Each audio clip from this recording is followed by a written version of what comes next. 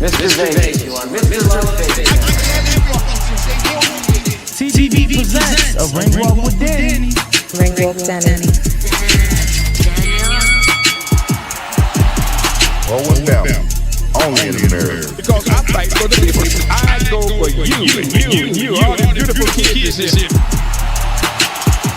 We turn the TV into the Hot 97 box.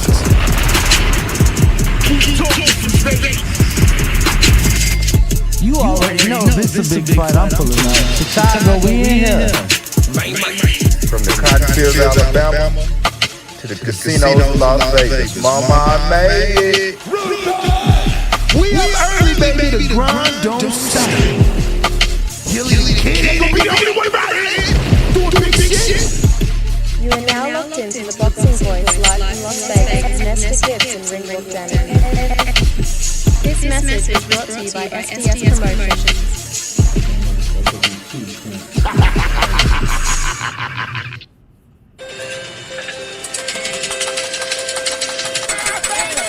Vegas, baby, Vegas! Las Vegas, Nevada. Are you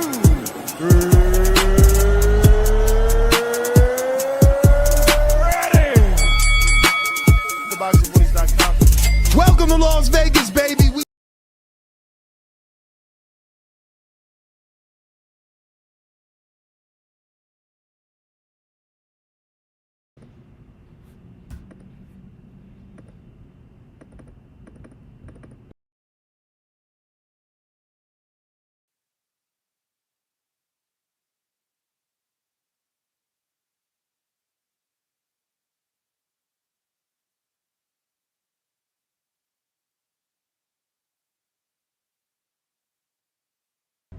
I am sorry.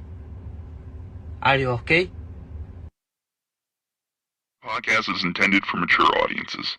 The views and opinions expressed are those of the panelists and do not reflect in any way those of the podcast partners, sponsors, or affiliates. Enjoy. Every day I'm hustling, hustling, hustling, hustling, hustling, hustling, hustling, hustling, hustling, hustling, hustling. Every day I'm hustling. BoxingVoice.com.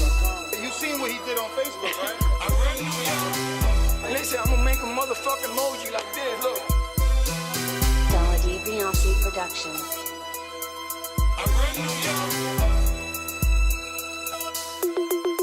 BoxingVoice.com. Welcome to Blog Talk Radio. I want what Mayweather got. I want what Mayweather got. You done bust your ass like Mayweather. It was born to fight. My life has always been a fight. I sacrificed a lot to get to where I got to. You don't think you're being overly critical to a guy that took a body shot and didn't go down? There's no question. That's just my style. My style is to dominate. I want to get the guy. I want to stop the guy. You know, my motto is man down. BoxingVoice.com. Why you mad? I'm not saying the man can't take body shots. Wait for motherfucking March. We're gonna take this shit to the limit. BoxingVoice.com. What up, what up, what up, what up, what up? Welcome back, ladies and gentlemen. Welcome back to another edition of the Boxing Voice Radio. It is Monday morning, and I'm joined alongside the one, the only ring walk Danny, and we're here to discuss the 140-pound division. Yesterday, Subriel Matias took to his Instagram and had this to say, so this will be what we're talking about right here. With me, who? The really best 140 is here. No Teofimo, pussy. No Ryan, who is Ryan? No Haney, chicken. No rolling. He's a joker. And the world knows. So, what happened? I'm here. Who going to fight with me? Who? The really best 140 is here. No Teofimo, pussy. No Ryan, who is Ryan? No Haney, chicken. no rolling. He's a joker, and the word knowing. So, what happened? I'm here. Who going fight with me? Shout out to him. I remember begging Miguel Cotto to learn how to speak English, and it took him. I think he started sporting some English in the Daniel Gill fight. Many fucking moons after. Congratulations to Subriel Matias. I mean, it's not that big a thing, right? Like, obviously, America, Puerto Rico has some of the best schools, and, a lot of them get to learn English in the schooling system in Puerto Rico because of the whatever thing that America has with them. But not everyone takes advantage. And, in this sport, you need to know a little bit of English. I love what he did. But I'm not understanding, how was Teo a pussy when Teo sent an offer? And how was Devin chicken when, they were supposed to contact Devin after their Kevin Gonzalez fight? And, he said it. I ain't got to say it. I guess it ends there, because who is Ryan? I guess that's not completely true. Ryan is probably the most known, but who is Ryan in the 140? When he's talking 140, he's saying, I'm the best in the division. Right. You know what I'm saying? He's saying, I'm the best, not Teo. So when he mentions Ryan and he says he's nobody, he's talking in this division, he's nobody. I'm number one, not Teofimo. He's a pussy. Again, I don't agree with that. We sent you an offer. I really don't get it. I did reach out to Panda. He told me reach out to Pedro. Pedro ain't reach out back. I'm trying to get Subriel on here, but nothing yet. But it's been difficult to get him on anyway, man. Like I said, Bill was expecting a call from them, so calling Haney a chicken is a little weird, but he seems ready, right? Do you think this video is an indication that he's ready to negotiate for a fight and that he's healthy to take a fight? I mean, I would hope so. I hope it's not like just trying to get some clout, since there's been a lot of like 140 fights, like being made and not being made and shit like that. So I hope it ain't just for clout. I hope he's actually trying to make a fight and back healthy, obviously. And, hopefully his team reaches out. Yo, you ain't been around for a minute. Was you here for the back out? I mean, I was here Friday. No, I wasn't here for the back out. What That have was you talked to? Saturday. Have you talked to Devin? I haven't. So what's your thoughts on? I told y'all, man. Like, I knew it as soon as I seen that run. I knew it was a done deal, bruh. I knew there was gonna be some influence. And I'm not, like, as a boxing fan, I'm mad because, not that I wanted to fight, not that it's a good fight. Like, I thought Devin would beat, but it just feels pretty whack of Floyd to do something like that. Like, you know what I mean? Cock block a fight. But I mean, from a business standpoint, it is better. Like, Ryan does need time to work on that shitty-ass shoulder roll. I begged for someone who can actually teach him to step up. Floyd stepped up. Is he going to keep working with him, or was it a midnight 3 a.m. run? But if he could work that shoulder roll, Danny, I really like what he does from that shoulder roll. He's coming. Uppercut, left hook, right hand. Floyd is more like, catch one right hand, bro. Like, imagine Floyd working with him and him getting that speed out that shoulder roll with a 3-punch combination. He would be a monster. I can't, like, and it's funny because I tweeted it. Ryan had posted, I'm going to let the people decide, and it was the poll of Ryan and Devin. Mm-hmm. And Devin won the poll. And I quote tweeted and said, like, I guess the people decided on a late night run, right? But I don't think that, like, Floyd can necessarily be blamed, right? Because at the end of the day, Ryan the one that made the decision and was influenced. And it's like, bro, if you bought the Rolly Rolly being a bigger fight or all that other shit, bro, that's kind of like on him. You feel me? It seems like everybody's on a different page. You know, his father's on one page, Oscar's on another page, he's on a third page. So you feel me? It's a never ending book. You feel me? Filled with these pages that everybody is on because it ain't the same one. Tough question here. I guess that's the poll. Tough question here, though. What pay-per-view does better? And honestly, when I asked myself yesterday, that's when I realized it's a tough question. It's a tough question. I can't even do that poll, right? Oh, yes, I could. Which pay-per-view does better than you just picked? Yeah, tough question. See, he hasn't answered yet. Nah, you ain't asked me. Oh, I thought you was just asking the people. I don't think it's tough at all, to be honest. So you saying Devin's for sure a bigger pay-per-view fight? Like, and I'm gonna tell you why. I'm gonna tell you why. Tell me.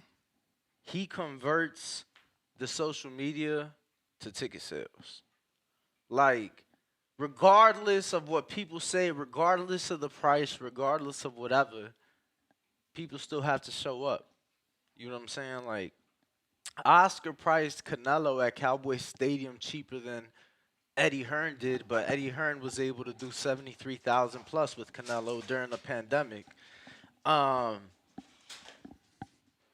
Devin converts to asses and seats, whether they're there to see him win or lose. You get what I'm saying? Like, that can't be said for Rolly. So I just think that Ryan... But Rolly's responsible. Just like Ryan gets part of the credit for the pay-per-view with Tank, Rolly has to get part of the credit for, breaking records at Barclays, champ. Don't forget that. I mean, then I go to what you did after, right? They both headlined. One headlined in a big venue. One headlined in a tiny venue. One did discounts for their fight. One just had a bunch of empty-ass seats at their fight.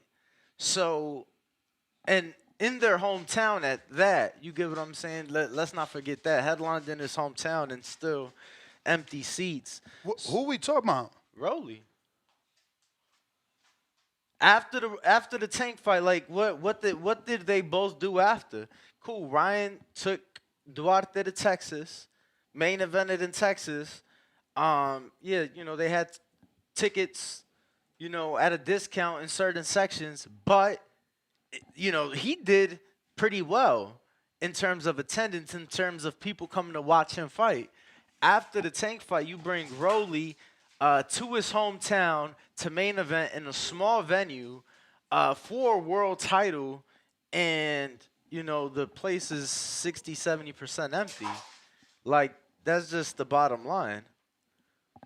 So I just think that when you put the combination of the two together, the combination of Ryan and Rolly, and then the combination of Brian and Devin, I think that, more reaction, you'll get more of a reaction, a lot more of a reaction for that combination of Devin and Ryan than you would for Ryan and Rolly.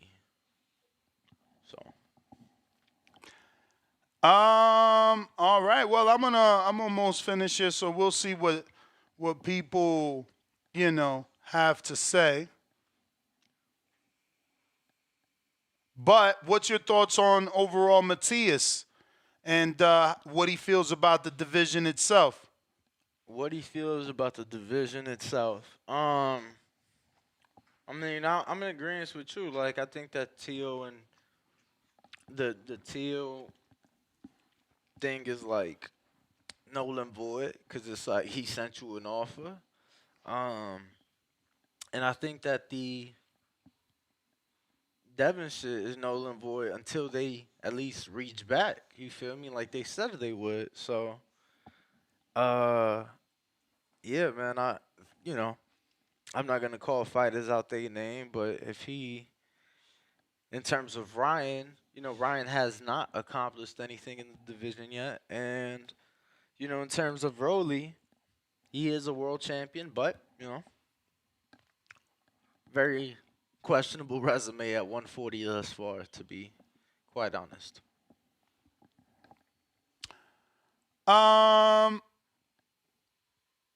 So who is your number one? Because remember the video, and let me just play that one more time just so you know, and everybody else. What we're discussing is Subriel's claims to being number one. No rolling.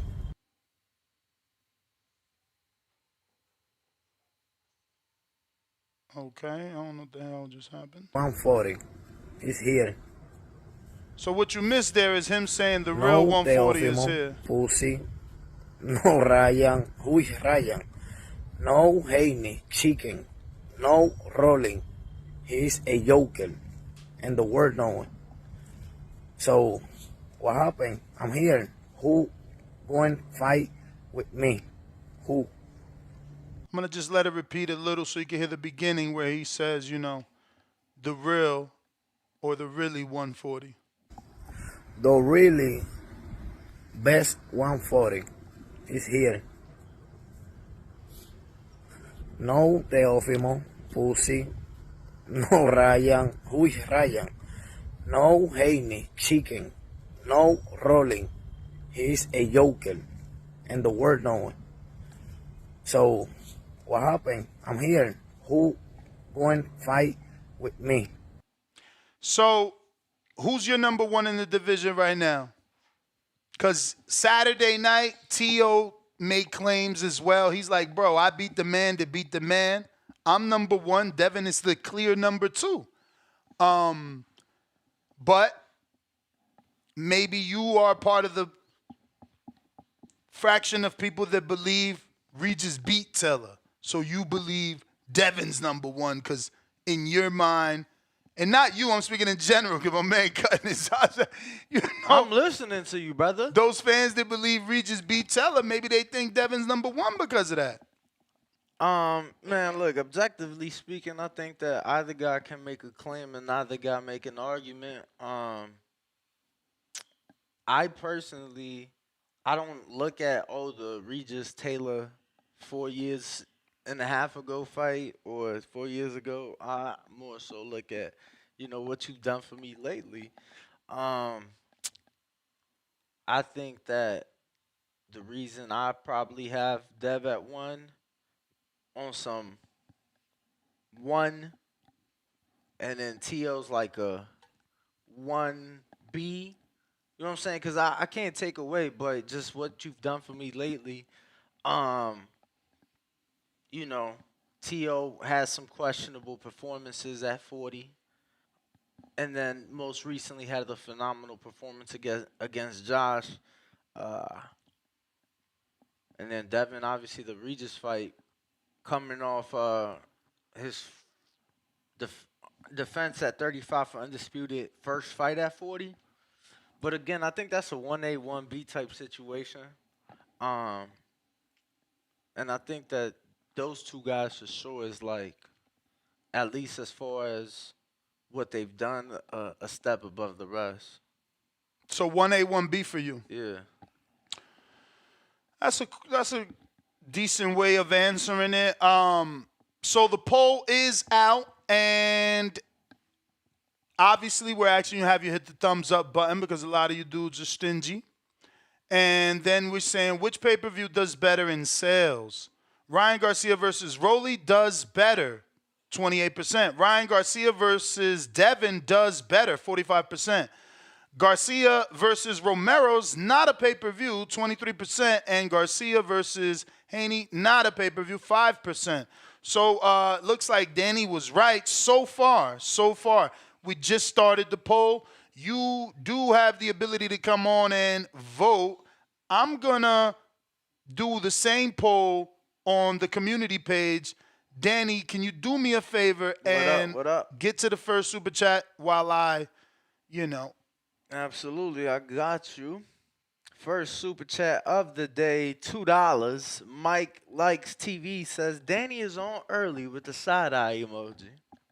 Danny is on time, not early, on time.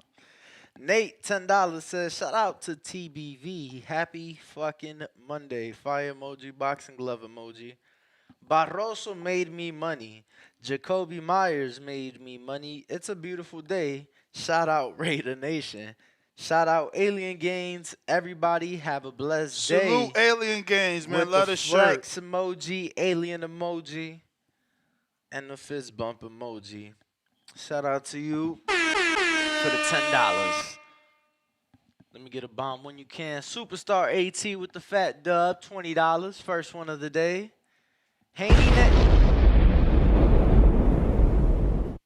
Haney name ringing bells while standing alone. All he have to do, keep beating the best, and he will for sure take over the sport. Let the rest continue the clown show, and let Dev keep being a throwback fighter and go take the belt. Let me ask you before you get to the next Super Chat, because obviously over here on the community page, we get more options, right? We get 5 multiple choice options. So Ryan's the A side to everybody, right? Because I thought Ryan was the A-side to Devin. Then Ryan's father said Devin's the A-side, but then Devin had to talk with Floyd, and he got a video that we could show in a few seconds where he's like, yo, Devin thought it was the A-side. He thought he was, Haney Garcia when it's really Garcia Haney. He should have knew that. But for me, it's like your promoter said the negotiations aren't starting till But remember, Monday. Ryan said he sent a fair offer. He took to Twitter and said that. He's like, yo, I sent a fair offer. And I think he said, like, the ball's in your court or some shit, remember? Bro, yeah, I don't even know. That, again, I just kind of, like, brushed that off because it was like, I thought real negotiations wasn't starting until Monday or, like, after the fight. So, I don't know, man. To each their own. Nate, $10 coming back with another one. So did you say if you think Ryan is the A-side in each fight? He's the A-side, right? Because of the pay-per-views and the social media. Yeah.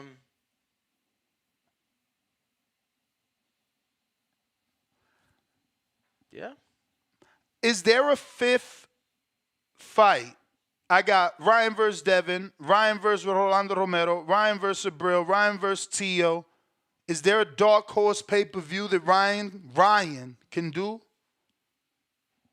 Ryan, Regis, Taylor, Hitchens, Catterall, Barboza. Could Ryan do all Puerto Rican? All Mexican in LA pay-per-view with Barboza? I like Barboza. Did you see him Saturday? Bro, his stylist made him look perfect for the event. He looked like a bad boy, Chicano, Mexican type. I'ma fuck you up with the glasses. I only saw him outside the ring. I ain't see him in the ring. That's all I needed to see. But I watched the fight. He got a knockout. I ain't expect him to get. He ruined all my goddamn parlays. Was it like a legit one? It was not legit to me because he didn't continue. The dude didn't continue. Like, the round ended, and then he ain't come out. And it's like, yo, why you do that to me? It was legit in the sense that it wasn't no Tony Weeks. Nah, it wasn't no fucking Weeks. Weeks out of control. But dark horse, Elvis Rodriguez? Who could Ryan do? Jermaine? No, he's already in the fight, and if he loses, he's not even an option, right? Kenny Sims, Gary Antoine Russell, dark horse pay-per-view that Ryan could get off as a 5th option. Ishmael Barroso. Absolutely not. No? Bro, you're talking pay-per-view. I know, and it's like we sell the argue, but we sell the story. At least one fight. Liam Pato in Australia. One fight you mentioned to me wasn't pay-per-view, but I'm gonna just let it be. But oh wow, all the champions are not pay-per-view. One of them. Yeah, one of them. That's crazy. Why you doing Subriel like that? He is a pay-per-view in Puerto Rico all day, every day, especially for Ryan. Mexico versus Puerto Rico. He trains in Mexico. Ryan can actually fight him in Mexico. You tripping. super duper hard. I mean, he's just Oscar Duarte with a belt. I'm saying, like, No, he's not. okay. He brings his island and he brings some of Mexico because he's been training there. Bro, I'm saying, yeah, like, And his trainer is Mexican. But you know, when you say he brings his island, it's like, you know, very limited people. Yeah, but that's because you're going off social media. But once you get the spontaneous combustion of a Mexican versus a Puerto Rican, the island is gonna activate. We'll see. Pick one, dog. I picked 4. You got to give me one. Jose Ramirez, maybe? Fuck, that is not a bad option. That is not a bad option because we both know that if Devin takes that option, now that Jose's on Golden Boy. Remember, before Jose Ramirez signed the Golden Boy, his manager, Rick Merigian, came out and said, Devin, what do you think about doing 40,000 in this baseball field that I don't know where it's at, but somewhere from Fresno? I mean, I ain't buy into that, though. Like, why? When we interviewed Devin, he said he would do if the money's right.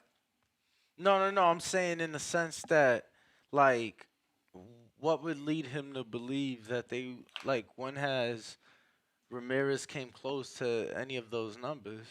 Why would we think that if we come to your hometown, we're gonna do 40,000? I mean, green print and who Devin is. It's the same reason that Devin never did the numbers he did with Loma till he did it with Loma because who Loma is. I hear you, but it's different. Like in terms of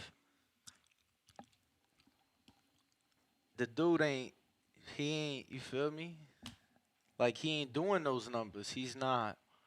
You feel me? He doesn't have the hype of the buzz right. Didn't he do like a good 20-something thousand, 15,000 on a regular in his area? Nah, I know the ticket sales. Don't look at ticket sales. Look at tickets that he sold, not how much they cost. Because that's going to be the knock. I know they're cheap, but you still got to get motherfuckers to come out. $10, $15, I still got to come out. But we do have our poll, not only here on the live show, but also on our community page. Absolutely free to vote. Don't have to be a member, but go ahead and be a member. You know, support the show. Help us keep the lights on. You know, we got which pay-per-view sells more buys? Ryan versus Devin. Ryan versus Rolando. Ryan versus Subriel Matias. Ryan versus Teo. Ryan versus Jose Ramirez are your options on our community page. Look, we got for the Ramirez-Richard Comey fight in Fresno. Ramirez-Richard okay. A non-champion, former champion off of a loss, right? He was nowhere near undefeated. Teo, didn't Teo do that? That was the first one that came up, my friend. No. I'm just letting people know who he is. Like, he's nowhere near a Devin. He's not going to attract like Devin, but what did that do? And that was his most latest, I'm just saying. Yeah, no. What did he do? He sold 4,100 tickets. Okay. 9,000 comps. Or it said 9,000 exempt passes. Capacity 14,000 for the event. See, I told you don't look at sales. I didn't look at sales. I'm not telling you the number. Yo, but you're telling us that he gave away 9,000. Yeah. If you give me tickets right now, it don't mean I'm coming. For sure. And if he gives away 40,000 tickets, they still got to pay Devin. Guarantee money is guarantee money. I wasn't like shitting on it. I'm just saying, like, I don't think that. I mean, you ain't shitting on it, but you just proving that you don't believe it. You're giving us facts. I don't. But give me some more fights. That's old Ramirez. Give me undefeated Ramirez WBC champ. You talking about? I know. Give me undefeated WBC champ Ramirez. Give me Ramirez versus Hooker Ramirez. You know, give me that Ramirez when the people was behind him, because this is what it's going to be. It's going to be, yo, he's going for a title shot. Here we go. All the vegetation workers, they going to be right back on him. That fight was in Texas, champ. All right. So, Zepeda, you want me to do Chong? Yeah. Hell yeah. Mexican versus Mexican? Where he let them down?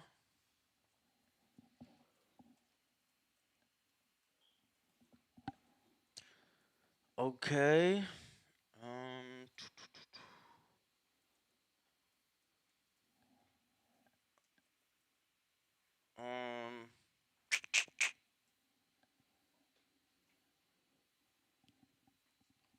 Are you gonna talk, champ? I mean, the way I gotta look for the way he information, said it, champ. the way he said it, I thought he was about to tell us. It It's took all me good. 2 minutes to find the first one. You think I'm gonna find this I one mean, quick? that's why 2 minutes felt like very quick. But you got the Elliot Gaines fans of boxing celebrating his 20th super chat on the TBV live stream. Salute to you. He says, Danny biased with Devin, but he really knows Tio is number one.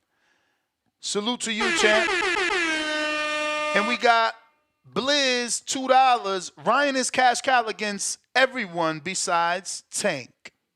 Yeah, well, Tank's not at 140. That's why we didn't really bring him up into the conversation because, you know, we don't really know that he wants to go to 140. You got some fans that'll tell us, yo, he said he can't go up. Then, you know, you got some fans that'll say the things that Leonard Ellerby has said, which is he's the biggest fight from 130 to 140. So we're just going to leave him out as, he's his own thing. He can do as he wants because of his status. Yeah, I can't find anything that gives me ticket sales for that, but it is what it is, champ. All right, well, in that case, let's get to the callers. Discord is available, Twitter Space is available, and our landline also available for anybody that wants to rock and roll. We going out to Ronnie in Phoenix. What it do?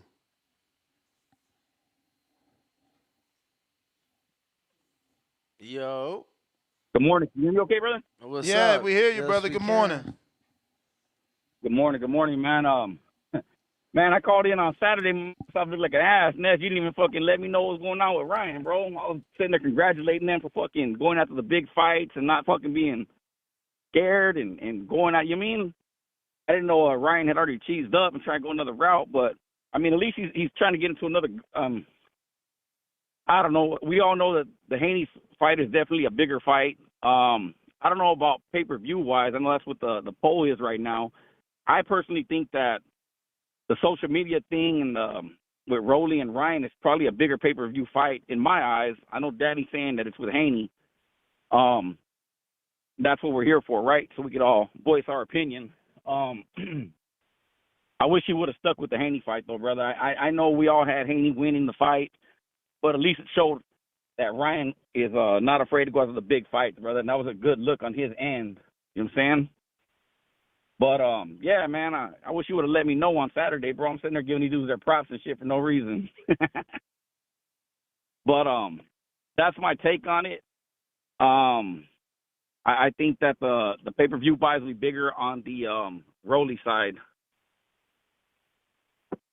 But, yeah, that's my call, man. I finally got to get a quick little call in on a work day, brother. I'm headed to Home Depot right now. That's why. All right, But, champ. thank you. Well, appreciate you, Yes, man, sir. and Yes, obviously enjoy the day. Keep grinding. Brandon, early in the morning, what it do? Hello? Hello. I'll be right back, Bobby. Hey, how's it going, guys? Sensational.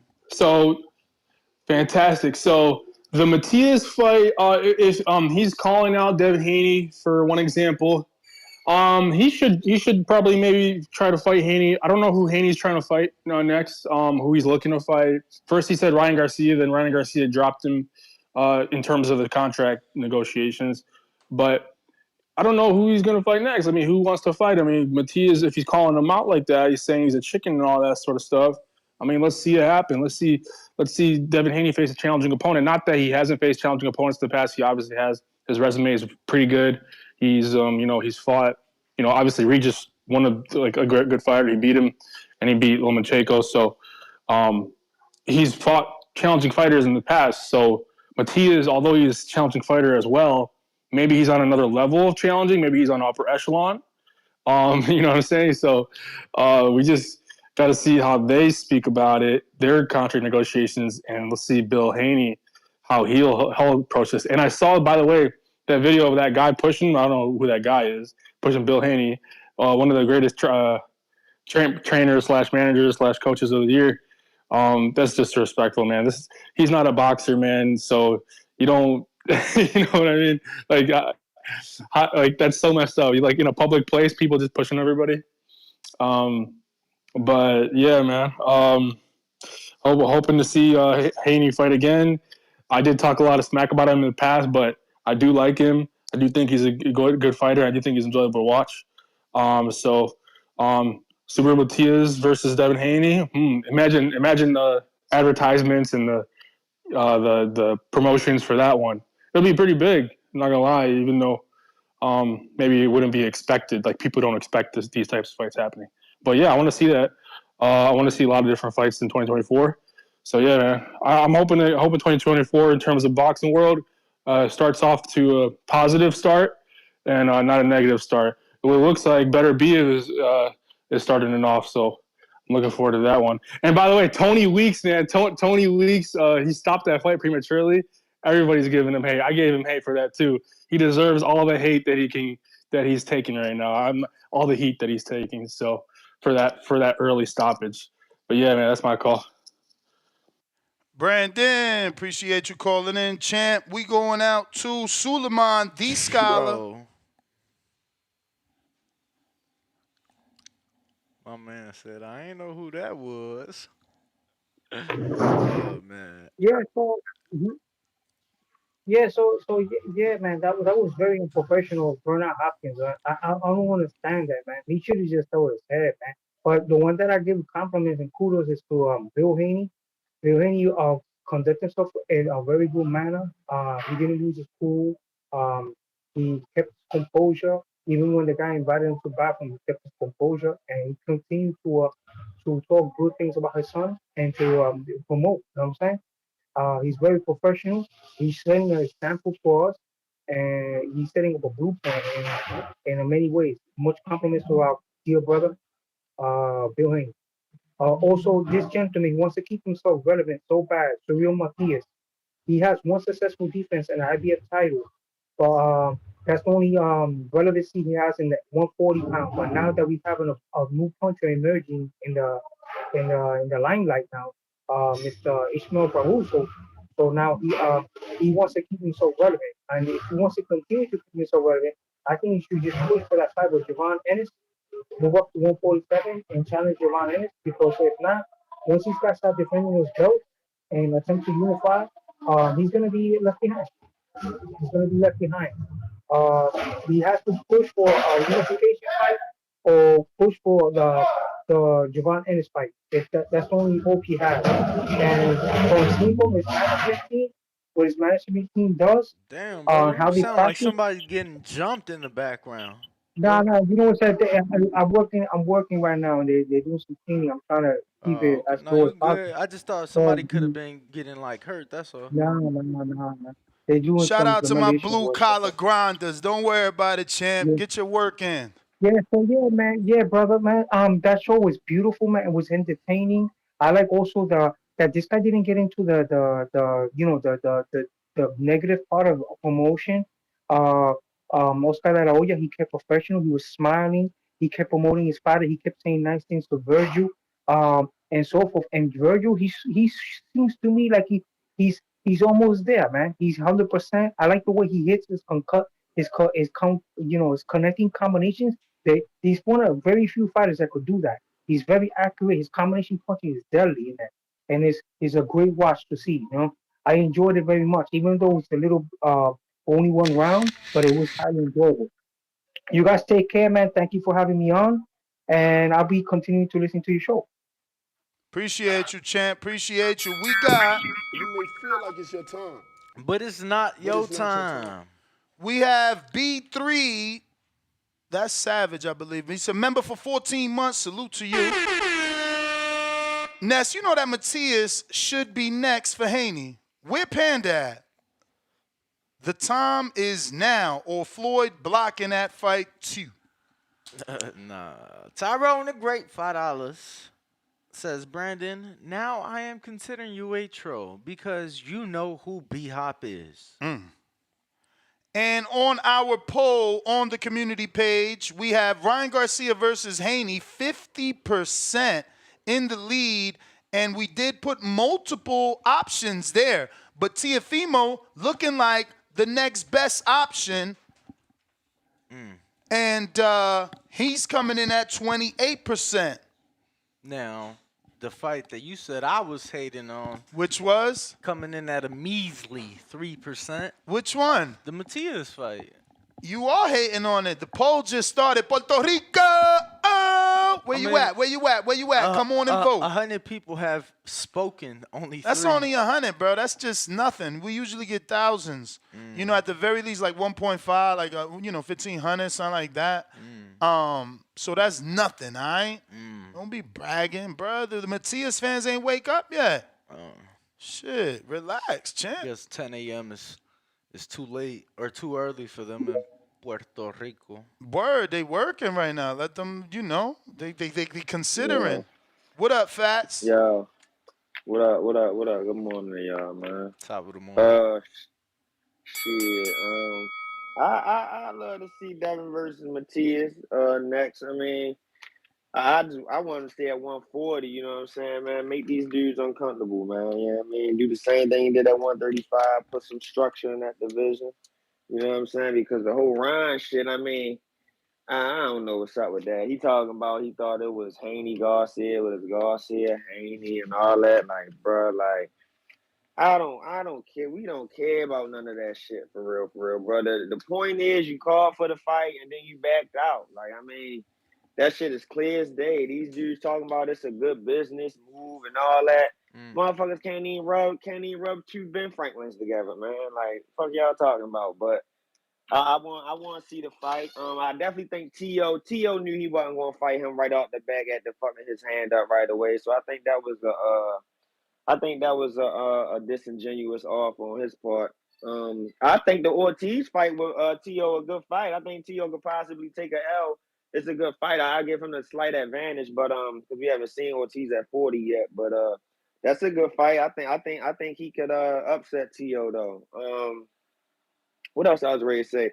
And then like the shit that Ron doing, talking about, well, fight hitches. Like when did we just bro? Like grown men don't do that. You just put another man's name in your business. Like if I'm Richardson Hitches, I tell him, bitch, keep my name out your mouth. I don't need you talking for me. Like I don't understand that shit, yo. But I want to see Devin versus Matias. I think that's a good fight. People talking about Sandor Martin. I mean, I don't think people would want to really see that fight, but I mean, you can't just disrespect dude like that. He a tough out for anybody. I think Devin beat him easily. But shout out to the new pay-per-view star, man. Ishmael Barroso, man. He got a fan base now, man. Get that man the pay-per-view fight. He ain't no slouch. He the real WBA champion and shit. I don't know why they let Rody hold on to that belt, man. He ain't doing shit with that. I mean, dude not even training. He just here saying he here to collect the paycheck. I mean, you know what I mean? I don't even think they think that fight gonna do big numbers, but I don't see it. I don't see it. I don't see Rolly. Who's your number one in the division? At 140? Yeah, because that's what Subriel, we talking about that video that he said, I'm the real number one, or I'm the number one best. If I'm going by a favorite, because Haney one of my favorite fighters, I would say Haney. But if I'm being realistic, if I'm saying who put in the most work, I'm gonna say T.O. I'm gonna say T.O. T.O. the top 140-pound right now. I'm gonna get that to him. He got the lineal belt. He beat the guy that beat all the guys, so can't take that from him right now. But I appreciate the call. Appreciate you. Remember, phone lines are open. You guys want to call in? Number on top of the screen, 425-569-5241. Twitter Spaces and Discord also available for you guys to call in, voice your thoughts on the topic. If you are on the landline, remember to press 1 time. That's going to indicate to us that you're ready to rock and roll and not just listening during your work hours. We got CYP. Yo. Yo. Hey, what's up, Ness, man? You didn't congratulate me or nothing, man. I thought we was friends, man. On what? Congratulations on your gym, CYP. Thank you, I bro. The reposted hell? you. Danny ain't repost you. That So is the didn't. congratulations. So didn't. All right, yeah, but I ain't see it yet. My bad. My apologies, love. Bro, to be fair All though, right, the reason I didn't is because when I saw the video of you and your right. wife in the gym, a lot of people showed out. By the way, I was going through the disappointment of the Bears once again losing to the Packers, bro. So it wasn't nothing against Oh, you. It's just you feel me. no, I feel that. Yeah, I didn't expect that one, but hey, life goes on. All right. It does. When I think about top at 140, man, I was thinking. I'm like, it's so hard to say who's number one because you do got Devin and T.O. stepping up and cleaning that shit out. But I don't think that Matias is that bad. Like I don't that motherfucker could be that guy. I'm not sure yet. I'm not sure. He could be. So if I have to because that's what we do here. We got to stand on business. I'm gonna go ahead and say the way Devin looked, the way he fucking looked, and the way he beat down, he has the best, most dominating win at 140. So I'm gonna give it to Devin for number one, and then I'm gonna go two as a tie right now between T.O. and Matias for me, and then Rolly comes in after that. Yeah, but don't be surprised if Matias is really that guy who's at that weight and should be at that weight, and y'all done made a mistake counting him out. It's very possible that that's true. When it comes to these pay-per-view fights, I'm gonna be honest with you. I don't think none of them are pay-per-view fights, and I might sound like a hater. And the reason why is not because they're not; it's because of the money they be asking for. They gotta turn down their guarantees, like turn it down to 1 million, 1.5, something like that, and then see what happens after that if you want to keep getting on pay-per-view, because these numbers ain't good enough for these $4 or $5 million guarantees that some of these stars be asking for. You got to come down on that price, man. Like fuck that shit. What you gonna ruin it for all the guys trying to fight pay-per-view if you keep demanding $3, $4, $5 million and then your fight gross $5 million. That shit ain't gonna work. But if you can give me some lower guarantees, I'll fuck with them fights, and then I would say go ahead and give me that Ryan versus Devin for number one. But I would not be surprised if Rolly's shit talking ass gets people invested in his mouth and believing he could win. Because in the world of the casuals, they believe shit that we don't believe, and they're the ones who pay the money. So it's possible that Rolly can come in there and steal that show. But right now, I'm going with Ryan Devin. CYP out.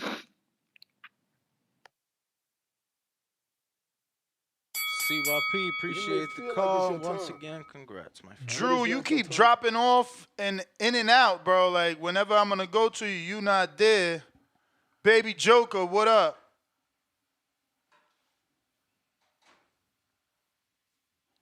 Smash that thumbs up while we wait for him to connect.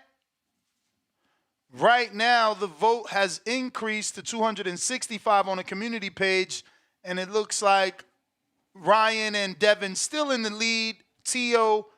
second behind that in 29%. Rolando Romero, 19%. Subriel Matias dropped from 3 to 2. And Jose Ramirez, 1%. Damn, champ. So you were right. You were right. The 100 votes wasn't really accurate. You feel me? The true voice of the people is starting to show. Fuck you, man. You're a hater, bro. Such a hater. C-Dub, what up?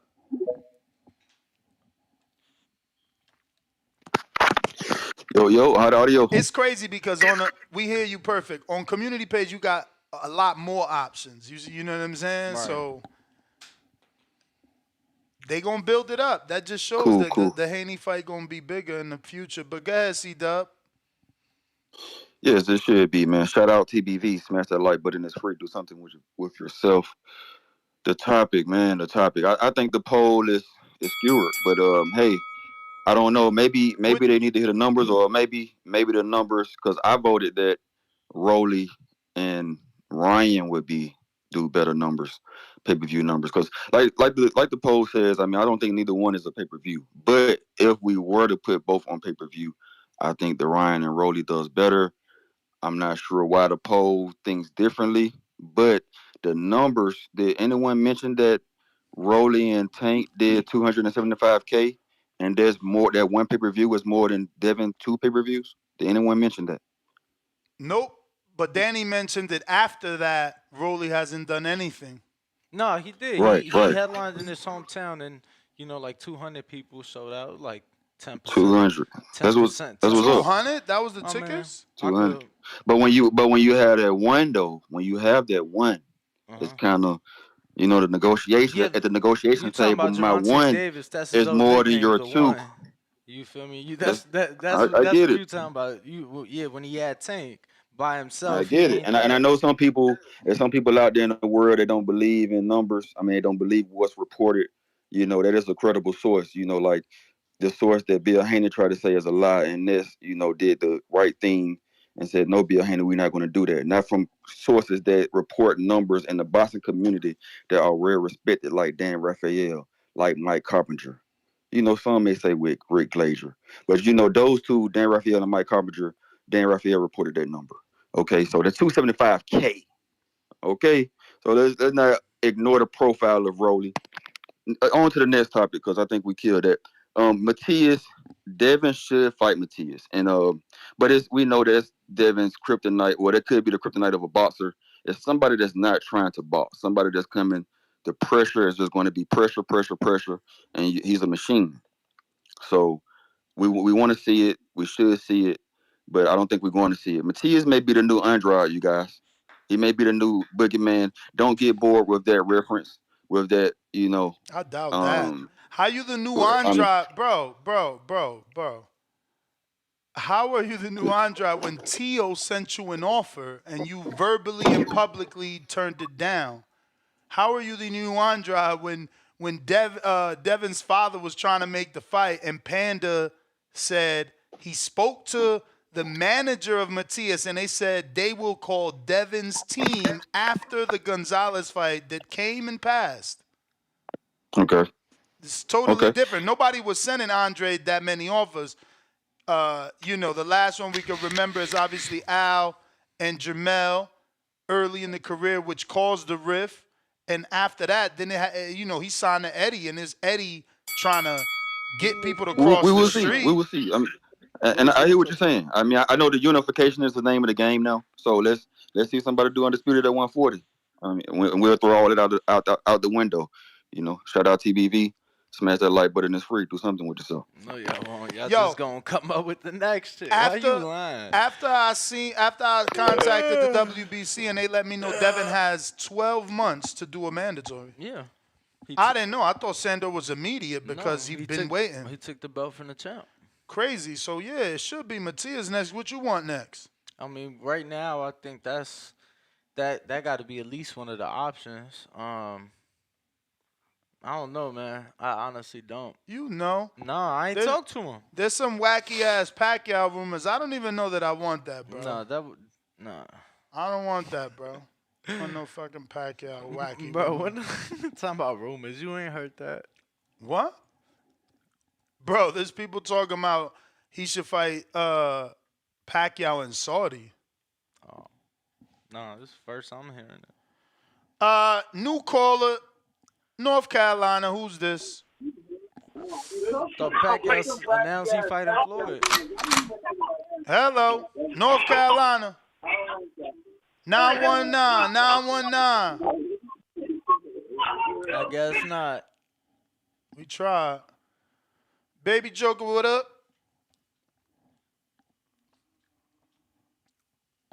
Yo. Hey, Drew, FYI, you do not have a request. Baby Joka, what up? G, what up? Years of lurking, $2 says Haney Matias is in a pay-per-view fight. How do you sell that? Pops and Son Boxing Podcast. What do you mean, how do you sell $5. the green print? How do you sell a Puerto Rican? Like, any other time a Puerto Rican or the green print would be all you need. Now my man is 2, and it's still somehow not a fight for y'all. Like, y'all weird. It's definitely a fight, but I just don't think it's as marketable as the others. That's all. G, you there? Yeah. We you hear guys don't hear us? Yes. Oh, okay, because I was hearing Baby Joka and you guys flicked over him. I don't know what happened there, but anyways, good morning. Shout out TBV, Danny Ness. What's up, man? Hey, I don't know what the hell was going on over there over the weekend. I don't know what the fuck was going on, like what they were pumping through the vents, because everybody trying to act crazy, and at the end of it, ain't doing nothing. The whole Bill Haney and B Hop shit, that shit was weird, especially because I seen a bunch of different angles. Like I seen one clip that it was just one part of it, another part, and then finally I was like trying to figure out what really happened there. And then a lot of people saying, "Oh, Bill didn't go to the bathroom." That shit is weird as it sounds, but I seen the clip where Bill was actually following him. He said, "So where you trying to go?" And he was following him, and he said, "I'm following you." And then once B Hop saw that he was actually gonna follow him, he stopped and then kind of like started procrastinating. So Bill's like, "All right, he's just trying to talk." And then that's when he does the shove and kind of like runs off. And I was like, man, what B Hop? Somebody who's a Hall of Fame boxer, like I don't know, doing all that weird shit with a trainer. Like you shouldn't be scared to fight. I mean, first of all, you shouldn't be trying to fight a trainer, and second of all, you shouldn't be doing that weird, scary shit. And then Barbosa, I seen him walking around like thinking, I don't know who he think he is. He thinking everybody's scared of him. You know you like that shit. He was walking around like that Vato like for that. real. Hey, I loved it. I loved the fucking black glasses with the fucking with the leather jacket. I'm gonna be It's honest. self-fight. You talking It's about self-fight. his outfit more than like. I'm talking about his attitude. Yeah, he ran down on Tio. He ran down on Rolly. He fucking like strapped me up from the ring. all for Nah, he show. did That's all everything. for show, Bro, though. he got the knockout. No. Nah, Let me ask you. Come on, man. Can I ask you a fucking question? Bruh, the thing is that When did he run down on Tio? Because I saw. It's on camera. Because okay, but It's on camera. I understand that. I would hope so. But what I'm asking you is, was it before? After the fight.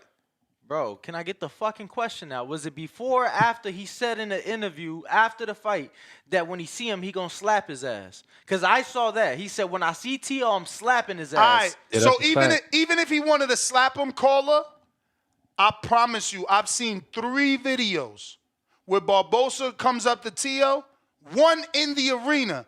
Tio gives him a few words, turns around, go takes pictures. Then they see each other in the casino. Tio says a few words, turns around, go takes pictures. His father jumps in, literally jumps in the middle, hand and everything. I was watching the show, so I can't even hear. Yeah, because what they about to do? They about to street fight. Then a third time, the Tio's alone, and the whole fucking Barbosa squad, they recording them, and he's like, yo, they calling him all types of names, and he posted it like, yo, walk of shame, and Tio just got his head down, ignoring them all. Fuck you talking about? So they jump. So they about to jump him. That shit weird. All right, man. I don't.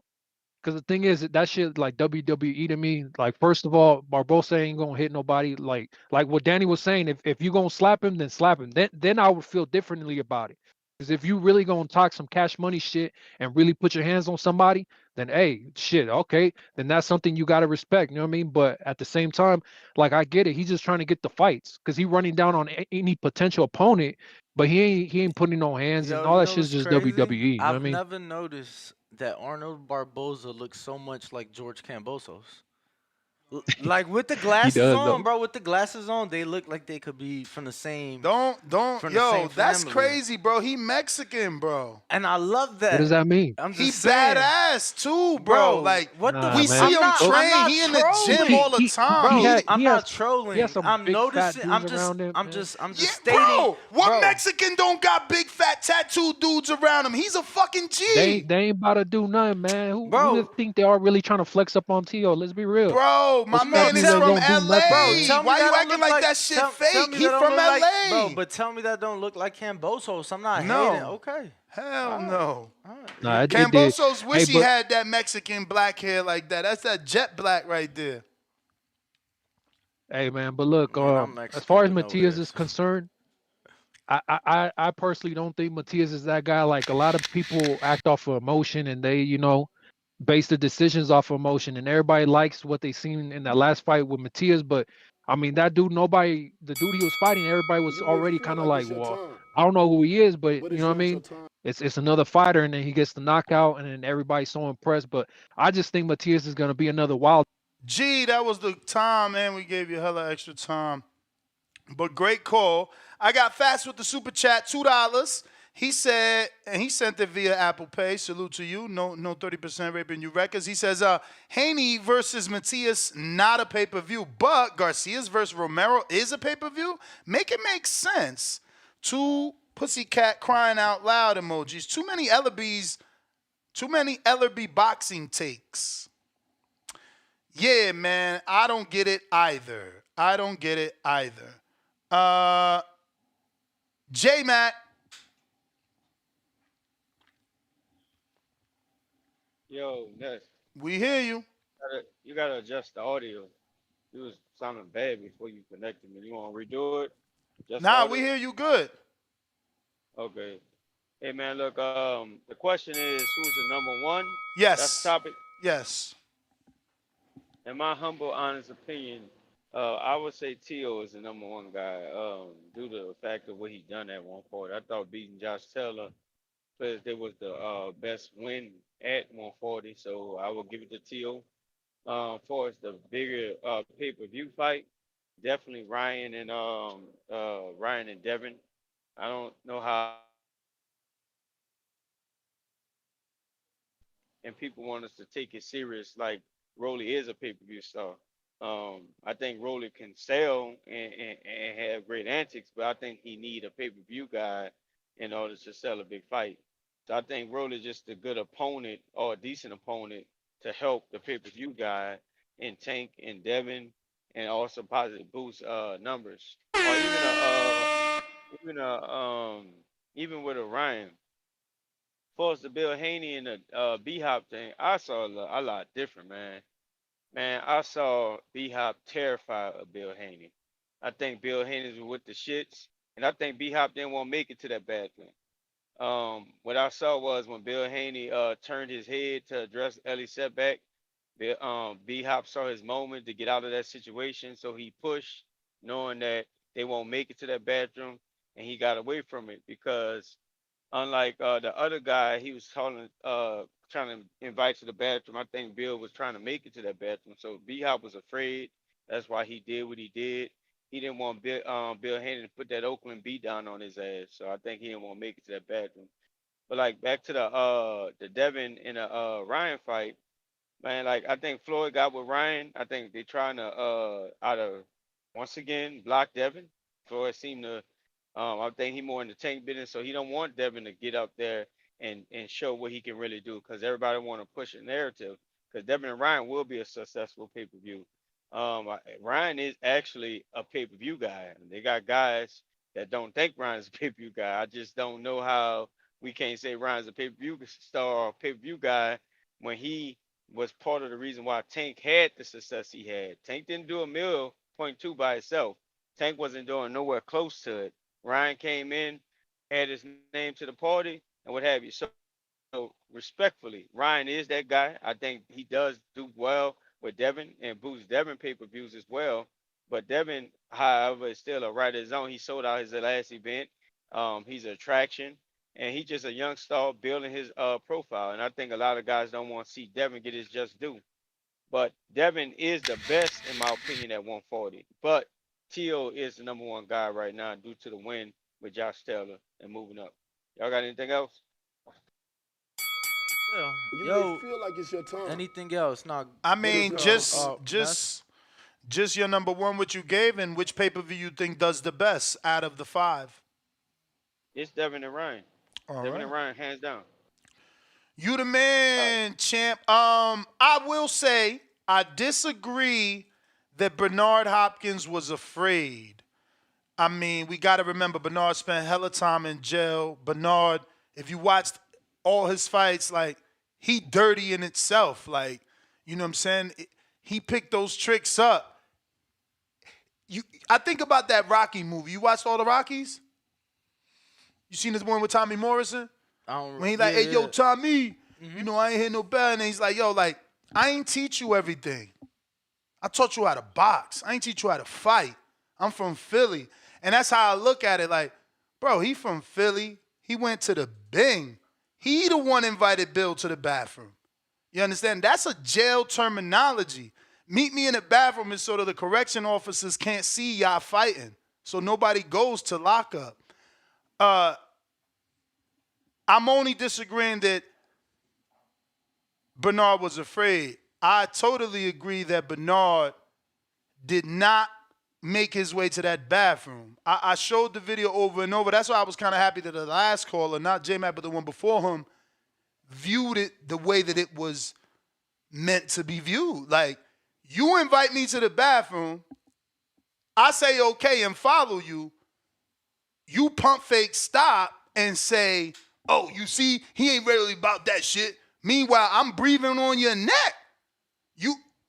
You turning around. We've almost face to face. So, again, I don't think he was scared because obviously, a man with all them fights, he fought all the people he fought. He moved up in mad weights. He went to jail. It's impossible to be afraid.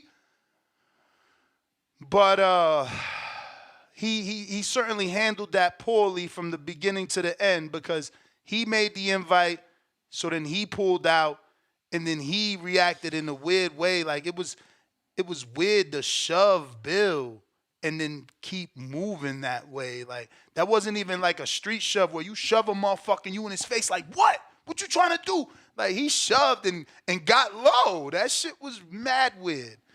But yeah, Timboski, what up? Yo. Yeah, We hear you, man. fam. Yeah, what's good, man? What's good? Salute to you, Straight. both of you, man. You're working hard as usual. You know what I'm saying? Boom. Let me hit the body of the discussion. First, number one, number two, number three in the division. It's arguable. You know what I'm saying? It's arguable. I would have to definitely say Teofimo Lopez. You know what I'm saying? He's definitely number one in my opinion. He took out Josh Taylor. Josh Taylor was arguably undisputed champion. There's no argument. It's in between Jack Carroll and Josh Taylor, but Josh Taylor came out with the W. He beat him. He was number one. He's the lineal champion. There's no argument there. Number two is that's the real argument. Number two, between Subriel El Oguro or Devin Haney. It's arguable. Matias's body of work at 140 is solid. It's a solid body. It's a solid body. He's taken 5 undefeated fighters O's at 140. You got Orgoshev. Orgoshev was a solid opponent. You got Jeremiah Ponce. He was a solid opponent. You got Jukumbayev, hard puncher. You got Malik Hawkins. He was a solid compare at 140 there. But and his only loss is to Pedro Ayana. Pedro Ayana, he's a solid compare at 140. People don't obviously know Pedro's Ayana.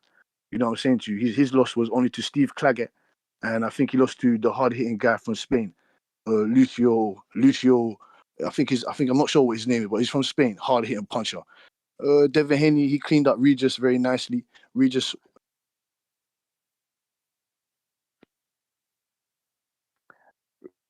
He cleaned up Regis. That was a decent victory right there. So it's arguable between Matias and Devin Haney. And Ryan Garcia talking about, he needs to go fight Richards and Hitchens. He needs to do this and that. We don't want to hear that shit. I thought Ryan Garcia was doing well with his career, taking on tough challenges. But now he wants to go and fight Rolly and all this other shit.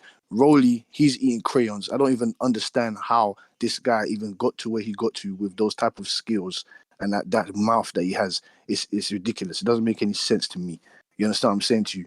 And as for the whole topic around the Bill Haney situation, like I said, Bill Haney is an elite marketer. He's an elite promoter when it comes to doing what he's doing with him and his son. You know what I'm saying to you? He's putting him into position to where he is today.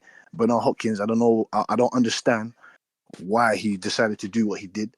Maybe he was just frustrated at that time of the point, but he's a professional. When I mean professional in his job, he's a promoter. He's not a fighter anymore. You understand? So I'd like to see where it goes from here. But apart from that, I want to see the 140 division rumble up a bit. You understand what I'm saying to you? My So, bad. yeah, man. You fucking dogs.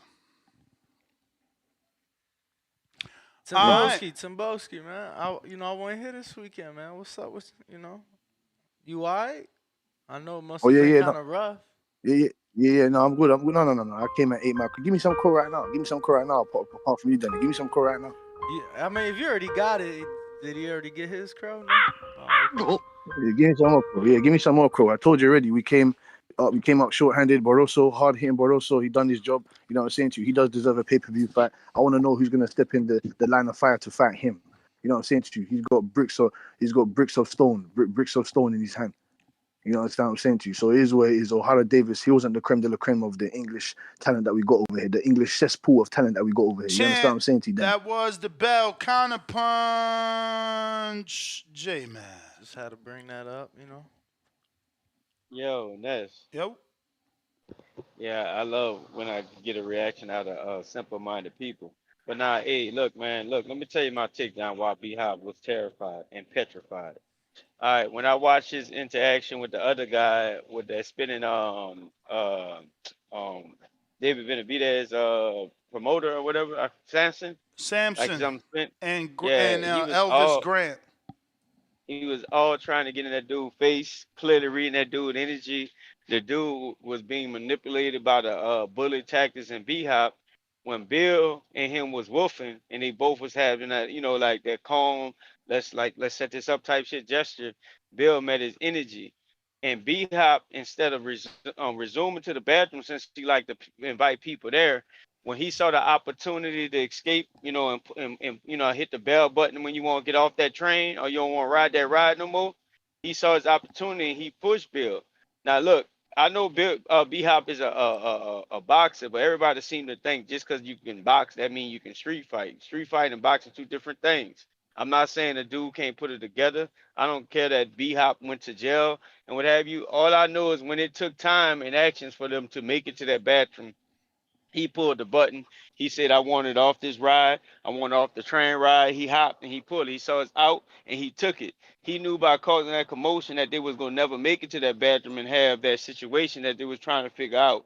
So in my mind, I'm looking at it as B-Hop was scared, petrified, and I think he was scared of that dude from Oakland, man. That's how I saw it, and that's how I'm calling it. That's my counterpunch. All right. Appreciate the call. Yeah, I mean, 48, 50. B-Hop did 56 months. That's 5 years. 48 is four and a half. You feel me? Like, I'm pretty sure dude know how to fight, man. In and out the ring. Joka.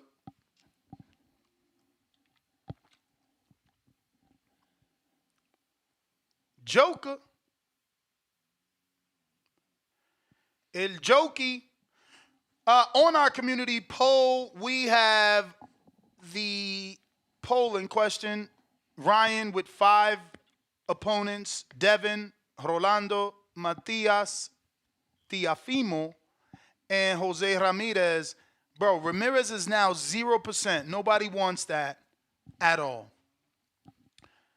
Ryan Garcia versus Tio is coming in at a 28%.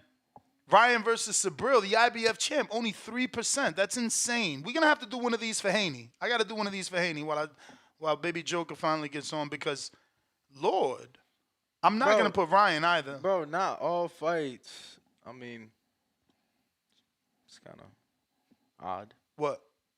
To do it for one, not the other. But not all fights ain't. I mean, if we put, first of all, I'm putting Ryan on his because he's turning down Devin. I mean, I'm putting Devin on his because he's turning down Devin. I got to do a Devin A-side, who he's the A-side now that Ryan ain't giving you a fight. It's only what's available for him out there. Yeah, I ain't even going to do pay-per-view. I'm going to say which of these fights is best for Devin. You know what I mean? Yeah. I mean, I guess the Subriel fight, that's what I'm saying. If you Devin and Bill, you almost got to try to deal with Subriel or you back off pay-per-view. You can't put Sandor on pay-per-view. I don't know that you can put Subriel on pay-per-view. Of course you can. Stop the nonsense. You sell the puncher. Of course you can. Bro, Regis and Subriel almost alike except that Subriel's not a 2-time champ, which is a big thing. It's not easy to do it twice. I know. I'm not trying to undermine or belittle or discredit Regis at all. I'm just saying it's a champion in another division without a tune-up. Like my man is going, he moving up fighting champ. You gotta understand that's the champion that we've known for like 7 fucking years, bro. Well, then it got to be Jose Ramirez. You and I have a picture listen, with Regis Hold on, you and I have a picture with Regis Prograis from 2018, bro, with his belt. Champ, then it's gotta be Jose Ramirez. Like, if Ryan is busy and Rolly is busy, and you don't want Subriel, and Tio is busy, who you fighting, bro? Who you fighting? Shit. Ramirez number 5, bro. I'd rather see. Let me see. In the top 10, who would I rather see? I'd rather see. Ryan already said no. I'd rather see. Shit. Then we said Matias, and then you said who else? You said Ramirez. No, I would rather see Richardson over Ramirez. They have history at least. You get what I'm saying? I guess, man. Baby Joka, I keep waiting so you could jump back on, bro. Call into the landline too, you know. Shit. He dunked again. All right. Invite sent, champ. Hello. Yo, We hear you, Barroso face. what's up, bro? Good morning, fellas. I don't think none of the fights on the Polar pay-per-views, bro. I'd rather, if I'm gonna pay my money, it'd Nah, probably you be just Tio you just Haney. trying to go for the award again. No, I'm just not for real. I'm trying to. If I'm gonna pay for Tio Haney or Haney Matias. I already gave you two names for Haney. I don't think Ryan's a pay-per-view guy, bro.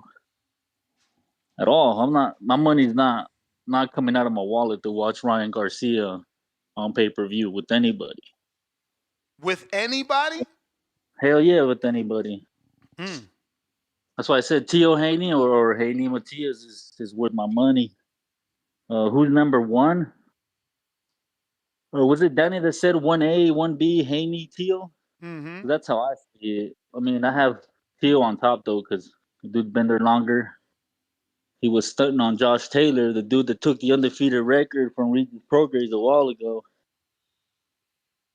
So I got him at 1, Haney 2, Matias 3, and Rolly 16. I don't know why the fuck he's even a champ. That's it, bro. I mean, oh, Gio, I heard you say something about Hopkins shouldn't be trying to find a trainer, but some days in the back call you trying to fight 2 trainers that back there. So don't be preaching what you don't follow, bro. That's just kind of weird. Have a good one, fellas. All right, champ. I think on Haney's poll, more people are gonna pick Matias because of the danger that he presents.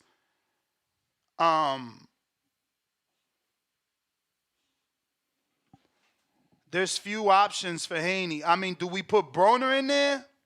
Hell no. Liam Pato in Australia? Yeah, I like that. Liam. So, I got Haney versus Jose Ramirez. Haney versus Subriel Matias. Haney versus Liam Paro. Haney versus Richardson Hitchens, and Haney versus Arnold Barboza. I like that. No Sandor then? I mean, who you replacing? Read me the 5 again. Ramirez, Subriel Matias, Richardson Hitchens, Arnold Barboza, Liam Pato. Unless I'm missing a realistic option, you know what I'm saying? Like, he fought when? December. So we got to at least start looking at March to get back in the ring for June. Because what Ramadan is when? March to April. So, we got to get back into June, right? But a June fight? I mean, that's what I'm saying. He trains during Ramadan. So it's like, I by March, think, we need to have an opponent. I think May, he good to fight. No? I mean, you know better than me, bro. You've been in on his camps. Yeah, I mean, that's what I'm saying. I don't think he got to wait till June. He can, but I'm just saying, I think May or June. But you like those options. We not replacing those options. Let's see if the live chat has any better options. In the meantime, we got... Yeah, and I think... Let me see. 1, Counterpunch 2, for Giovanni. 3, 4. I think you take out... So we got Matias, right? Mm-hmm. We have Hitchens, Barboza, Ramirez, and Ramirez. Pato. I think you take Pato out, replace him with Sandor. Really? Yeah. Just because he's a common opponent, the undefeated Australian that brings a country. I don't know if he really brings one, but I just think that Sandor's higher ranked. You know, a common opponent with Tio. Retired Mikey. I think that it's a bigger fight. he not a champion though, Danny. He's I don't not. want Devin to, like, when you talk to him, you got to be like, Dev, you got to keep it champion, so that you set the trend, and then someone got to break your record when you end. This will be his what, 7th or 8th? I mean, there's only one option then. No, Jose Ramirez is a former champ. Oh yeah, that's right. I thought you meant current. Jose yeah. Ramirez is a former champ, bro. Matias is a champ, so you got to consider that. Broner is a former champ. You got to consider that. Like, No, I like the Ramirez fight. Not like to be favorited, but I like it. Obviously, it's in the top 5 fights to happen. So I don't know, man. I don't wanna, like, if I'm Team Haney, I like the way that it sounds. You know, you gotta put me in a conversation with the Floyds and the Canelos and the Crawfords and the New Ways because of the amount of champions I beat. But now you got to talk about me special because mines are consistent. Word. No, for sure, 6 in a row, in 7 straight fights. So. You know, so it would be 7, not 8. This would be his 7th champion if he fight Ramirez next. Yeah, in his 8th straight fight, because obviously the Cambosos rematch. I mean, but Cambosos is a former champ, so you counting that, right? Yeah, I mean, he was current when he fought him, and then former. And former when he defended against him. G, counterpunch. Yup. We hear you. Yeah, man. So, first of all, as far as the B-Hop shit, before I play the bell, can you just give me your thoughts on the new conversation about Haney and the best fight for him on pay-per-view with the options that we have? I thought you said not pay-per-view. No. So you made it on pay-per-view. Yeah, which is the best fight for Haney on pay-per-view? Like, you got to consider him not coming off pay-per-view like the rest of the guys. Yeah, he could come off and fight Sandor. Yeah. I mean, I thought so what's the best next? Yeah, the best next. Most of them, but I mean, for Haney, it would either have to be Ryan or Matias. Those guys are not available. Matias is available. Jose Ramirez, Sandor Martin, Richardson Hitchens, and Arnold Barboza. So who's available? Matias, right? Yeah, he's certainly available. Yeah, so it would have to be Matias because I think Haney could beat Matias no problem. Like you had his trainer on here who said that we pretty much lose every fucking round, but we end up getting the knockout. So what does it matter? Like that's a crazy way to look at it. Like I guess you get the knockout, but the one time you go the distance, you lose. You know what I'm saying? Like so Haney, I think could outbox him and he defeats Matias no problem and makes people forget that boxing isn't just about power. You know what I'm saying? Everybody sees what happened to Wilder. You take Wilder the distance, he's gonna lose. So I mean, because even that first Fury fight, I think Fury beat Wilder. They gave him the benefit of the doubt because he was the WBC champion at the time. But yeah, you take the puncher the distance, you're gonna win that shit. So I think Haney should fight Matias next. That'll be big on pay-per-view, and he'll get that belt, and it'll make the Ryan fight even bigger, or whoever he fights after that, unifying. You know what I mean? But as far as the B-Hop shit, I gotta disagree, man, because B-Hop wasn't trying to do nothing, man. When you say, oh, well, he was doing this, he was doing that, like you talking about him being locked up 48 months. I was locked up 79 months straight. 56, 56. He did 56 months and then got parole. I was locked up 79 months straight. But you fought? Did you have a fight in jail? Come on, you think what do you think? And that's my point. That's all I'm saying. That he spent 56 months in jail, so he know how to fight in a bathroom and he know how to fight in a boxing ring. Yes, that's a PC move though. If you're really gonna fight somebody and you the one trying to start the fight, you go to the blinds and handle your business. You don't bring the attention to the guards. Like that's that. But that's why he said you want the guards to break it up. But I think you and I are debating something that's not needed to debate because I never said, all I said is that I don't think Bernard is afraid. I did agree with J-Mac in saying that Bernard pump fake. He didn't want to go to the bathroom. So we not disagreeing. So what do you think it is if you call somebody out and then last minute you're like, you know what, I ain't trying to fight? That's not being afraid? What is that? Nah, man. He just, he realized it wasn't a smart thing to do. But how can you say a dude I that's don't know. That shit weird. my brother, you yourself said it that you did your time and you told me like, yo, what you think? So B-Hop fought. He know how to handle himself. Then he had a whole he's career. a fighter too. So I'm not saying that he's scared to fight. I just think that he was scared to fight Bill Haney. That's it. Nah, I think That's he was all I'm scared saying. to fight but look, in public because of what's at risk. Well, then why even bust a nutty in public anyways? Because sometimes we react that's like the Barbosa irrationally. shit. No, it's weird, man. Sometimes we react irrationally when someone gets Out under of your emotion. skin. And that's where the Well, shove look, came in. Before I dip out though, also Baby Joker being a little messy and shit, but talking about, well, you can't be talking about fighting trainers. It's different when people, getting crazy and they the ones talking about some physical damage and yada yada. I'ma always defend myself, I treat everybody with respect, but you disrespect and it is what it is. But that's on some whole other shit. Like ain't nobody even outside the back call even know what's going on over there. But I ain't got no hard feelings towards nobody. You know what I'm saying? And trainer or not, fighter or not, like if you talking shit, then you talking shit. So it is what it is. But yeah, I don't know. I just disagree on that. But outside of all that little dumb shit, yeah, I just don't think Matias is that guy, man. Like people overhyped over his knockout power. Because how the fuck your own trainer say, well, yeah, we lose the rounds, but we get the knockout. So if you don't get the knockout, what happens then? You lose. So it's Wilder 2.0. So shout out to that, man. Shout out to you guys. Shout out to TBV. Pops Appreciate and Son Boxing Podcast, $5 says, I got hot crunchy curls on deck when I slide for the next big fight in Vegas. Danny, what up? Southside 47th and Cottage Grove. TBV, let's get it. Salute to the city. Chill Will, $5 says, I want to see Haney versus Matias to see who they're going to build up next after Matias gets Rugerud, LOL. And then Chill Will back again, celebrating the third super chat on the live stream. Rugerud equals 12-0.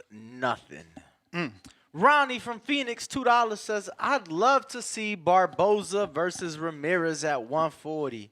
Flexing emoji. Barboza versus, yeah, that's a good fight. I don't know that. But Rick, they managed by the same person. guy, It's gonna be difficult. I don't know that he's gonna put his two biggest guys in there. Giovanni, $5 counterpunch. No, we got to that. Okay, and then James Henderson celebrating their first ever super chat. Salute, James. Get a Barroso interview. Need that on Danny resume. I reached out to Sean Gibbons, but I thought that's not Sean Gibbons' logo. You funny. That's MR. I thought so. I gotta reach out to them. Hey, the Don, welcome to the prospect level. And then Bendover 318, $2 says, no one wants Jack Catterall. He's the real lineal at 140. I mean, you can't do nothing with him in terms of a pay-per-view. That's why I don't think his name has come up in this conversation. I mean, what? You could do a pay-per-view over there, maybe if Haney gonna go to the UK and give it to us for free. I was gonna say, arguably, there's some of these guys can't be on pay-per-view. But this is the options he's got. He's gonna have to make it happen with these unless we pull a name out the hat that I don't know. But phone lines are open if you guys want to call in, voice your opinion. A lot of people on Block Talk. We're going to get to y'all. Oh, yeah. We got new caller in the 919. Who's this? You already tried. North Carolina. Trying you again. Yo. Yo, what's your name, champ? Nigga, this Borough City E. Nigga, this my other line. Hey, I don't be knowing how many bat phones you got. What up, though? Yeah, man. I ain't gonna cap, man. I ain't gonna cap, bro. I ain't gonna cap, man. There's a lot to unpack. But first off, Ryan is a duck. Let's go ahead and get that out the way. The first time, basically when you was in the ring with Devin after he called you out, you was basically saying you wasn't ready because you put him last. So you was basically saying you wasn't ready at the time to fight him. That's understandable. I ain't knocking that. Yeah, I mean, that ain't a duck to me. That's saying when I'm ready, I'm a challenge the nigga. I always argue with that. But to start negotiation and then just drop out it completely, no explanation, just because you had to jog with Floyd? Nah, man, that's disgusting. That's a duck. If I'm Devin, I'll see Ryan when I see him. I know the payday good. I know it's like, you could call him a name, but he's not really a name, but he just, he's the guy, the Instagram fighter. I know he's a real fighter, but, he's just a name from popularity, not a name for accomplishments. So, like if I'm Devin, either give me Josh Taylor or Jose Ramirez. I don't know why y'all ain't throwing Taylor's name in there. I don't know if he got something planned or if he moving up. But if I'm him, throw me Josh Taylor, throw me Jose Ramirez if I'm not fighting Subriel Matias or Tio, any of these other names, just go ahead, throw me Taylor little ass and I'll cook him up real quick with some grease. You know what I mean? With Haney, Daddy, with BH, man, I'm going to be 1,000, bro. Like, I thought the shit was hilarious, but I got to be real. Like, BH was tripping, man. The man must have been feeling good. Like, I don't know what if niggas grew up fighting or not, but this whole, like B-Hop was scared. B-Hop was scared of them consequences. B-Hop wasn't scared of BH. Believe me. Like, I don't know if niggas grew up fighting or not. Bruh, like, if you ever been somewhere public and your partner just really want to get on a man ass, but he understand where he at and he can't do it because he know he going to jail or he got shit to lose if he do it, you could tell BH was a step, B-Hop was a step away from sticking Bill Haney. He wanted to do it bad. Bill just kept bumping him, being loud and obnoxious. Like, I don't know where y'all from, but if y'all just see me out in public somewhere and you just run up behind me and you just start bumping me, being obnoxious in my motherfucking ear, I'm going to do a little bit more than bump your ass. You might fuck around, catch a left. I'm going to just be real with you. Like, I ain't B-Hop. I ain't got that. I got shit to lose, but I can stand the night in jail. I'll be out in the morning. You know what I mean? But I got to be real, bro. I got to be real, man. BH was a little out of line. You could tell he was feeling good, and I'll pay for another counter if I run over. You may feel like it's your time. Ryan, that boy, they disgust me, man. That boy, I was just giving that boy all the praise in the world, bro. You had one jog one night with Floyd, and all of a sudden, you done went from, well, I understand Devin's the east side, yada, yada, yada, to now he the east side. That shit is weird, man. This nigga literally was just up there telling Rolly the other week, you missed your shot, champ. I'm in negotiations with Devin. You know what I mean? Like everything he do is for the gram. It's for Twitter. It's for the net. Like, the nigga is a attention whore. I used to think better of Ryan than that. I'm not going to lie. Because I really respected him for going after Tank the way he did. Even in the knockout loss, he was on the front foot. He was ready for the moment. He was just over-aggressive, and he paid for it. This shit with Duck and Haney, bro, it's a reoccurring theme now. They say everything but let's fight. You know what I mean? They say everything but let's fight. If I could talk to Devin and BH, boy, I'd tell them, go get this nigga Josh Taylor. I would really much rather Josh Taylor than Jose Ramirez. You go get Josh Taylor. We can compare the fights between you and Tio, and then you go into a unification match with Tio. You go straight into it after that. I mean, I would like the Matias fight. I just don't think he's getting it right now. I think Richardson Hitchens gonna have to fight Matias before Matias go on to fight the other boxers in the division. That's what I think gonna happen. I think Richardson Hitchens, he either need to fight Matias, and if he can't get that fight, he need to move up because nobody else gonna fight Richardson right now. Like, you know what I mean? Not that he just a super risk, but the reward just ain't as high as the risk. You see what I'm saying? The reward ain't high enough fighting Hitchens right now. And, you know, man, that's my call, man. I think we need to throw Josh Taylor name in the mix, try to and get him on the poll, see how people feel about that. I love that fight between him and Devin. But that's my call, man. All right, champ. Appreciate you. Great call, great call. We got Bo Rogers. What it do?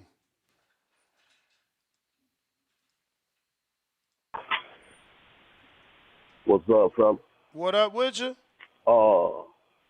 Yeah. I think the fight that should happen is Matisse and Devin Haney. I told Bill that when I called the other day. I just, that's a fight that got everything. It's what the fans. It's a fight that the fans will be entertained with. You actually see Devin in the ring with a guy that close to his size, arm length, and all that. And it's a legacy fight too because it'll be a unification fight.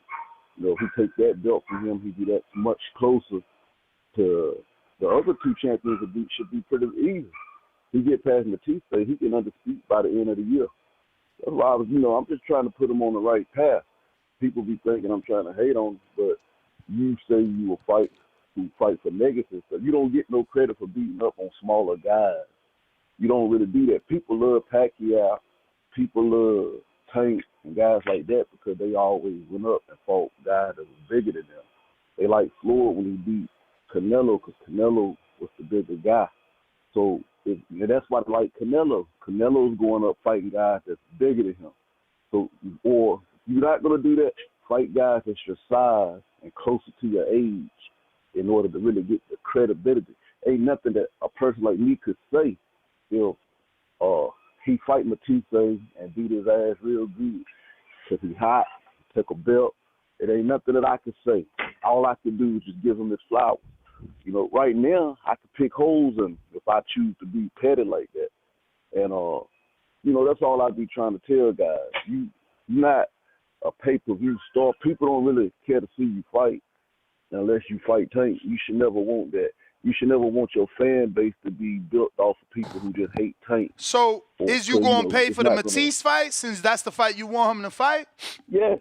I pay for all the fights anyway. The fights I want to see. If I don't want to see it, I can wait for it to come on YouTube. I don't steal it. I don't watch it while it's going on. It's not that important. But if Devin's going to fight Matisse, I will pay for that, and I will watch it. I'll support it. I'll promote it. I'll tell people when I go wherever I go, this is a fight that's worth watching. If Devin Haney can beat this guy right here the way he did, he don't even got to beat him like he did. What's the difference between Matisse and Regis in your opinion?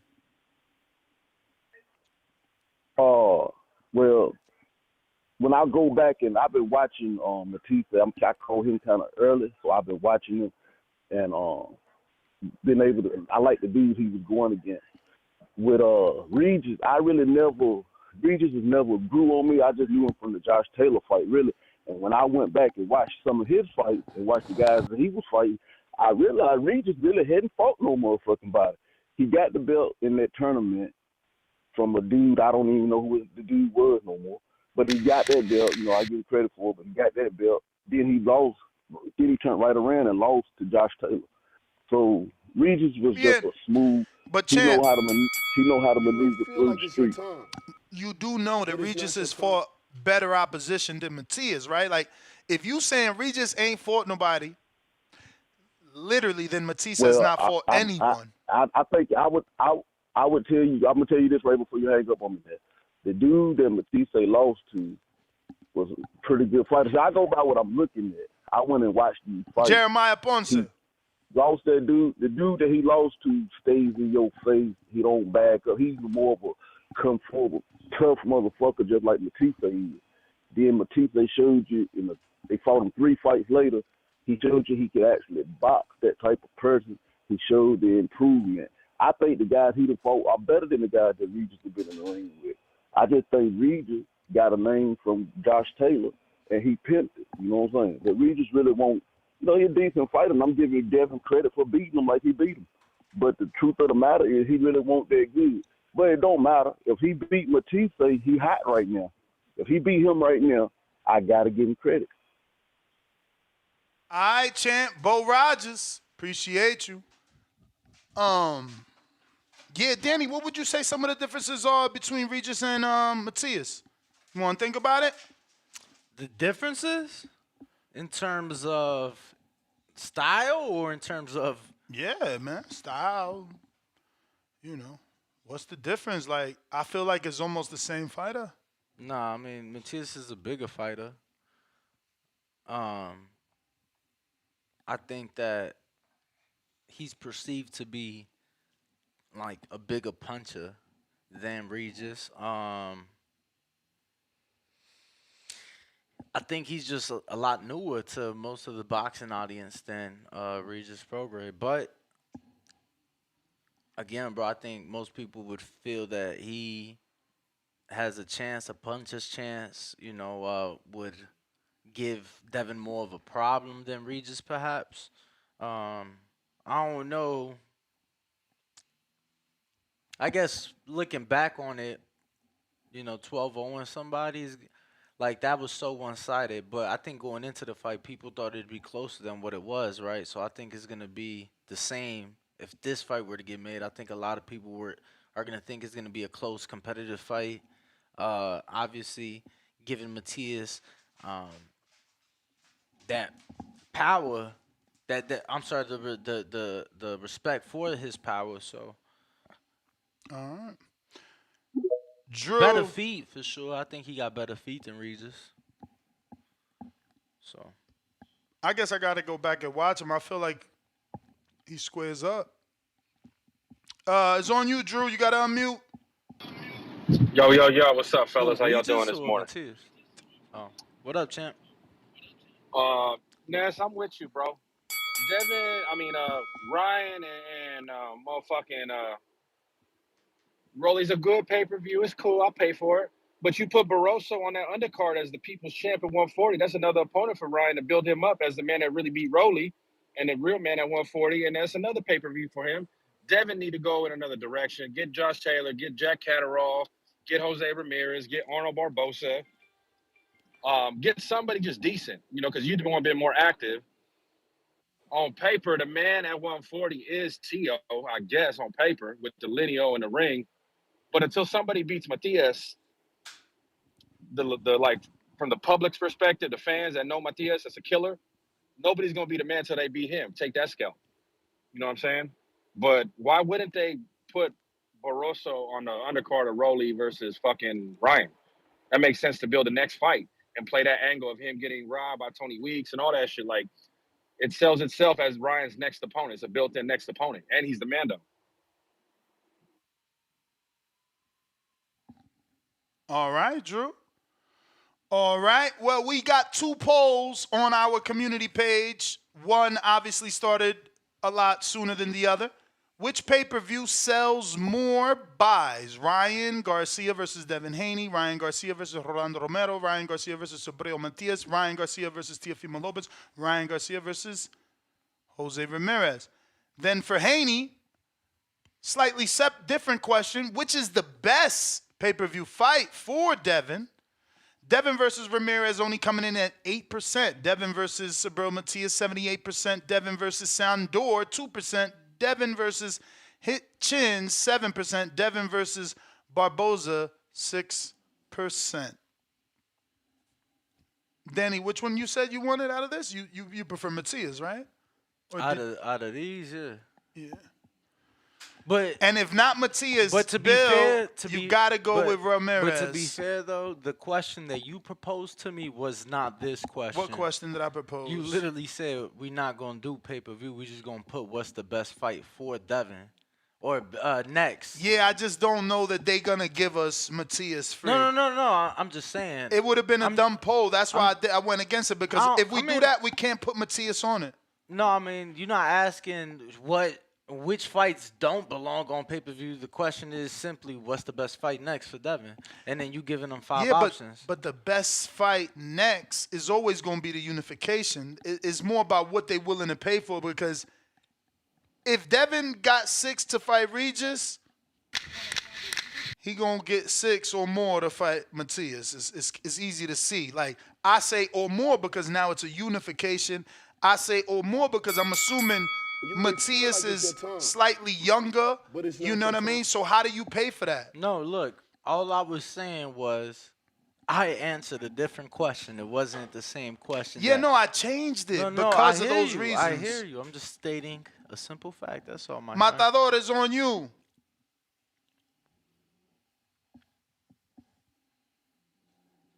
Gotta unmute. What up? Jump out, jump back in the meantime. Let me get to these super chats. You stopped off at Pops and Sons. You did both Chill Wills? Yes. You did Ronnie and Phoenix? We are at Richard. What about- Richard D, $2. I got to everybody. James, A the Don, Ben, Ronnie. I got to all of those. So Richard, $2 says Devin needs to get Manny Pacquiao in Saudi Arabia. Told you, it's been on the internet a lot. Champ. Copy cool, $2. If no one wants to fight Matias, throw in Ben. Okay. Octo, $2 said need that Haney Ben fight. I wouldn't mind that at 47. I mean, after the way Haney treated Ben, I don't know he gonna get that. Yeah, I mean, I personally, I wouldn't mind the fight, but I don't think that it's a fight that should be happening next, simply because I would rather see him fight other fights at 40. But again, it ain't a bad fight. Caesar on the line. Yo, what's up with it, y'all? What's the word? Going to the poll, I think you're right. When it comes to the best fight that Devin Haney can make, it is Matias. I think two things can be right though. Unfortunately, life ain't fair, bro. Devin Haney ain't a pay-per-view star right now. We've seen it. Fighter, bro. He is the best fighter in the division. There's no question about it. I don't think there's anybody that can touch him, but I think Matias is that boogeyman in that division.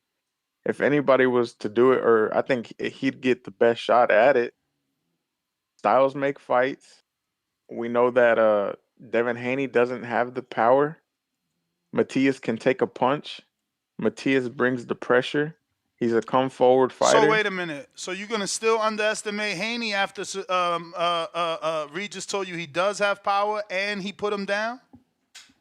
It's not underestimating, but I think there's certain traits that fighters have. You know, there's certain fighters that can take a punch. You know, like a David Benavidez can come forward and take your punches. Matias seems like that type of fighter who can come forward and. I'm gonna give you something else to think about because I hate when people lose money on bets.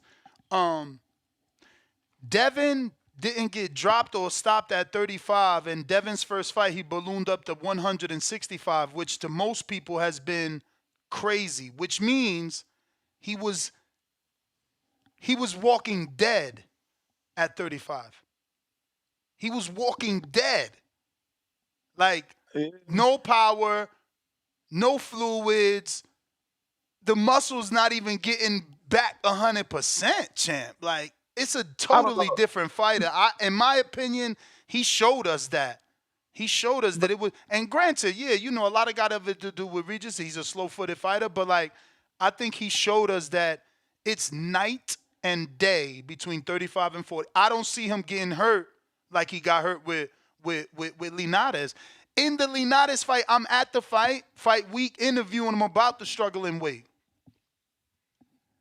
Yeah, I can see that, but how many fighters can you put that, you know, that same circumstance with? I feel like that's not many because we don't have many reported. 30. No. I mean, not just the reported rehydration, but not even fuck the reporting. But I mean, how many fighters fight 30 fights in one division?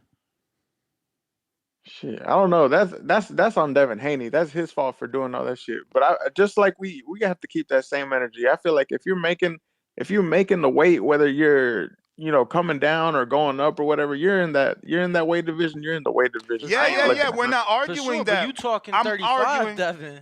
Ness is Exactly. talking 40, Devin. Exactly. I'm just You arguing don't believe that he's changed. Nestor believes that he is a new fighter. He does believe that he was a How long has restricted fighter. Matias been in? How long has Matias been there in 140? I believe his entire career. Well, shit, then that's a real 140 pounder. You know, that's somebody who can take them punches and I I mean, just think Regis that was at styles make 140 fights. his entire career is all we're saying. Yeah, I'm just saying. I just think styles make fights. I think that's that's his toughest competition at 140 because I think he can come forward. He's gonna bring that pressure. He can take a punch, and I think that's his toughest fight. But if he's trying to make money, if he's trying to go into that other path that Ryan Garcia is on, Ryan Garcia is in the business. You know, we know that Ryan Garcia is not about talking about being the best or any of that. But if he's trying to make a name for himself, he has to fight like a Rolly Ramirez, even though you know that fight's already made with what's his name, Ryan, is it seems like, right? But I don't know. Devin Haney has to do something to get his name out there, and unfortunately, his name ain't out there to the casuals. I think we all understand that he's the best, But are you but saying that his name is going to get out there to the casuals by fighting a rough English speaking Puerto Rican with a very small following? Not even what? Maybe less than 10% of his following? What he got? 20,000 or 30? nah. But I think his route is the way. I think the only way he can make his name right now, because other fights he can't make, is by getting belts. So if he can create history, if he can get like undisputed, who has the belts at 140? Matias, Tio, Haney. Rolly. Yeah, so then maybe Tio, if he can make a fight with Tio, that would make more sense on pay-per-view than Tio, anything else. I mean, Tio has a fight scheduled in a month from today against Jermaine Ortiz, so can't do Tio. Yeah, so I think the best thing that can happen for Haney is if he gets the Matias fight, he gets that belt, and then Tio wins his fight, and then they make that next fight happen because Devin needs a name. That's what he needs. He needs a name. We know he has the accolades. We know he can fight. We know what he can do in the ring. He just don't got that appeal. His dad is the promoter. You know, But people it's know not your Bill time. Haney more than Devin Haney, it seemed like. So I Yeah, think it right was now, always like that for Danny Garcia, Ruben, Robert Guerrero. I don't think it seems like that. Do we see more of Bill? Sure, but I believe Caesar, that is the I bell. believe that Devin in public is being recognized and stopped a lot more than Bill. But absolutely, do we see Bill a lot more? Sure, in the media. We got Venom.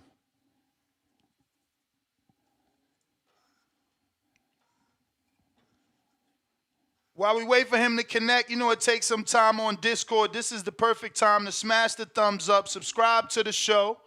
We is certainly trying to grow. Right now, we are at 187,485. Are you with us or not? Wrong one. Boom. Yo, you hear me? Yes. All right, I ain't got that much time, so let me go real quick because a lot of people are talking about that B-Hop situation. So let me give you, Gio, he didn't give you all the right terminology, and that shows me that he came from the county, not the pen. So what B-Hop really is, he ain't no PC. That wasn't a PC move. That was a J-Cat move. And he's been showing a lot of J-Cat tendencies. If you look at what B-Hop's been doing, if you remember that Tank situation where he touched Tank's back, causing chaos. This is the second time he causing chaos. Listen, those are J-Cat moves. And a J-Cat, you can't control him. He'll lose cannon. No one can tell me B-Hop ain't no loose cannon. He'll lose cannon. But that's really all I got. I ain't got that much time. Just gotta listen, I know in the last call I was going against a little bit of what Giovanni said, but I could also back him. I mean, you can't come here saying he a loose cannon when homeboy out here trying to fight everybody like that aren't fighters. Like Elvis Grant ain't a fighter. You feel me? Elvis' son ain't a fighter. Bill Haney ain't a fighter.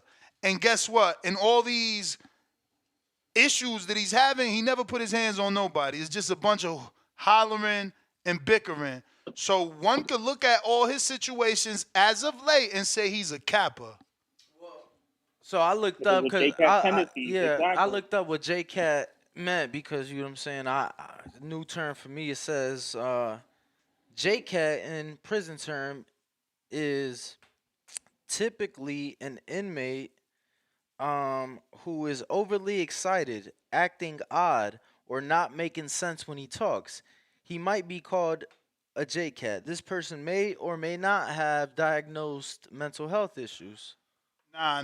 That ain't B Is Hop. it is that accurate? Because again, this is just what I googled. That can't be B Hop. Did he hang up? I guess he only Okay. had a little bit of time, That but that is accurate, but he's following those tendencies. Look what he's been but doing, champ, especially with the pink situation. you saying that he's like, you know what I'm saying, mentally challenged and No, shit no, when no, no, no, no. That's not that. No, no, no. That's all you That's heard not what out I'm of saying. I'm everything I saying that's read, yeah. bro.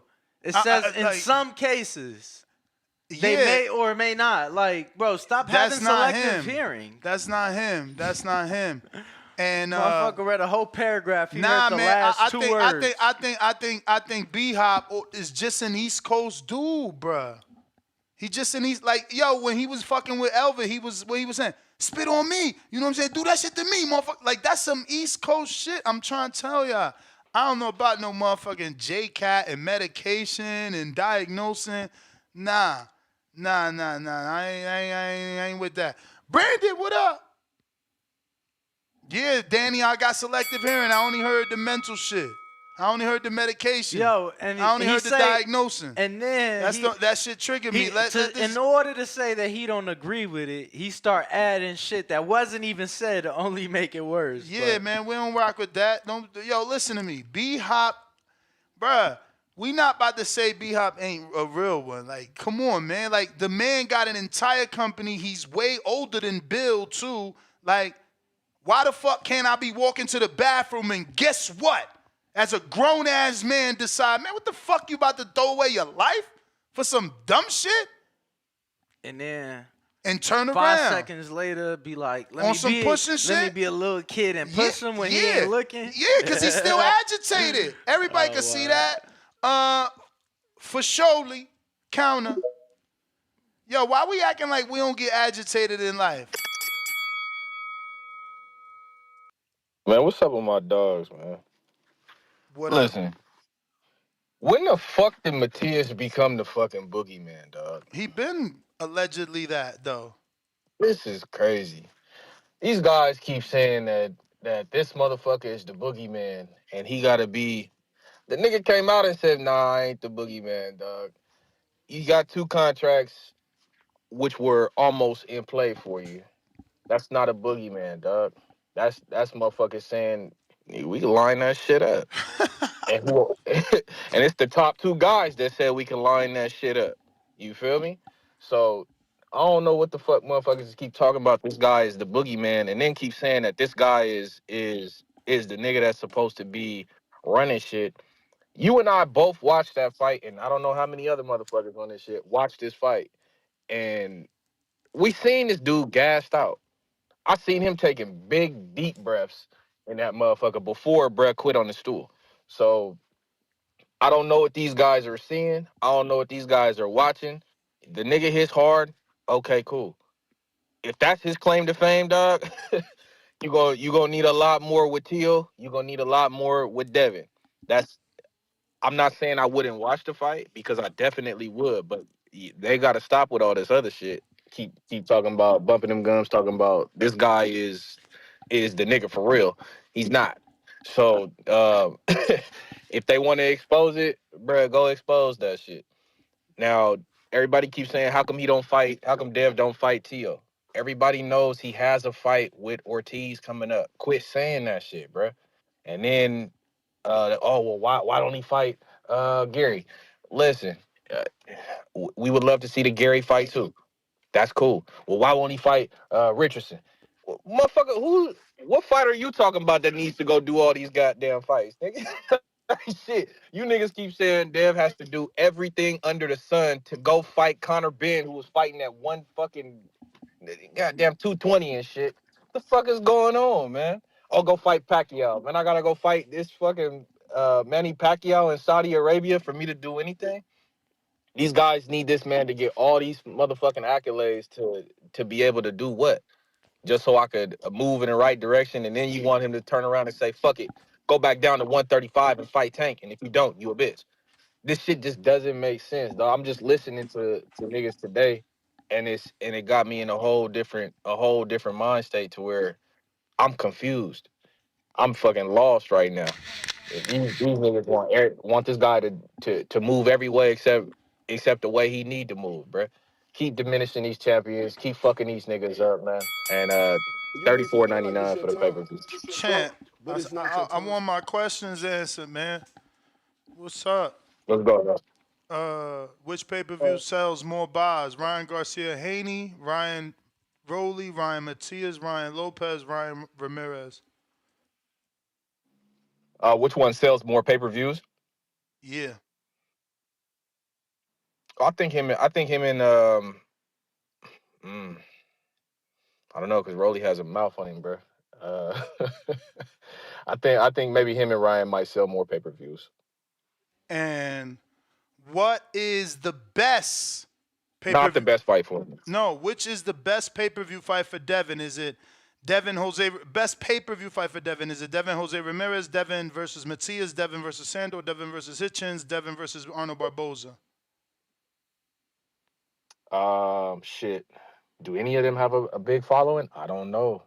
And then I think if it is the best pay per view, they'd have to probably drop it down, maybe $34.99. Which one though? You ain't pick one. Him and I say him and him and Barboza, man. And who is your number one at 140? My number one at 140 is Devin Haney. 1A, 1B, Devin Teal. How is everybody copying Danny, but then still putting Devin at 1A? Listen, do me a favor. Obviously, you have the right to, do what you want. I think that just speak volumes. You feel me? What Teal's accomplished. It don't. It speaks volumes to what the people are giving Devin 1A. Why? It should be Teal 1A. He ain't have no Technically, because of the win over Taylor, who beat Regis. That's all. You cut me off. You see what I'm saying? Welcome to my world. Fuck. I don't get no fuck. Who y'all got? Michigan, Washington. Who y'all got tonight? Big game. Oh, that's what I wanted to say. Obviously, you could do what you want with your 3 minutes, but we would appreciate you answer them 3 questions that are of the actual topic. Who is your number one? Matias is claiming he's the number one. He's really the number one, right? So who's your number one? And then, the options for Devin and the options for Ryan. Obviously, they're 2 separate questions. Again, which is the best pay-per-view fight for Devin? Is it Jose Ramirez, Subriel Matias, Sando Martin, Richardson? I said that backwards. Richardson, Hitchens, or Arnold Barboza? And then, which pay-per-view sells more buys? Is it Ryan Garcia versus Devin Haney, Ryan Garcia versus Romero, Ryan Garcia versus Subriel, Ryan Garcia versus Teal, Ryan Garcia versus Ramirez? We going out to the phone lines. Remember, you can call in. I'd be sick if you knew me for 10 fucking years and couldn't say my name right. His name is not Ramirez? Nah, I'm saying Africa. You always fuck up his name. Yeah, no, because it rhymes so well. Richardson, Hitchens. So, you get confused sometimes, call him Hitchinson. Yeah. K-Boxing from D.C. Yeah, what's up, Ness? You're under the weather, but I was listening today. This is an interesting topic, so the first thing I want to say is Matias is I'm not going to call him. He might be my number one at 140 right now, along with what I feel like is still an untested fighter with Gary Antoine Russell. But I'm going to say that right now, Teofimo Lopez is still, and even on paper, is still the number one at 140. He's the Ring Magazine champ. He accomplished something that nobody thought he would accomplish, not once but twice. And aside from that, just because he Which was hasn't what? taken a fight with Devin Haney, just because he hasn't taken a fight with Devin doesn't mean that it just automatically makes Devin number one. I'm not 100% sold on Devin Haney. I'm still not, even after the Regis win. I'm still not 100% sold on Devin Haney. To me, he to get the 4 belts that he got, he didn't earn them like most undisputed champions did. Every time an undisputed guy, I got to see more from him, because every time an undisputed guy goes and wins all 4 belts from somebody, like the same way the boy did B-Hop years ago, can't think of his name offhand, beat B-Hop for all 4 of them belts. Look what happened to him right afterwards with Kelly Pavick and the boy from overseas. Okay, all them belts end up going every which way, because first of all, he didn't earn all 4 of them belts. He just caught a fighter at the right time and got a win. He just caught a fighter at the right time and got 4 belts. Champ, And question though, and Devin Haney beat a what? Devin Haney beat a 1A. He beat a C plus fighter to get them 4 belts. He beat a C plus fighter to get them 4 belts. Who fought a guy who had a lot of shit going on in his life at the time, was in the midst of a breakup with his wife, had all kinds of family shit going on in Tio. But then you see what happened once Tio got his life together and got his shit together. What does he do? Come right back and shock the world again, and beating the shit out of Josh Taylor to show everybody once again who he really is under the right circumstances. I don't think for 1 minute that if Tio took a fight with Kambosos today, that he wouldn't beat the Mexican dog shit out of Kambosos. Of course. Today. Devin already, Tio, Devin already fucked him up. To me, Tio is still number one. He's the Ring Magazine 140 champ. And until somebody dethroned him, he's still the number one at 140. Not saying he's the number one in the world or pound for pound or none of that shit. He's the number one fighter at 140 now because Regis handed that shit over to Devin Haney. What his reasons was for it, I got my ideas about that, what his reasons was for it and everything. But that wasn't the Regis Prograde in that ring that I know, and I've been watching his whole career. That wasn't the Regis Prograde. I feel like it's your time. That's what happened when you step up your competition, champ. But I got a question, because ain't no real quick unless you answering these questions. Ain't no real quick unless you answering these questions. Okay, go ahead. I'll answer whatever you got. I'll answer whatever you got. You don't give Terrence Crawford credit or Jermell Charlo credit for undisputing, right? Or Josh Taylor credit for undisputing, right? No, Terrence Crawford and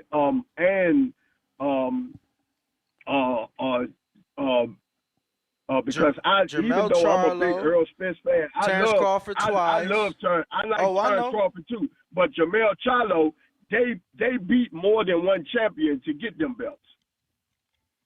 So that ain't the same. So don't even go there. That's not the same. I mean Crawford.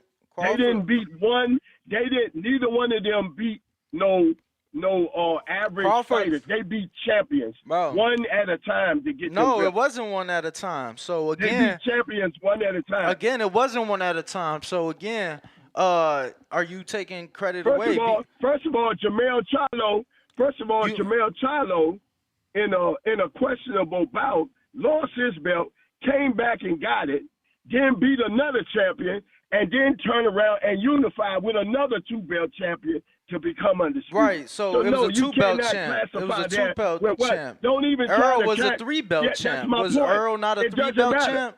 Was Earl not a 3-belt champ? Earl was a Earl same was as a 3-belt Kambosos, champ, right? but Terrence Same as Crawford- Kambosos, right? Nah, it is not the same. Kambosos actually had 4 belts because he was the lineal champ. Okay. Kambosos technically had all the belts. You cannot classify. No, he didn't. No, he didn't. He had 3 of the majors and the lineal belt. Fighters did that shit. Gotta go, bro. We can't be talking to crazy. Come on, man. Throw the brick. If you're gonna say you can't give a guy credit for doing what your favorite fighters couldn't do or did do, you feel me? Then they can't get credit either, which illogical logic. Yo, what up, fellas? What up? Hello. What's good? Nah, for me, I think T.O. number one in the division, you know what I'm saying? But with T.O. here, wild card too, you know. We kind of know what his kryptonite is. I think it's pure boxers, people that he have to go hunt. You know what I mean? If T.O. going to hunt you, he's susceptible to getting caught on the way in. You know what I'm saying? So I think T.O. is number one in that division. I'm going to say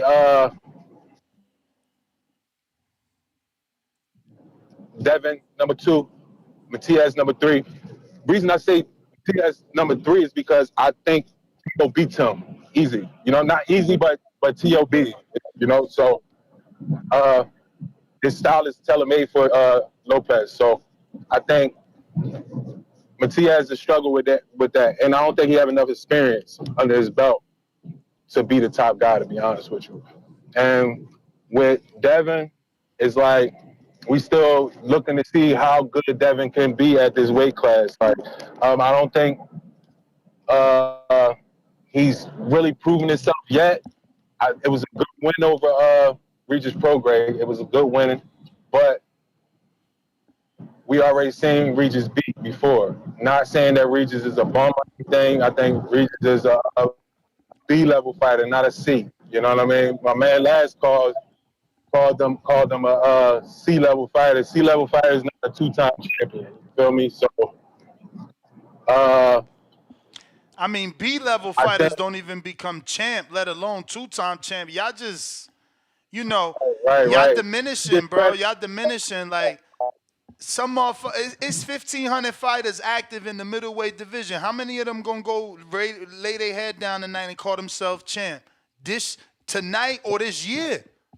You feel me? Like, I mean, how many get to do it throughout their career? Yo? Like, let's we see these guys on an elite level doing what Devin and Shakur and Floyd and XYZ doing, but like that's the elite, bro. Like I haven't seen Amir Iman, who was considered hot shit when he first was out here. I ain't see that motherfucker win a world title. Granados from Chicago, he ain't win a world title. Like it's mad motherfuckers ain't win world titles. Yeah, and they make it seem like it's an easy thing to do to go just be champion. Like you look. I know a guy, Jesse Hart, right? I know Jesse Hart. Like personally, he used to live across the street from me. He ain't win a world title. He won a world title and he was good. And he got up 2 until shots. He got to that level. Didn't he get 2 shots versus Ramirez? And shit. 2 shots. And Jesse not a bum. Like Jesse pretty. Yeah, I picked him in the rematch. I'm sorry, I picked Jesse both fights. And sometimes it's just like, hey, man, somebody got your number. Things happen. Like, things happen where it goes like, some people just had your number. But that's my call, fellas. Keep doing your thing. Salute to the show, TBV community. Throw the brick. Appreciate the call, champ. Appreciate the call. Appreciate you, champ. Appreciate you. Yeah, man, I mean, we are spoiled. Look at the year we had last year, so we think everybody could do it. But everybody ain't out here winning no motherfucking world titles like that, let alone 2, let alone 3 times, 4 times, and undisputed. Man, that shit new. EBV, what's going on, fellas? Good morning. Good morning. What up, champ? You been What's listening? up, champ? I've been listening. Because I want my questions answered, man. I got you. I ain't been listening that hard. Just read them off the top. But first and foremost, I want to say, what's up, Dan the man? What up, champ? How about them Packers? We made the playoffs, baby. Jordan Love, ain't he great? It is the love era. His face looked like we are in the era of love. His face looked like your team beat his team. Lucky you on Discord. You always do that, man. You are correct, Ness. Okay. We needed to beat the Chicago Bears to get into the playoffs, and that goddamn Jordan. Does that Love, mean the man. Bears Ain't he great? can't go now? No, we wasn't Oh, going nowhere. they weren't going See, it ain't anyway. mean They was nothing only to us, they bro. was It only ain't able mean. to spoil Oh, they our was just plans, but place. Y'all they was didn't just do on it. some placeholder It shit. was just a meaningless game for us, bro. That's what he bragging about. Damn. Yeah, So the yeah. But shout out. first question, man, because these guys ain't answering my question. Which is the best pay-per-view fight for Devin? Devin Haney versus Jose Ramirez, Subriel Matias, Sando Martin, Richardson hit chins, Arnold Barboza Jr. Sam again. Matias, Talking. Barboza, Okay. Hitchens, Ramirez, or what's the fifth option? Barboza I'm gonna go. Hitchens, Matias Martin, Martin is Sandor, Who is Martin? Ramirez, Sandor Martin. Oh, Sando Martin. out of those choices, if you don't have the obvious T.O., Ryan, Well, and they Rolly, it's not definitely available. Subriel They're not Matias. available. Those Yeah, guys T.O. got got to fight fights. exactly. Ryan. Exactly. That's what I'm Yeah. saying. It's obviously Sabriel Matias. He's Okay. the most relevant of that bunch. He's got the best storyline. He's the most dangerous fight. It's the most sellable fight, in my opinion. Um, Jose Ramirez is about a year out of the ring. I'm not even gonna go into it. I don't want to kill my time, but it's Sabriel Matias out of those options So for me. for Ryan,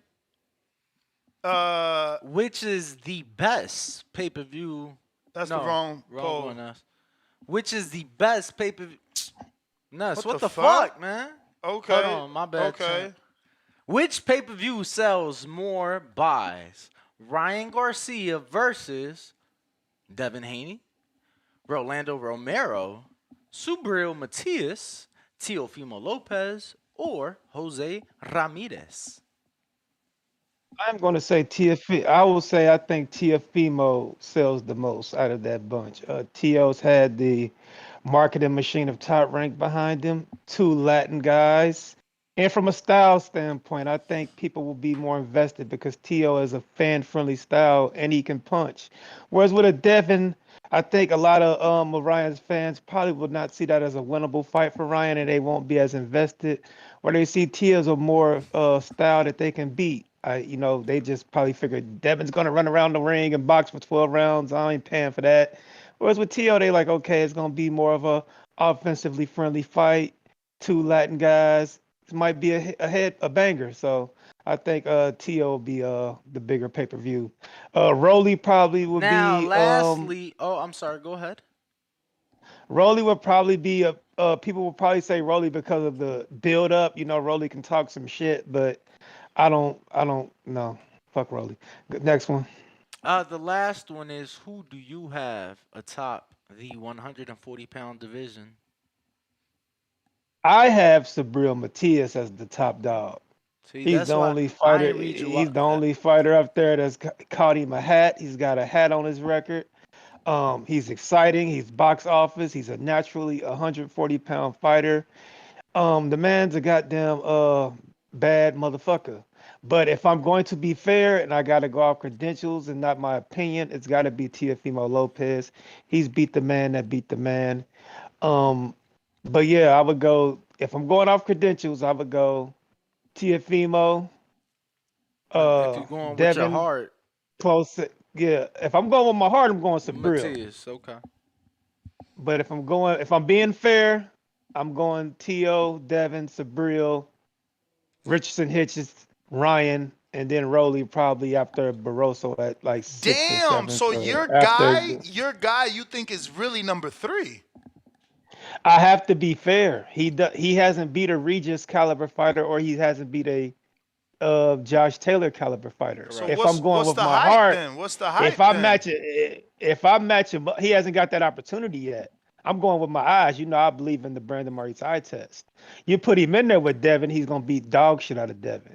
You put him in there with T.O., he's gonna beat dog shit out of T.O. But the fight has to happen. So just being fair, man. Can't be a biased boxing Brandon. fan. Just being fair. Why you But think the yeah, machine ain't put your boy on pay-per-view yet? 2 division champ, formerly unified. who was my boy? T.O. 2 division lineal. I mean, everybody doesn't force feed the fans pay-per-views. Like has T.O. had I mean, every company's not gonna be like, hey, let's put it on pay-per-view because we gotta overpay these dudes. and the pay-per-view ended up doing 50 to 100,000 buys. You know, Bob Arum is too shrewd of a businessman than that. He isn't overpaying his fighters, thus so he isn't forced to put his fighters on pay-per-view.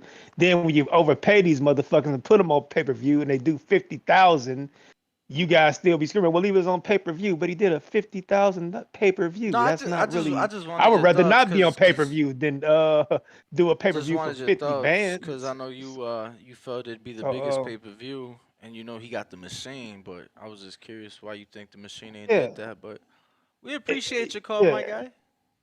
yeah, brother. Yeah, like I said, I would much rather be on ESPN for free and do close to 1 million buys and say you put me on a paywall and I did 50,000. I mean, who's really the bigger guy? A But million that's my views. call, Right. man. All right. TVV. I'm out, man. Protect your mental health at all times. Love y'all. You the man, champ. Appreciate you. Cliff, you fucking made it, Cliff. Let me show you, bro. First, we're gonna do what we're gonna do is we're gonna play 2 clips. We're gonna play this clip of Ryan, and this is him talking Devin. This will probably be the biggest payday of Rolly's career. For sure. Yeah, Devin lost his shot. He thought it was Haney Garcia. Right. He should have been known it was Garcia Haney. He thought he was the A side. For sure. He did 35,000 pay-per-view buys. He go and take that and fight Richard Hitchens. Devin Haney did 35,000 pay-per-view buys. Yeah, Devin Haney versus Richardson Hitchens. Okay, so I'm helping him out. So Rolly's kind of the. He said, I'm helping him out. I'm giving him the next move. What's up with that? I don't even think that's the next move. Why is that a good fight? So I'm not saying it's not. I'm just saying, is he afraid of Hitchens? So this is Cliff's. He made it to our reels. And look, bro, 621 likes, Cliff, 82 comments. Hey, yo, Wild, for the culture, my nigga. They try to set you up. They try to put you with the Asian, my nigga. We gotta catch that body, B. We ain't get it yet. Know what I'm saying? The heavyweight division, it ain't the same without you, bro. We need you, my nigga. Knock this motherfucker out. Don't duck this, nigga. You duck that smoke, you setting us back, baby. Setting us back to slavery. So what we need from you, my nigga? He said, that's Bomb too squad, my nigga. Bomb squad. That's the fuck we need. Know what I'm saying? And when you get that shit, we gon' fucking pay for you and Joshua, my nigga. That's what you need. Redeem your shit. Let's get back on track. Let's go. Let's go. Fuck Ness. Damn, what I do? That's right. That was my favorite thing he said. Fuck Ness. Yo, on Twitter, somebody quote tweeted the 50 Cent GIF like, what I do? What you saying fuck me for? They said Ness catches trades. What you saying fuck me for? Yo, what up, champ? You made Yo, it. You made it. This year there ain't no way you don't get an award, B. Word, you gotta put the casual hardcore nominated for something. I'm gonna be honest with you. I didn't think that high. Like I thought it was entertaining. I just didn't think it was very high quality because you lost me, and let me tell you how and why you lost me. Right? Because you started it off what I believe to be great. You was like they trying to set you up, and I'm like I agree. He shouldn't be taking that big bank fight. They trying to set him up. Don't take it. They trying to set him up to get right back into a $50 million payday. Nah. You beat Big Bang Zing. We believe you could beat AJ. Bro, from what I saw, he is being set up to lose. He's given another opportunity at a big fight. First of how all, else do you get the AJ fight? Bro, let me tell you You can't how. get the AJ fight with a junior fly fucking tuna. But let me tell you how, bro. The fight was why you wasn't even this during for him. his The call? fight was for Joseph Parker. Yeah, he turned it down. And he turned it down. So again, bro. Exactly because I feel they setting him up, bro. Don't take bro, that they throwing you a bone, bro. But go ahead, Cliff. Yo, how the hell? Don't let him do that, Diddy, Cliff. He about to take you off topic. But go ahead. Anyway, call it a year let me shit. respond to that real quick. But Denny, like, when you are on a wilder level, how are you turning down top-notch fights? Like, you can't do. You're not some journeyman. Like, that's crazy. Like if Wilder one, ain't ready, saying. That's why I agreed. If Wilder that's ain't why I ready agreed to with fight you that he was being anybody, set up. but he needs. There ain't no setting up when you Wilder. If you can't fight anybody in that division with 8 weeks of training, then what the fuck is you in the sport still for? You made it to the pinnacle. Everybody's on your menu. If you're Wilder, in my opinion, but. Yeah, let's talk about Devin and Ryan. Why Ryan? I feel like Ryan is the fakest person in the sport. Like, I have respect for him.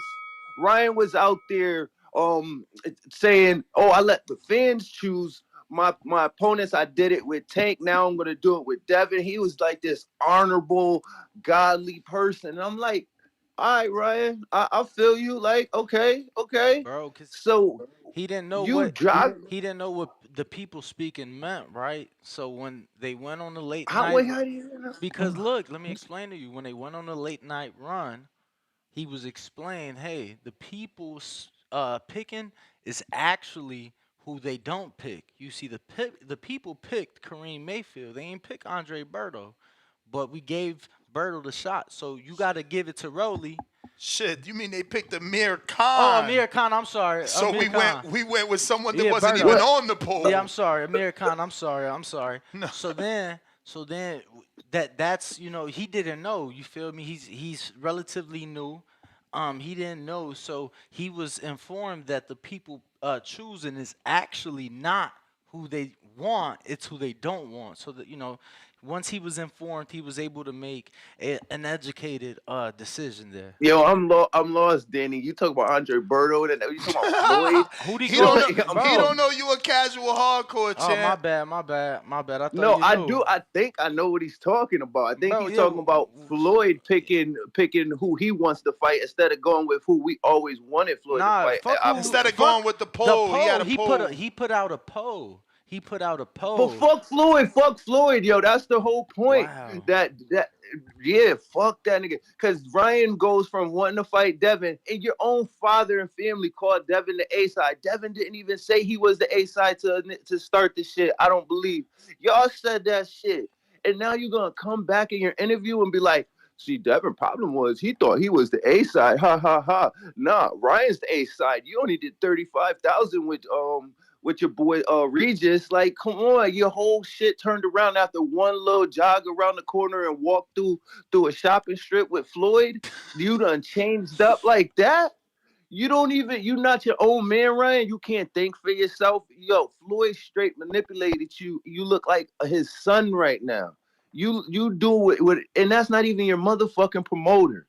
You don't know what the fuck you want to do. I say Ryan's the type of person that he's a follower. He's not a leader at all. Now his decision to go with Rolly might be smarter, but that's not how your brain works, Ryan. That wasn't your train of thought. You were a take risk, like for the people type of fighter, for what's in your heart type shit. Now Floyd got you strictly on business, which is probably better for your career, but it makes you look like less of a man. And you spun it on Dev like you really spun it on him, and I feel like that was weak as fuck. I can't fuck with Ryan after this.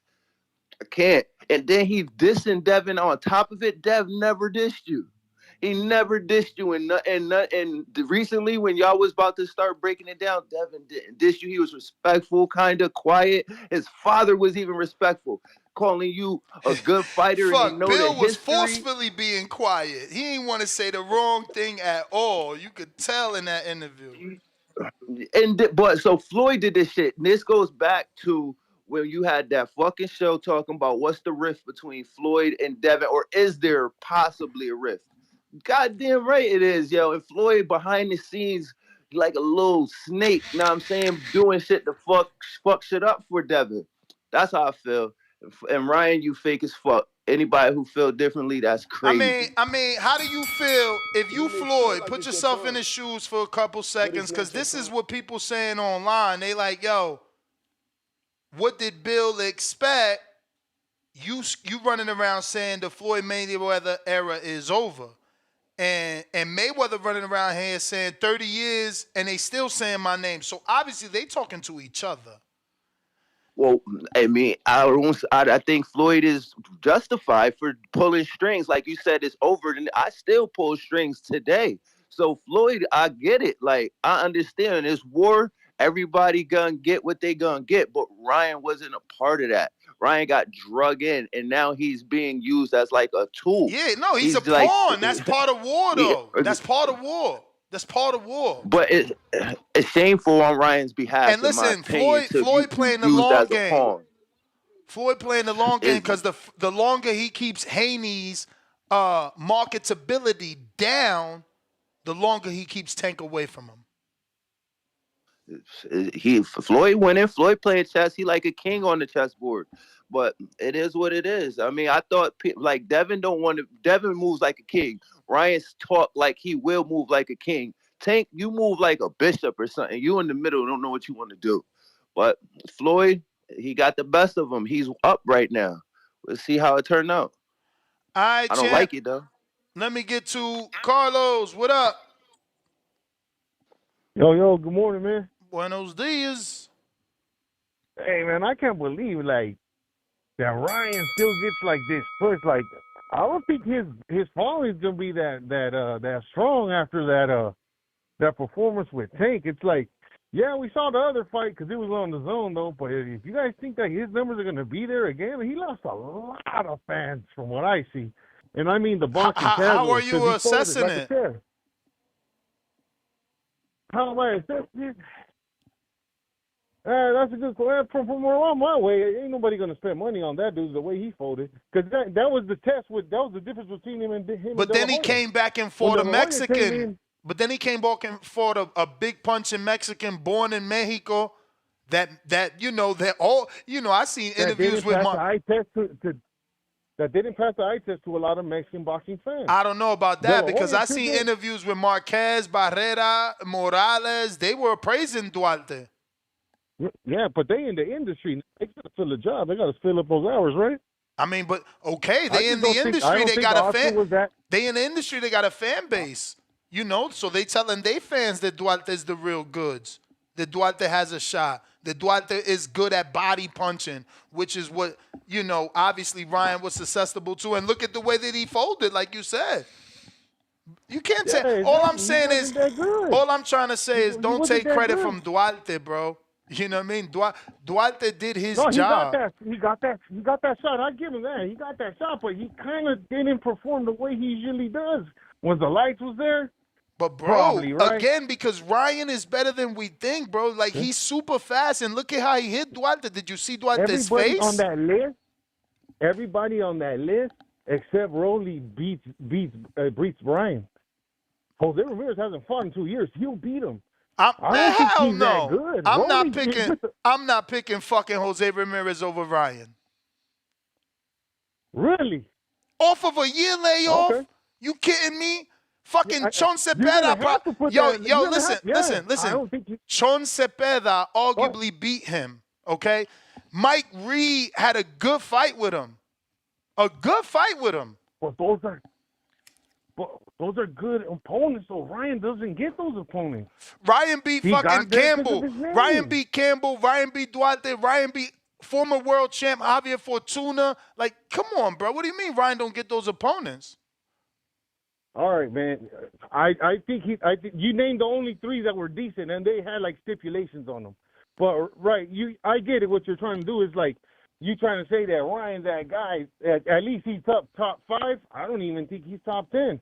And the other dude, Barboza, the much shit he's talking about, that dude couldn't even beat that Nigerian dude this Saturday night, and he's talking a lot of shit. He's just gonna be like the next big Mexican.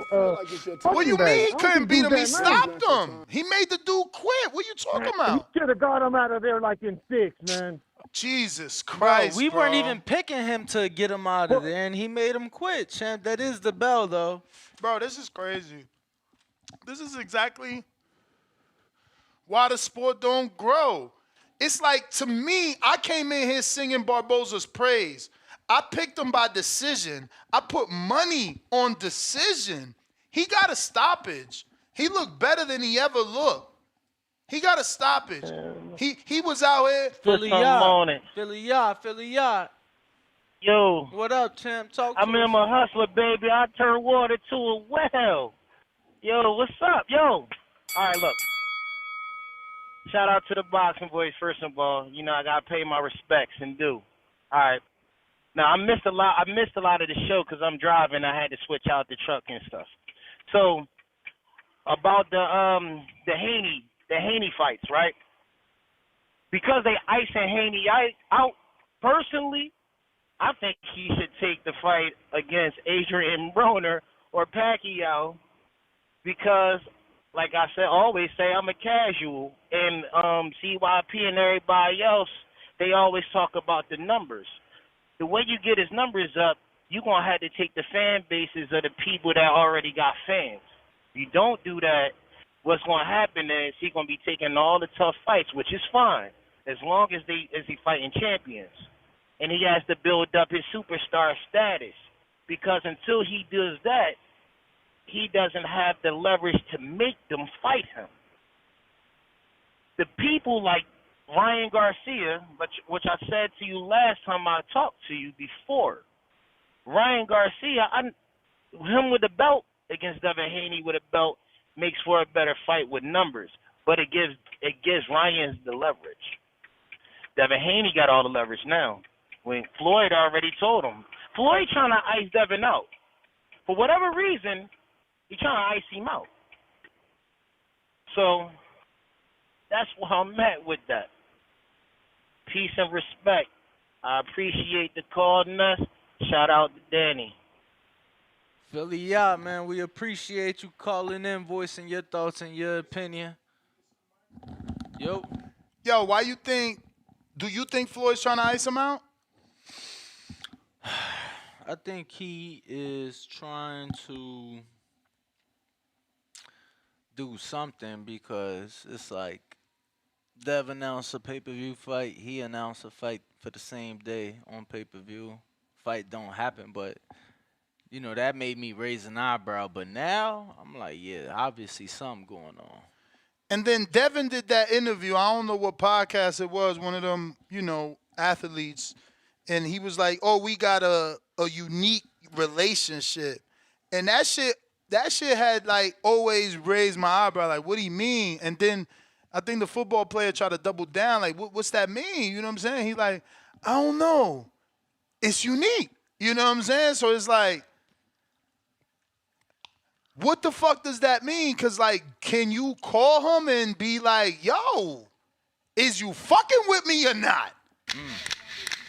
I'm straight up, bro. Like, there's no, like, I'm going to be real. Like, you know, the callers, everybody can have their own opinion. But if I'm Devin Haney, I'm at least texting Floyd, like, bro, listen, from the outside looking in, you went on a run with a dude that I was about to get some money with, and you fucked up my bag.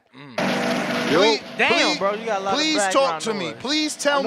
Please tell me you didn't fuck up my bag. Like, you know, on some big brush shit, tell me you ain't fuck up my bag. Let's get to it real quick. Ness, let's get to it real quick. I got 3 minutes. I got to get back in, dog. So, look, this is the second time you done did this shit. And I'm going to let you correct yourself before I call you a casual. So, who was Matias' only loss to? Jeremiah Ponce. You fucking casual. He did not lose to no Ponce. He took that O. Stop trying to take that away from them, okay? He lost to Petros. Oh, Petros? Okay. Another no name. Yeah, go back in. Oh, you said another like Ponce is a no name. That was Joka. Now let me get to these questions. Ponce was Joka, remember. Let me get to these questions right quick. What's the bigger What you mean, my guy? Like, I never picked Ponce. I never picked Ponce. You was pushing him, though. Yes, you was as a prospect. I remember. Man, knock it the fuck off. You out here clowning. Yeah, I'll find the receipts. I'll go back. Go find it, please. Don't make me go back in the bank. No, listen. I'd rather you find it and I look stupid than you lie on me and I look stupid. Nah, we just gonna respect our hardcore and just know we have mental slips sometimes. Nah, we're not gonna pull no find the receipt, man. no Keep going with your call so you feel satisfied. Yeah. Let's get to this shit. So look, we got Ryan and Robisi. That's the biggest pay-per-view match. You got a Mexican that's kind of like Oscar. Yo, can you cancel his call since he want to cancel mine? Cause I'm a Ryan and Robisi. I'm not canceling shit. Who I'm Ryan? Who answering the Robisi? question. Who Robisi? What division he fight at? Dog, he's a fucking talker. He's a talker. Isn't this the question? Are you getting mad at my opinion again? Just like the Wait, so you want every time I got an You opinion. want the guy to move up 3 divisions? So you want Robisi to move up 3 divisions, and you calling me a casual? Oh, my bad, dog. You know, it's kind of a busy day. I had somebody put on me today. I was talking about Rolando. Who? You know, Rolly. Shit. Rolly. Rolly. With the S on the end. See, you had us confused. So, boom. Yeah, that's the biggest fight, pay-per-view. You know, you got a talker against a little Oscar De La Hoya. So, who's the best at 140 right now? We got to give it to Tio. You know, he got the lineal belt, even though the ring ain't really fucking with him. He got that shit. You feel me? I got Devin Matias a close second. I can't put Dev over Matias right now because he's only had one fight at 140. Yes, he went straight up and fought a champion and got a belt, but Matias got the idea. So I got T.O. Yo. Hold on, casual. You another matter of fact, hey Cliff, he trying to come for your title, casual hardcore. So you can't put Devin. Let me just speak. You listen to him, y'all. He can't put Devin above Matias because Devin only got one fight. Meanwhile, Devin beat a champ in the division and Matias hasn't beat a champ. Not even a former. Not even a former. No, gotta go.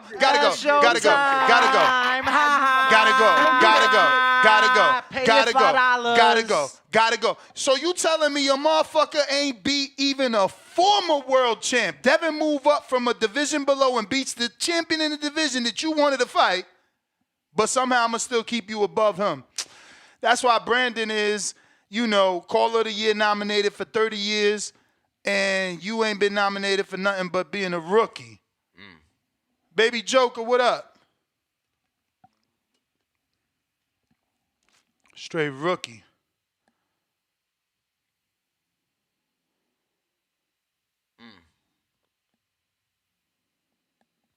Baby Joka.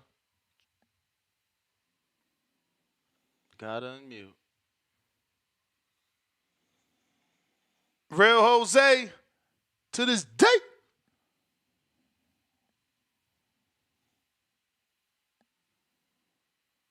If you are tuned in, make sure to smash the like, make sure you are subscribed, and got that notification bell turned on so you know each and every time we go live. Yo.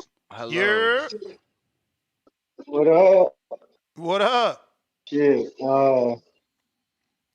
Let's see. I just started listening like 30 minutes ago, so I started putting my matchmaker hat on, and I don't know, man. I think it'd be nice to see Rolly and Ryan fight each other, and then you can throw fucking Matias and Barroso on the undercard. Winners fight each other, losers fight each other, losers stay relevant, you know? I And like then it. fuck it, dude. Fucking let Haney go fight Ramirez, bro. I think that'll do numbers. I think he'll sell out in Vegas, Orange, Cali. He'll fucking keep the blueprint going, get his bag, keep building. I mean, I don't feel like he needs Ryan right now, bro. Like, you gotta remember, these fucking fighters are. How old is fucking Devin? 24? 25. Right? 25? You don't fucking need Ryan yet, bro. Ryan's fucking stupid. So he keep fucking putting guys on his resume. Honestly, think he stops Ramirez in the late rounds. So you And think that's the best fight for him, or you think that's the best pay-per-view fight for Devin is Jose Ramirez? Bro, we gotta stop looking at pay-per-view numbers. Like we gotta stop. I mean, I understand looking at pay-per-view numbers. I mean, yeah, I don't think it's the best fight pay-per-view wise. They're definitely Rolly or fucking Ryan would do better pay-per-view wise. But No. Ramirez is probably still up there because he's Mexican. No. So our question is, Devin can't get those names. The only names he could get: Jose Ramirez, Subriel Matias, Sandor Martin, Richardson Hitchens, Arnold Barboza Jr. Oh, yeah. Then, yeah, I'm going Ramirez, bro. Fucking throw Barboza in there with Hitchens. Give Hitchens the blueprint. Because Barboza is boring, so that'll be an interesting fight. And fucking Tio can just wait on the sidelines after. Hopefully he gets through his fight. And Ryan, I And don't know, man. and Ryan, what Ryan can get it after Tio wins. which pay-per-view sells more buys? Ryan versus Devin, or Ryan versus Rolly, or Ryan versus Matias, or Ryan versus Tio, or Ryan versus Jose Ramirez?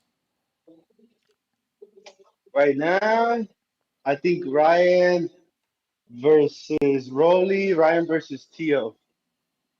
Honestly, bro, like I think Tio's not even. Has Tio had a pay per view? Not No, yet, Never, right? never. no. Honestly, bro, I honestly feel like Tio might do more pay per views than Devin,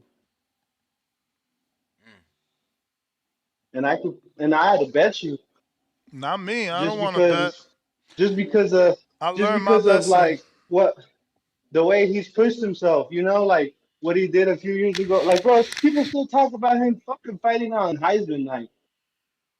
I don't know That's who not even a talks about him. boxing accomplishment, and people talk about that. The dude, I think If the you feel dude like it's your sells. time, I think he's good on but it's ESPN. not your time. But shit, that's my call. Oh, shout out to y'all, man. Real Good luck to you, Jose. Danny, and the in boxing. I mean, in the fucking NFL, bro. Shout out for the What's call, your champ. bets? Real Jose, appreciate you. We got numbers. What up?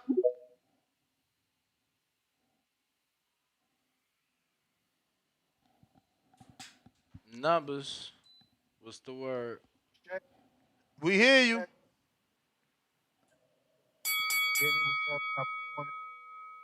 Damn, You you breaking breaking up, up. man. Ah, shit. Hold up. Mic check. How's that sound? Way Way better. better. Yeah, it's raining. It's raining cats and dogs out here in Portland, Oregon, man. Like always and shit. Um. So, Nez, Danny, what were the three questions again? Because I'm like Who's your listening, number one and at, I'm at driving. at So, 140? Who's your number one at 140? all right. So, like, I think it was Nike where I almost went off because I wouldn't consider Matias, but I would say Teofimo because the way Teofimo took apart Josh Taylor was way more. I would say that was more elite showcase than what Haney did to Prograis, in my opinion. So I would say Teofimo. In terms of pay per view, man, I did catch that question where I feel like Ryan, you have to take him out because he's such an outlier. Because I feel like Ryan brings at least 700 to 800K pay per view buys on his own. Just if we've seen what the numbers have said, like on the track record, I think Haney. If Haney's gonna pivot, I think that Matias, because he's not even capturing the hardcores, bro. Like 50K buys with Regis, like he's not even he's just getting a hint of the hardcores. Like hardcores could get up to 200K, against Matias, and I think that's a fight that people would tune in for more than the Teofimo because we haven't seen. I don't know. I think actually that now that I'm thinking saying that out loud, that one would actually sell well too. I just think you have to take out Ryan because it's such an outlier because that one obviously would sell the most, just off Garcia. But I think with Teofimo being out, I think Matias exposing that hype job, you know what I mean? Because, okay, yeah, he's a boxer, he got some body and everything, but, or he's a puncher, I mean. And so I think the boxer's always going to beat the puncher. So I think Haney, if Haney does what he's been doing and picking the hardest fights, um, going for the boogeymans, and he outclasses him, he just out levels him. That's gonna garner Haney much more brand recognition because I've been thinking about that, man. Like what is not resonating with the boxing crowd, and what is not resonating with mainstream America, right? The casuals. And let's not even talk about the religion shit, but it's just like it's either his fighting style or his appeal, his PR appeal. And if he can get more brand recognizable names, Adrian Broner, Manny Pacquiao, or even You may feel like like that would it's your help him time, out. You know what I mean? but it's But not shout your out time. TVB, shout out Danny, shout out Ness. It's numbers. Hey. Jay, what up? Jay in LA. What up, fellas? How's it going today? How are you, brother? How's it going, guys? How you been? How you been? You good? You good? Yep. Just want to talk about this. If you, I want to respect your call. If you can run back again the fights that you guys had and how I'm gonna pick priority. Which pay-per-view sells more buys? Ryan versus Haney, Ryan versus Romero, Ryan versus Matias, Ryan versus Teofimo, Ryan versus Ramirez. You know what? Ryan versus Haney, I think, would do very well. Surprisingly, because of his mouth, Ryan versus Rolly would also do good, but I hate that fight. But in some respects, it's okay. You know, if Ryan gets a championship, it'll make the Haney fight a little bit more attractive. But what I like about Haney versus Ryan, I think that would sell better if it's marketed properly, because possibly both guys come out bigger. And Haney would come out bigger with that, getting some of that Ryan attraction of his fans, especially if it's a good fight, like, you know, like we're talking like a Sugar Shane Mosley type of a fight with Oscar De La Hoya, where both guys come up. And especially Shane came up with that fight. More people who didn't know about him, he got more recognized, and then he became a star as well, too. I'm hoping the same thing could happen with Devin. And Ryan to a degree, you know, both guys come up would be great. So to me, I think if it's marketed properly, Ryan versus Haney should be the best-selling pay-per-view because of the history. They can feed off the history of how those guys came up. The fathers, right, come up. It's just, I think it's a much more marketable fight, and it's a much more meaningful fight for whoever wins that fight. Because now if Tank avoids either guy, like there's no reason for Tank to avoid Haney after that fight. Those numbers with Ryan will be great. It forces Tank's people to answer the question, why aren't you fighting Haney, right? All the excuses are going to be gone again. Oh, he's too heavy. No, he's only one weight up above where you used to fight before. When you beat Barrios before. So you can come up. You're a growing boy. You're a 28-year-old man. Man can step up to 140. A boy did. How come you can't? That's how I would have faced it. But definitely like the calls. Like second question. I think. Second question. Which is the best pay-per-view fight for Devin Haney? Is it Jose Ramirez, Subriel Matias, Sandor Martin, Richardson Hitchens, Arnold Barboza Jr.? 90 seconds. So out of all those, the only one that holds the championship at 140 is Matias, correct? Correct. So that would logically, you know, if you're collecting the belts and becoming undisputed, logically that would be the next best fight. And Matias would be a hell of a fight. I love that fighter as well. But I'm telling you, marketing-wise, he should make the fight with Ryan. Even if you have to take less money, even if you have to. Yeah, Ryan came out. He's in the game.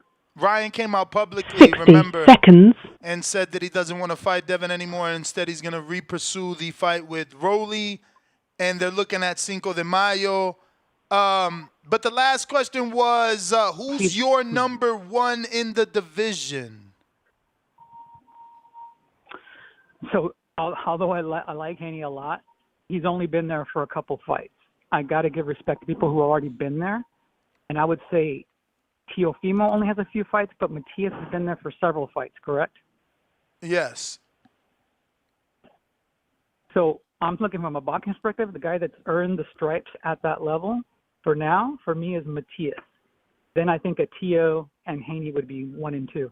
But it's very close, you know. As far as overall accolades, definitely 10 seconds. Haney, but respecting the division, respecting who's been fighting the division, earning that right, I got to say Matias because he's dangerous as well, too. And nobody else really wants to fight the guy. That's the bell, Jay. But I totally disagree with you respectfully. I mean, and for the same reasons that I gave the previous caller, it's like, who gives a fuck that Matias has been there? That makes it worse.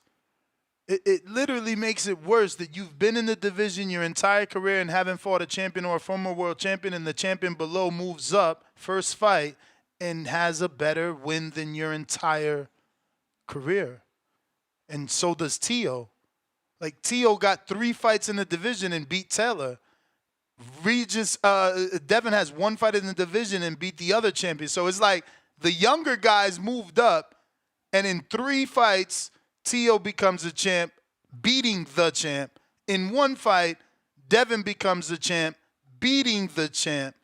And then you are saying that the guy who is a champ that won a belt versus not a champ is somehow the true champ. That logic that you guys is because it wasn't only Jay. Other people are using that logic. It's just weird to me. Tyron, what up?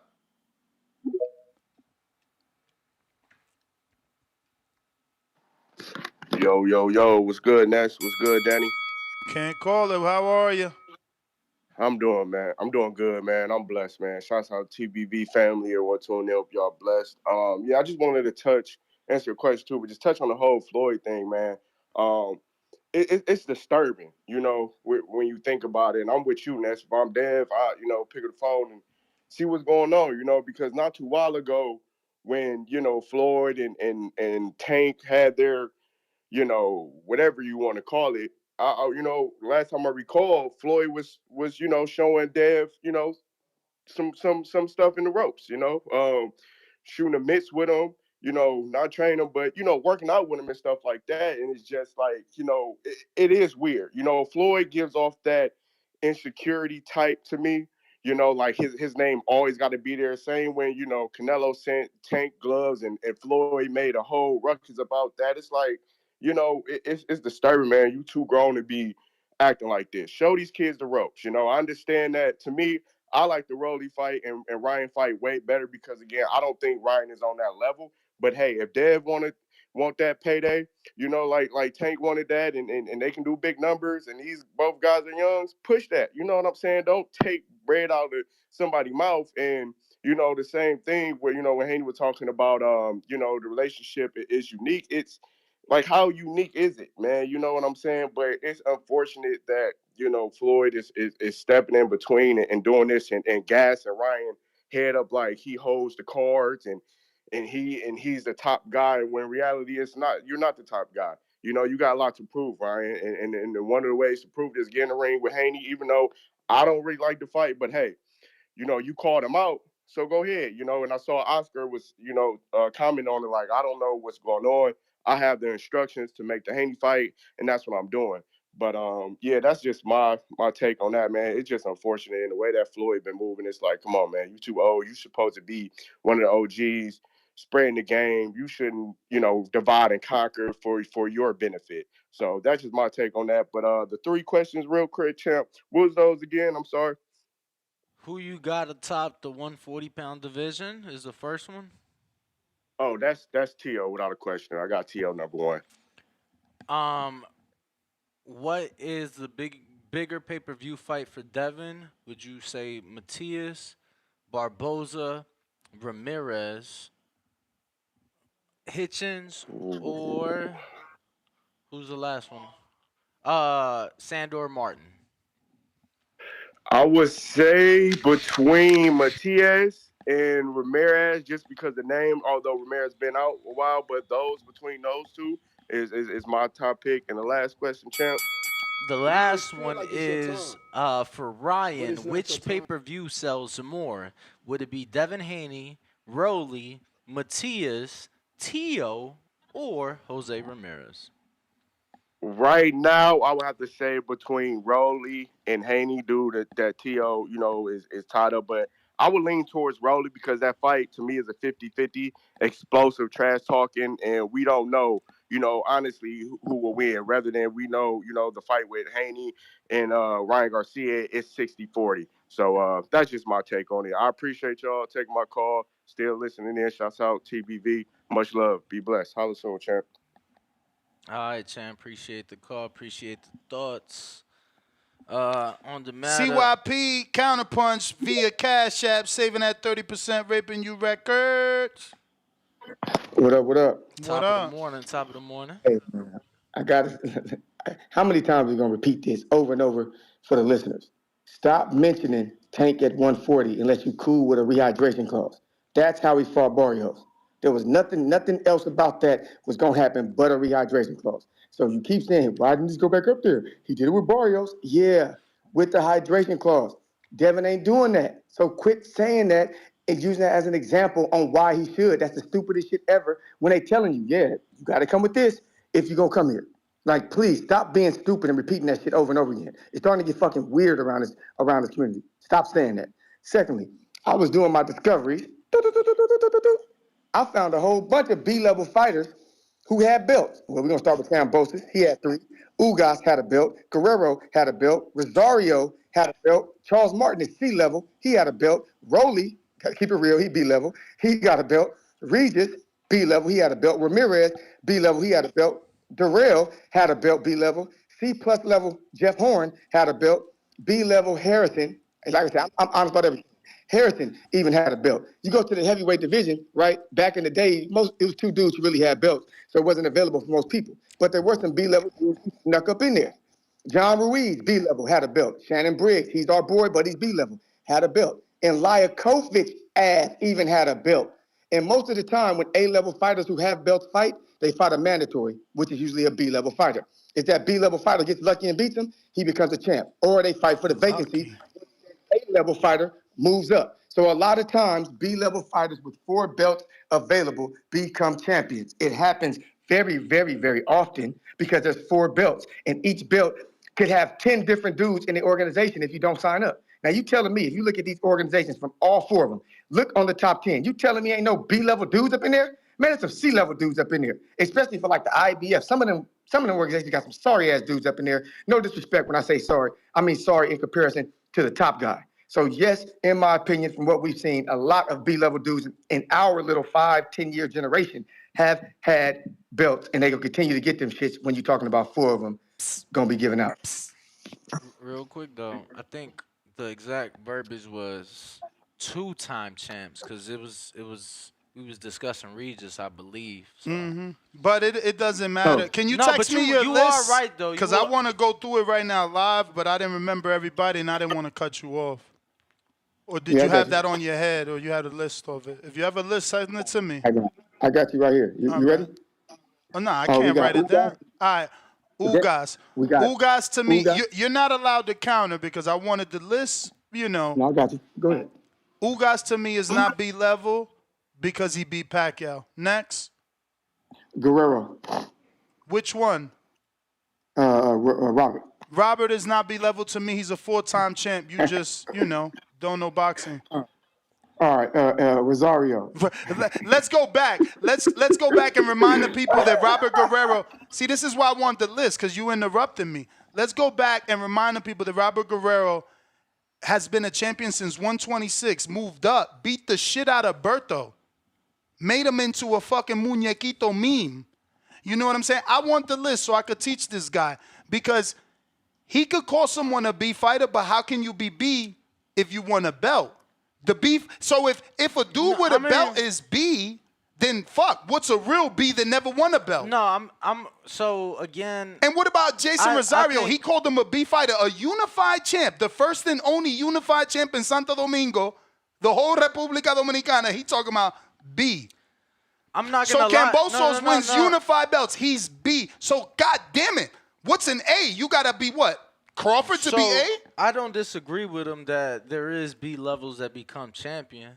I'm not agreeing or standing by his list because I'm not. That's not what I'm saying. But yeah, you beat Pacquiao. You're B level. Again, I'm not standing with his list. That's not what I'm saying. But I beat a legend. I'm B, yo. Absolutely, I do believe that there's B level guys that become a world champ for sure. Bro, now. That's the difference. What's the criteria for a B-level fighter, bro? But again, you could never. How can you be B if you won the belt? Then he had the nerve to say lucky. Yeah, I don't know that. I didn't know that luck was in the sport. I don't know that, his verbiage is correct, but because he said you could get lucky and win a belt. I was like, whoa. Oh, I do think that. Did Kenny Sims get lucky yet? You know what I'm saying? There's a lot of people who ain't get lucky, champ. You know what I'm saying? A lot. Like, a lot. Jerry Forrest won a belt because he fought a lot of people. Matter of fact, Derek Chisora fought how many world champions? He probably got more title shots than anybody we know in active boxing. I'd have to put it up. To say that you win a belt and it's luck, pretty fucked up. Let alone to say that you win 3 belts and the lineal belt and somehow you're a B-level fighter. This is the definition of border wars, bro, because dudes just say whatever they want because they got this little hole in their face and things come out. But that's fucking disrespectful. No, I mean, I again, his list is one thing, but I absolutely agree with him. I mean, you know, and he just said, I think that's a great example. You know, beating Pacquiao to me didn't make Jeff Horn a A-level fighter. It sure didn't make him a B-level fighter. Since then, he beat Safada and Mundine. 2 local guys, right? I mean, they're not local. Both those fighters fought. Both those fighters fought internationally. Okay. Both those fighters fought internationally. Yeah, I don't think. And on American soil. I don't think. Horn. I don't think right. one win defines your career, though, So bro. what we got? Like, who's the greatest Australian? Costa Zoo, then Horn. Like, am I missing some? Oh no, Finnick, Costa Zoo, Finnick, Horn. Maybe like Finnick. The fact that you guys are gonna let this dude brainwash you. Horn is a B-level fighter. The history goes Nesta. Costa Zoo, Jeff Finnick, Jeff Horn, but he's a B. But that's like saying that because Rosario's the best, or arguably one, you know, up there for one of the best Dominicans, that just makes him an A. I don't know about that. I think my brother, he won a unified title from a unified champ, and that's great. And all I'm saying is, let's be clear. Let me finish this sentence because let's be clear. Sentences, bro. Cambosis isn't the unified champ of Williams. Cambosis wasn't the unified champ that Williams was. Okay. Okay. So the fact that now Jason is a B when he beat a better unified champ than Cambosis. I mean, it sounds like you're just determining what type of fighter they are from like their best win. Isn't it an entire... It's your greatest achievement, Danny. Champ, we're going to move on if your greatest achievement now doesn't matter. No, I'm not saying... How else do we factor what you did if we're not going to factor what you did? Your entire career, not just your best night. Okay. All right. I don't look I guess we remember all the fights Buster Douglas had not named Tyson. I'm just saying, move like, on. when you talk about the level a fighter is, I don't only look at their best performance. I look at their career as an entirety. I look at the skill being displayed. My brother, you can't get ranked unless you fight a ranked fighter. And if you're fighting a world champion, you get higher ranked. If you're fighting a unified champion, you get placed even higher. If you're fighting a 3-belt unified champion with the lineal belt, bro, you getting on the pound for pound list. Like, let's stop this ridiculousness. Like, we've seen it over and over. Did Jamel not get on the pound for pound list after having a couple of belts? Did Earl not get on the pound for pound list for having a couple of belts? Were there not a few pound for pound lists with Fulton when he had 2 belts? But somehow, Jason Rosado was a B fighter. I'm going to move on, bro. Let's let the callers talk. What's up, brother? God bless. I mean, you talk about Jason's best night. I could talk about the night where he got beat to shit in Samstown in front of like 200 people on a card that probably wasn't even televised. Before or after being champ? Oh, right before. Okay, like, which right makes before. him even better to come back from losing and be a world champ like Ugas, like Tevin Farmer. Let's move on. Let's move on because somebody in your family is a world champ, right? Somebody in CWP's family's a world champ? Bro, I'm not claiming nobody in my family is A-level, it ain't easy. though. It ain't easy to do. And I'm not Let's saying just get it's to the easy. caller. Can we get to the caller? Whatever, Jonathan, hello. Hello. We don't agree. I don't know why we got to keep going back and forth. Yo, can you hear me? Straight. All right. Top of the morning today, well, afternoon. So, hey, Ness, if I run over, if you don't mind, can I just keep going? But let me start this off with, we coming out of Isaiah 43, 18 through 19. Forget the former things. Do not dwell on the past. See, I am doing new things. Now it springs up. Do not perceive it. I'm making a way in the wilderness and streams in the wasteland. And what I take from that is create your own lane. Focus on you. Do you. Don't worry about what somebody else is doing or won't do for you. So to the topics that we're talking about, I think that Dev versus Matias or Dev versus Rolly are the next best fights for Devin since Ryan said he's not trying to fight. And I think that Ryan versus Teal does the biggest. Obviously not named Dev, and then Ryan versus Rolly is a pretty decent fight. It's a very winnable fight. Um, I'm kind of conflicted through all this because, like, I'm a Bill Haney fan, fanatic. I love what he do on and off the boxing field, and I'm a big supporter of Devin. But on and off the boxing field, on and off the court, I get it. What I struggle though is Dev is the A side, but I feel like they acting like the B side. And why I say that is because Ryan used your name for clout. We all can agree with that. We all can agree that if Ryan fought Devin right now, Devin would win. But then on the flip side, we say we want the best versus the best. Ryan is not the best. He's a cash grab. So it's just like, what is the issue with him not wanting to fight you anymore? You're the guy. He don't want to fight you. Move on. But who said he if got you're an bringing issue? his name up, you're giving him clout. Who said he got an issue? Why are you acting as if he has an issue? Well, okay. I'm perceiving that Bill took issue. I'm perceiving based off Devin's tweet calling him a vagina and all that because he used his name and don't want to fight him. He's champ. taking it as an issue. No, champ. Devin replied to a shot that was fired. The man could have simply said, I don't want to fight you no more. But remember, he said, go do 30,000 pay-per-views. Like, there was no reason. Like, he had the opportunity to just say, you know what, I changed my mind. I'm advising my team. I'm going with Rolly. But he added, go do 30,000 pay-per-views. Yeah, he being petty. He being petty. He being petty. He being corny. Yeah, for sure. I agree with you. But if I'm a big dog and I hear a little kid talking like that, all right, little dude, and I'm moving on. So for me, it's just like the more Dev goes back and forth with him, the more Bill Haney brings up Ryan. Bro, how you gonna act like Ryan's not a big dog, bro? Like, he is. He might not have the accolades to be a big dog in the ring. He a big dog in economics, and that's what matters in this game. That's why he's the topic of conversation when he's not. We asking you who's the real number one at 40, and you talking about Ryan. Goes to show his marketability. Goes to show his power. Well, and then as far as the back and Ryan, forth, go ahead. Nah, I was gonna say as far as the back and forth, I feel like it was only like the one tweet. The tweet that Ness said replying, and then only thing he said after that was like, if you such a star, why wasn't your last fight on pay-per-view or something like that? But yeah, that was like late yesterday. Fair enough. I ain't get that one though. Honestly, if anything, you should feel that way about that one. I ain't get why he doubled down. It was so many hours later. It was what it was.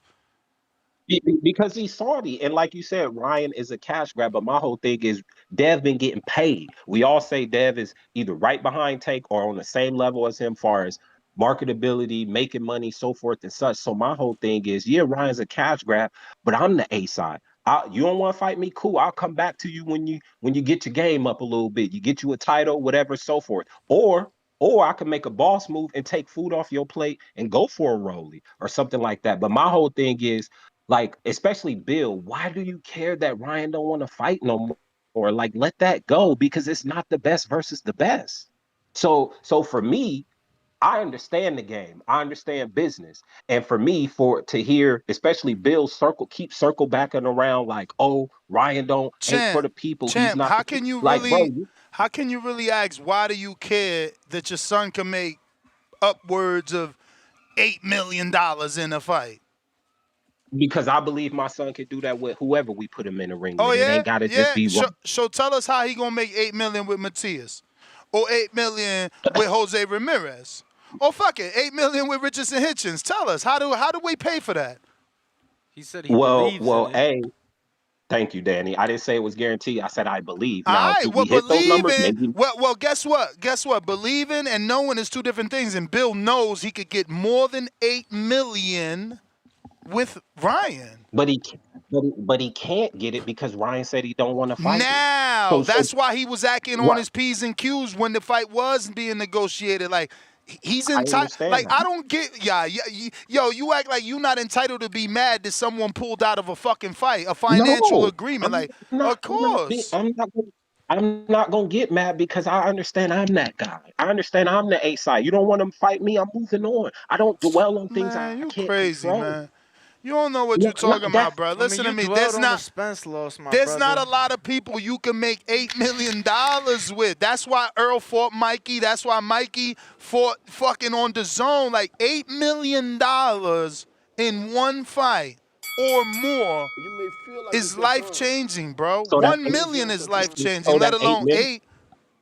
And I'm throwing it on the So that lower 8 end. million- Remember that Tank made 40 and Ryan made 30. I'm not saying the business is going to be that big, but the upside is definitely more than the 6 he made with Regis.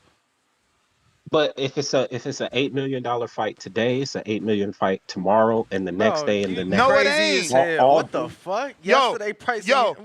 So let me ask you something. Is it still is he still able to make 8 million plus if Rolly knocks him out? Is he still able to make 8 million plus if Rolly knocks him out, and then after that he comes back in his tune-up versus another Duarte type and then loses or looks bad? Does he start to be the new Cambosis or what? What are you talking about? The same after Parker? Exactly. You think the Saudis paying Wilder $10 million to go fight Zhang right now after he got banged up? All we know is currently Ryan lost to Dev and to Tank, and Ryan kept his marketability or it went higher. We all believe that Ryan versus Rolly is more of a 50. Brother, how you kept your marketability when your father comes on this show and says you're the B-side? Your father comes on this show and doubles down and says Devin's been doing what he's supposed to do. Devin's the man. Like, what are we talking about here? You just saying things because you want to say them when you ain't factoring in the facts. No, what I'm saying is you don't have to dwell on one fighter when you're the A side. Continue to create your own lane. If he don't want to fight you, he don't want to fight you. Champ, you sound, I don't know. You guys live too much in the moment, man. Because you living in the moment. Like, how is he dwelling on one fighter? Last I checked, he the only fighter in history that was contacting someone's people on a Sunday after the Saturday he fought. So that's one fighter. Last I checked, he revealed on an interview with us that he received a phone call from Teofimo and turned down said offer because he felt Teo was drunk. So that's 2 fighters. Last I checked. You got Subriel? I just mentioned Subriel. You ain't listening. That's the dude they called on Sunday, right? Then they tried to call Bill Haney's bluff, and Bill said, well, who's the guy to call? Juan? Well, we called him. He ain't answering. And what did Panda say? Oh, he don't talk like you talk, Bill. So, all right, well, you call him. And what did Panda say? Yo, I talked to him. He said, we're going to call you after Saturday's fight. Saturday came and left. Your title is expressing otherwise. Your title would sound like Sabriel won all the smoke. And that's the better fight for the people. We doing a show based off Sabriel calling himself the number 1 and giving the audience the opportunity to tell us who's their number 1. But when you call in, you got to have facts. Can't just be saying motherfuckers doing XYZ if they're not really doing XYZ.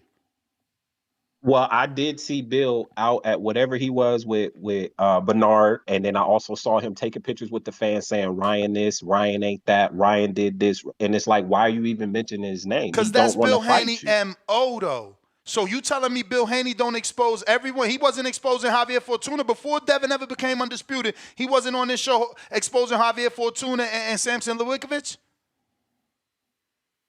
Y'all just don't keep the same energy. That's why he exposed them. Of course they didn't end up fighting. He proved to you that they didn't never want to fight, and they kept waiting for the Ryan fight, and eventually what they do? Take the Ryan fight.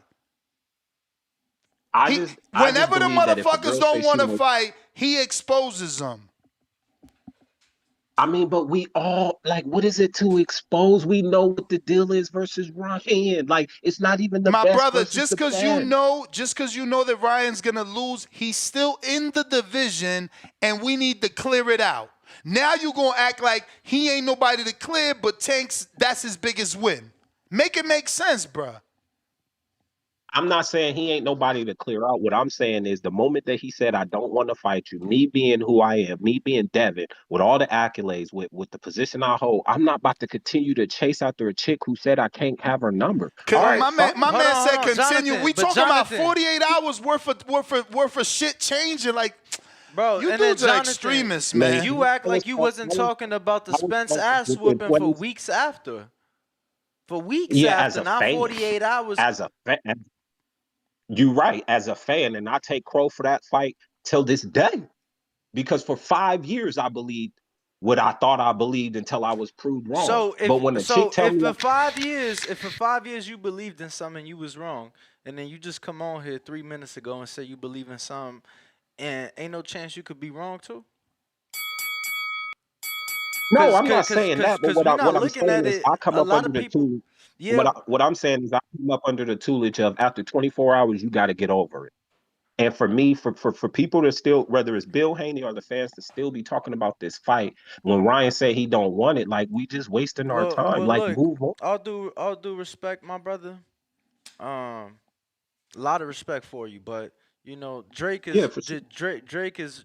Would you agree that he's more successful than you and I?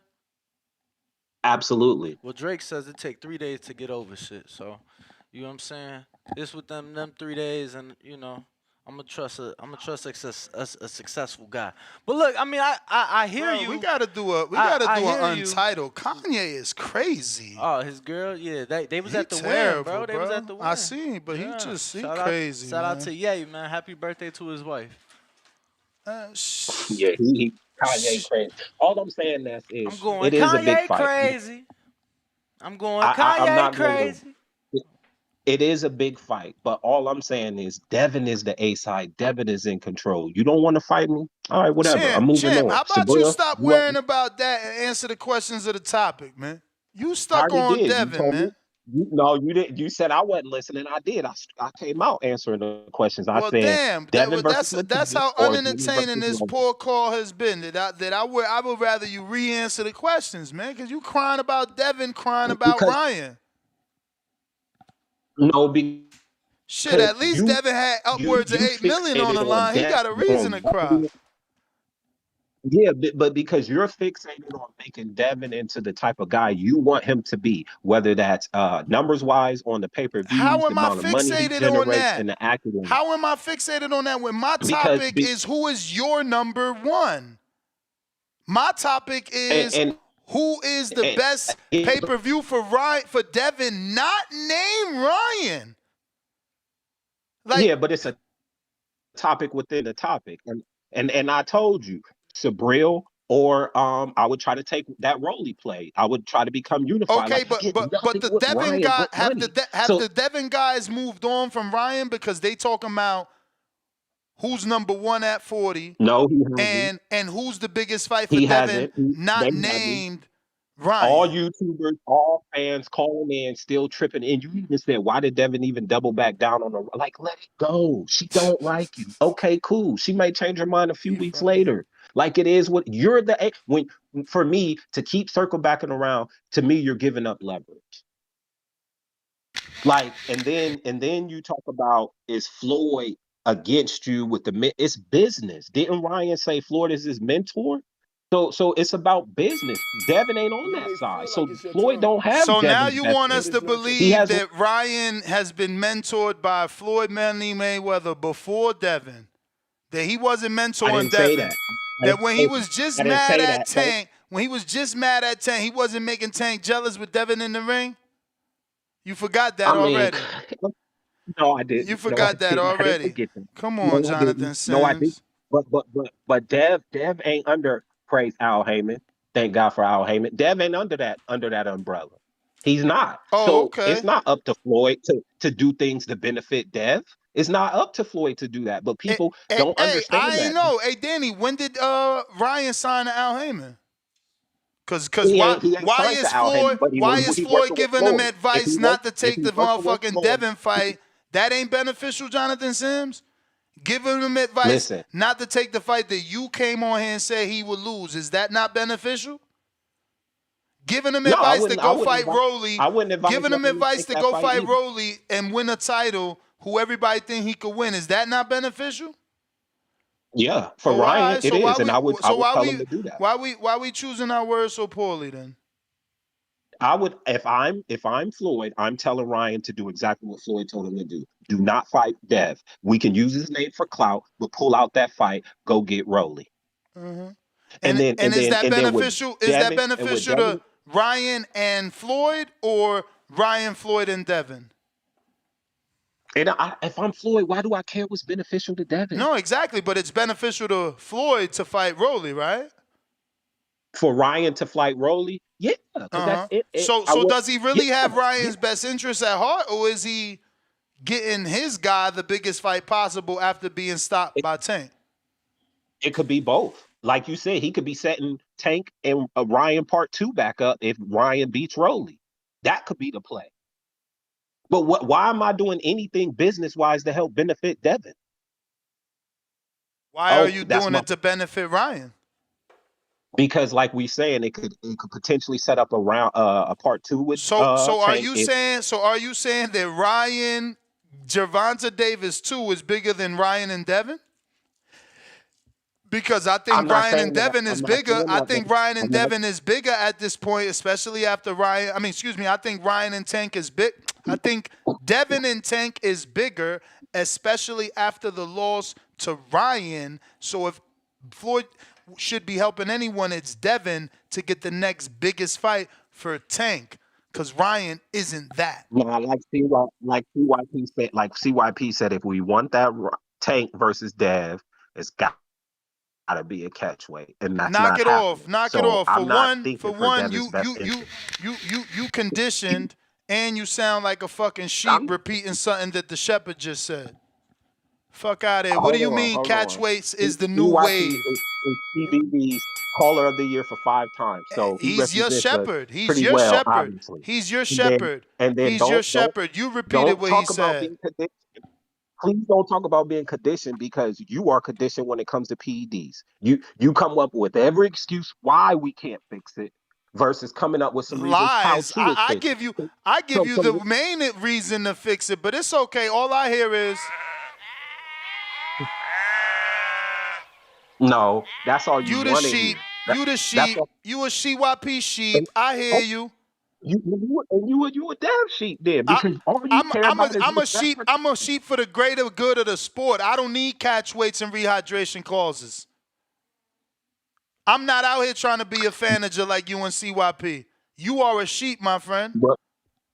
Well, we all know that in order to make the fight happen, the business has to make sense. Yeah, and Ryan versus Davis don't make Let's follow the rules. Let's follow the rules and leave the negotiating to negotiation.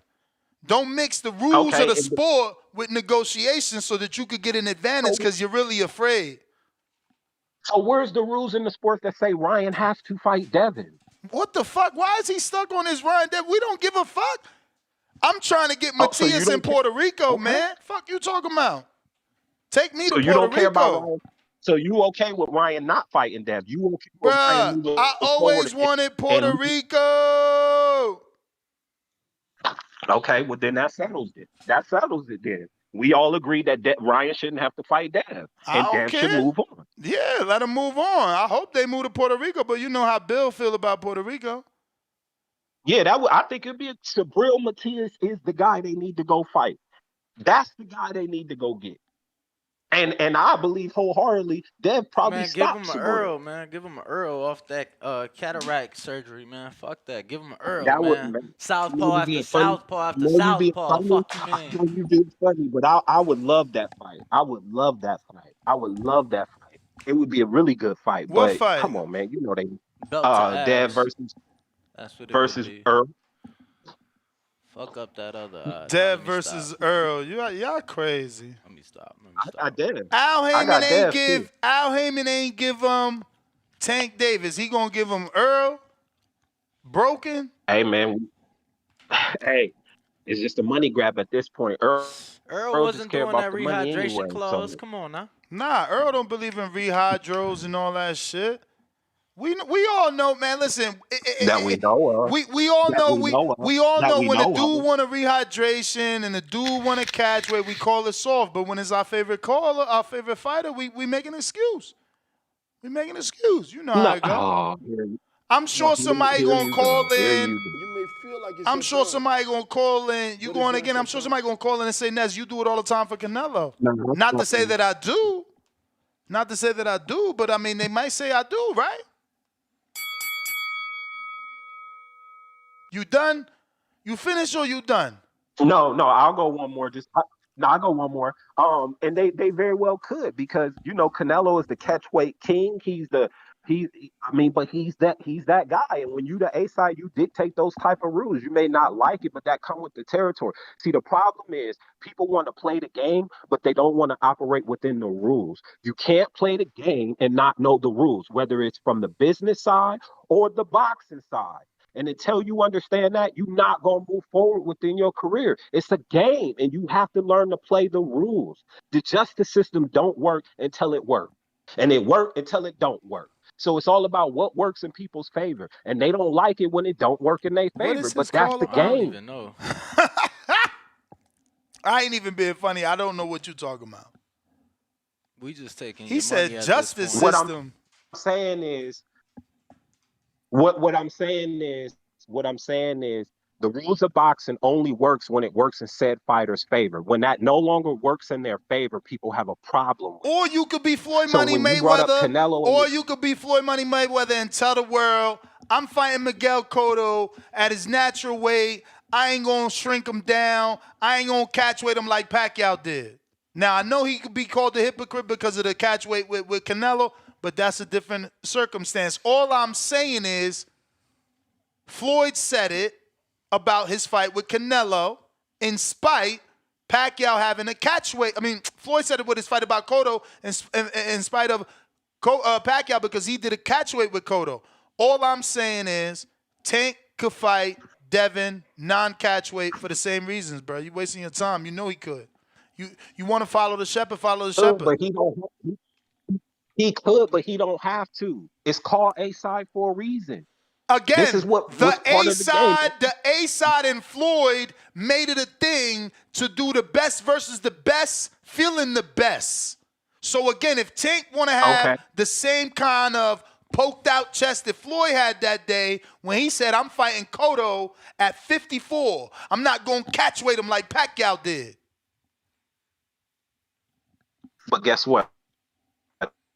You That's breaking how up, Floyd man. had set his career path. Tank is totally different. Tank is totally different. Tank's gonna flex a status this way. You can't dictate how Tank wants to flex his A side status. Either you fight him and you accept the rules, or you don't. When I come to your house, I abide by the rules, or I'm not welcome. It's that simple. It's that simple. See, the problem man, is you a fan of you ain't a fan of boxing. You a fan of fans. You a fan of man because if you was a fan of boxing, you want the best versus the best at a weight, not catch weights, not rehydrations, not IVs. You doing another one, champ? What you we know? doing? Nah, how many I got? 7. Nah, it's 4. All right, that's Down no to 7. problem. It's 4. Oh, I was gonna say that it don't matter. It's 4, I'm man. not gonna hold up the line. I know you made me lose one. Quan asked for a refund and left. He like, fuck that dude. Give me my refund. Yo, I ain't get my counter punch. He asked for the refund via PayPal. I'm like, I got you, champ. At least see why peace calls don't make other callers ask for their money back. Hey, I'm gonna compensate you for that one. So I'm 5 in the hole. All I'm simply saying is we gotta understand that we can't dictate. Champ, you going again? Rules when it don't. Oh, so he going again. You going again then? All right, I'll go again. So we 6. So He's funny as why you just going in circles, Bro, man? I'm gonna be honest, Jonathan. Keep your money, like, and I know it ain't about money for you. I know you got it. I'm not questioning that. But to be just 1,000% honest, we tuned you out. Like, nah, I ain't tuned you out. Ness muted his shit. Like, bro, what he talking about? What he like? Woo, woo. Like, bro, you know what I'm saying? I'm serious. What exactly did I say when I said woo?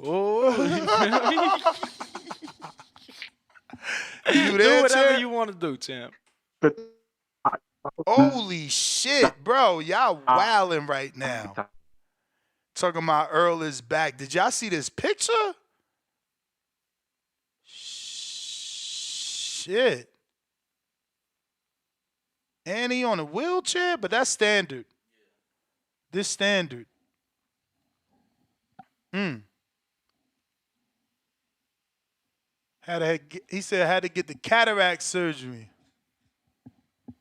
Said, why you think I got hit with so many jabs and hooks? Still a great performance by bro. Word, I thought he don't make excuses.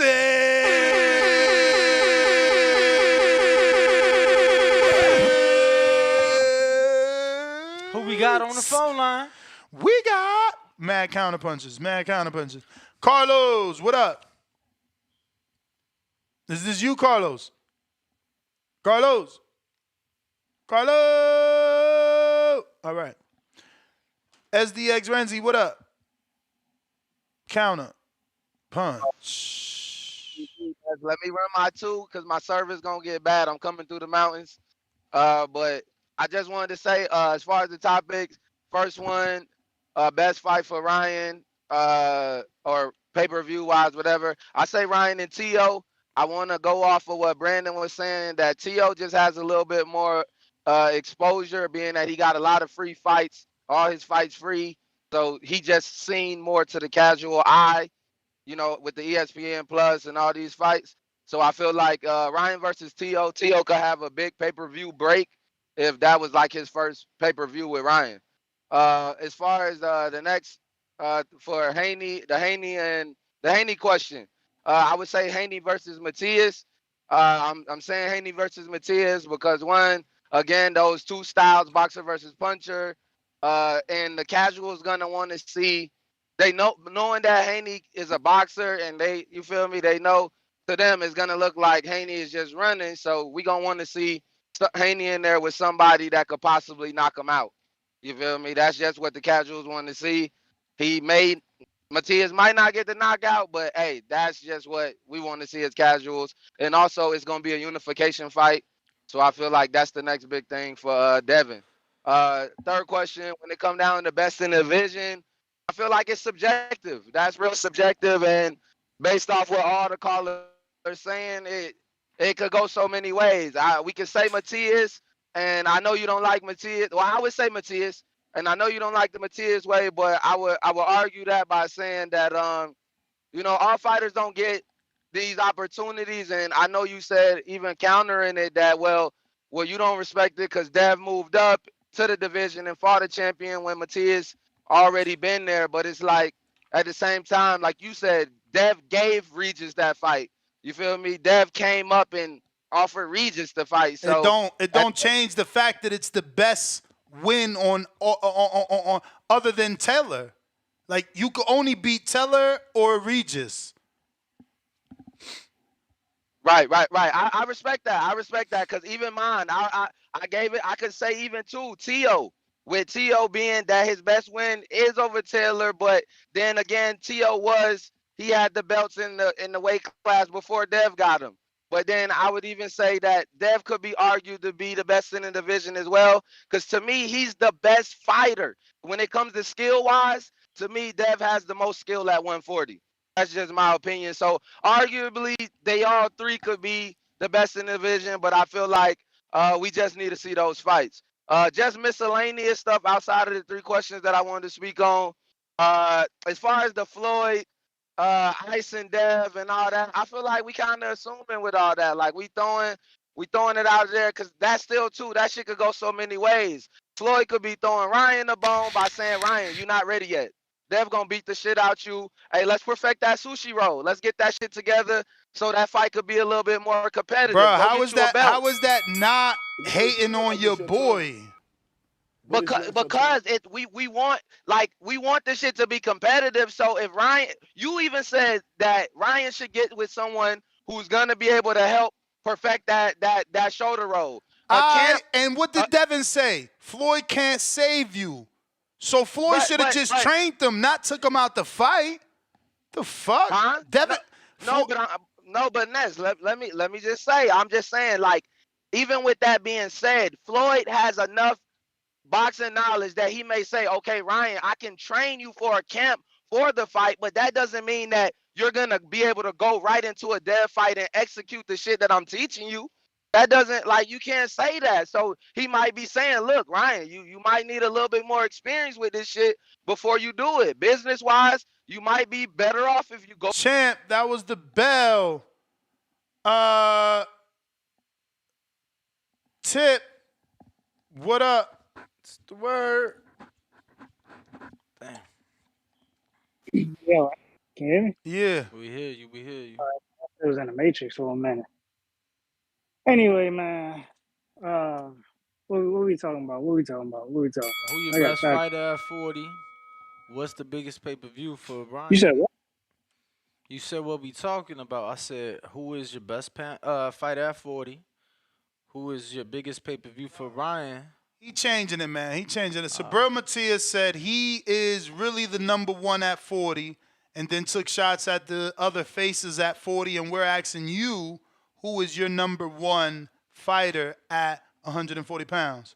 And then there's two separate questions of which is the best pay-per-view fight for Devin, and that has specific answers because we're not giving people that are tied up. So it's either Jose Ramirez, Subriel Matias, Sandor Martin, Richardson Hitchens, or Arnold Barboza.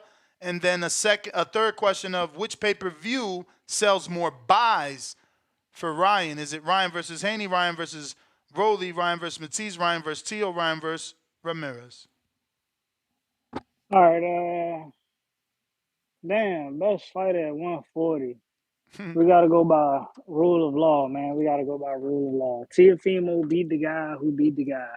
So we gotta go with Josh Taylor, man. We gotta go with Josh Taylor. You mean Teo? You mean Teo? I mean, yeah, Teofimo. Yeah, we gotta go with Teofimo. Second place, I mean, you can say it's a toss-up. I mean, if you want to.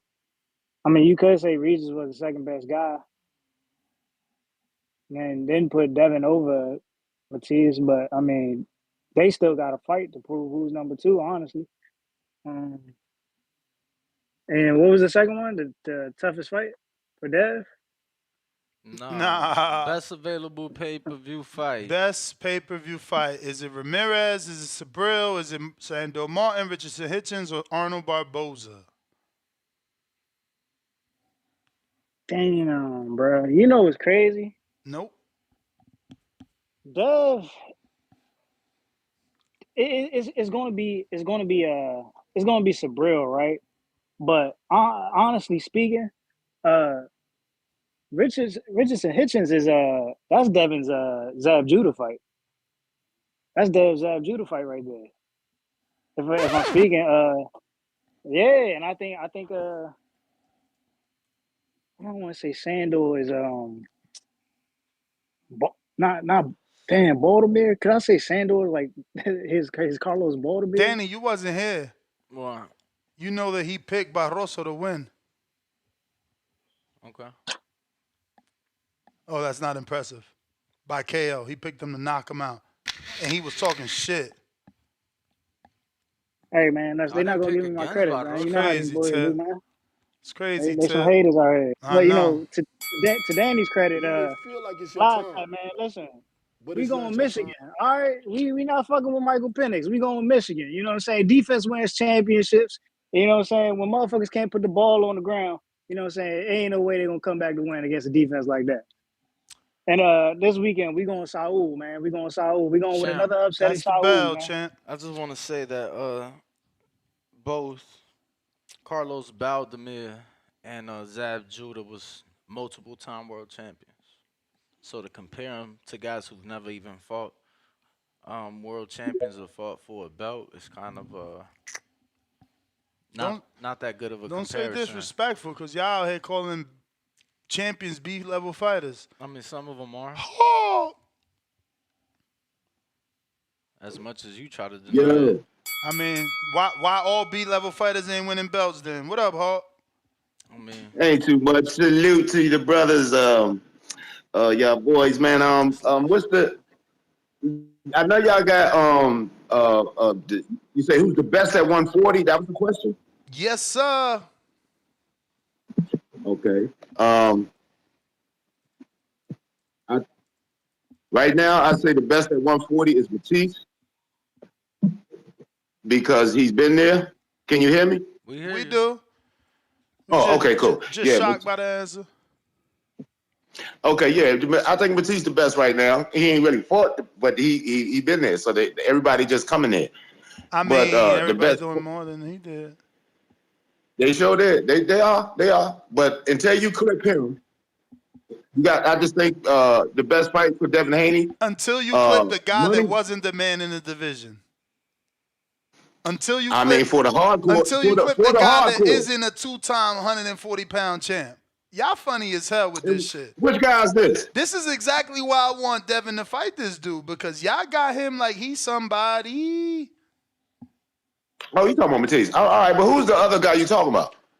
I mean, I'm just saying that Teller was a bigger win because he was actually the undisputed champ, and Regis is the second biggest win because he's actually the only dude to become champ in the division twice. Not even Teller did that. Like, Teller lost his belts, he didn't get it back. We still waiting. Yeah, true. All right, well, my opinion is that Devin Haney go get Matisse out of there, and I think he can beat Matisse. I'm gonna shout out J Mac and JT because they explain how these things go down, and so I just think Devin Haney will not feed into what Matisse does best is get these fighters to blow their load early in the fight. Devin Haney gonna stick to boxing all the way through. He gonna outbox Matisse 12 rounds. But the better fight for him, as far as money wise, I think is Teo. Yeah, I think Teo will be more money because Garcia is out of the picture altogether, right? We're not talking about him no more, right? Nah, we only talking realistic fights. You know, those guys that are tied up or scheduled, we not mentioning. Okay. Well, I just think he should get either Matisse out of there, or who is the other guy who you think he should go at? I mean, I want Matias. Okay, well, that's what I'm saying. I want Matisse. That's the one I want. I want Devin Haney Matisse. And Matisse came out and said what he said. So yeah, I just think Devin Haney got the tools to beat him. He got the patience and he sticks to a fight plan. Anybody coming in trying to knock Matisse out gonna get knocked out. I don't think Devin wants to knock him out. But that's my call. You the man, Hawk. Wagwan.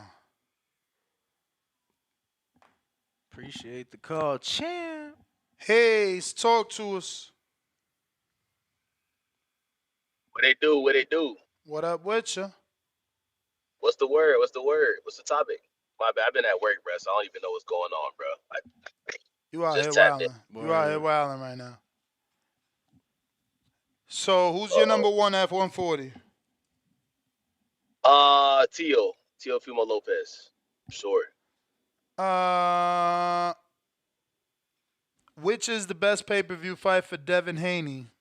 Ramirez, Subriel Matias, Sandor Martin, Richardson, Hitchins, Arnold Barboza Jr. I would say Matias. Definitely Matias, because he got a belt. He's a knockout artist. His last performance was really good. And they already tried to make it happen before. And I think it'll be a real competitive fight. The Sandor Martin fight is good too. I wouldn't mind seeing that, but I just think the Matias fight is bigger because he has the belt. You know what I'm saying? You got the Puerto Rico behind him too. You know what I'm saying? So yeah, definitely Matias and Haney and Matias for sure. Which pay-per-view sells more buys?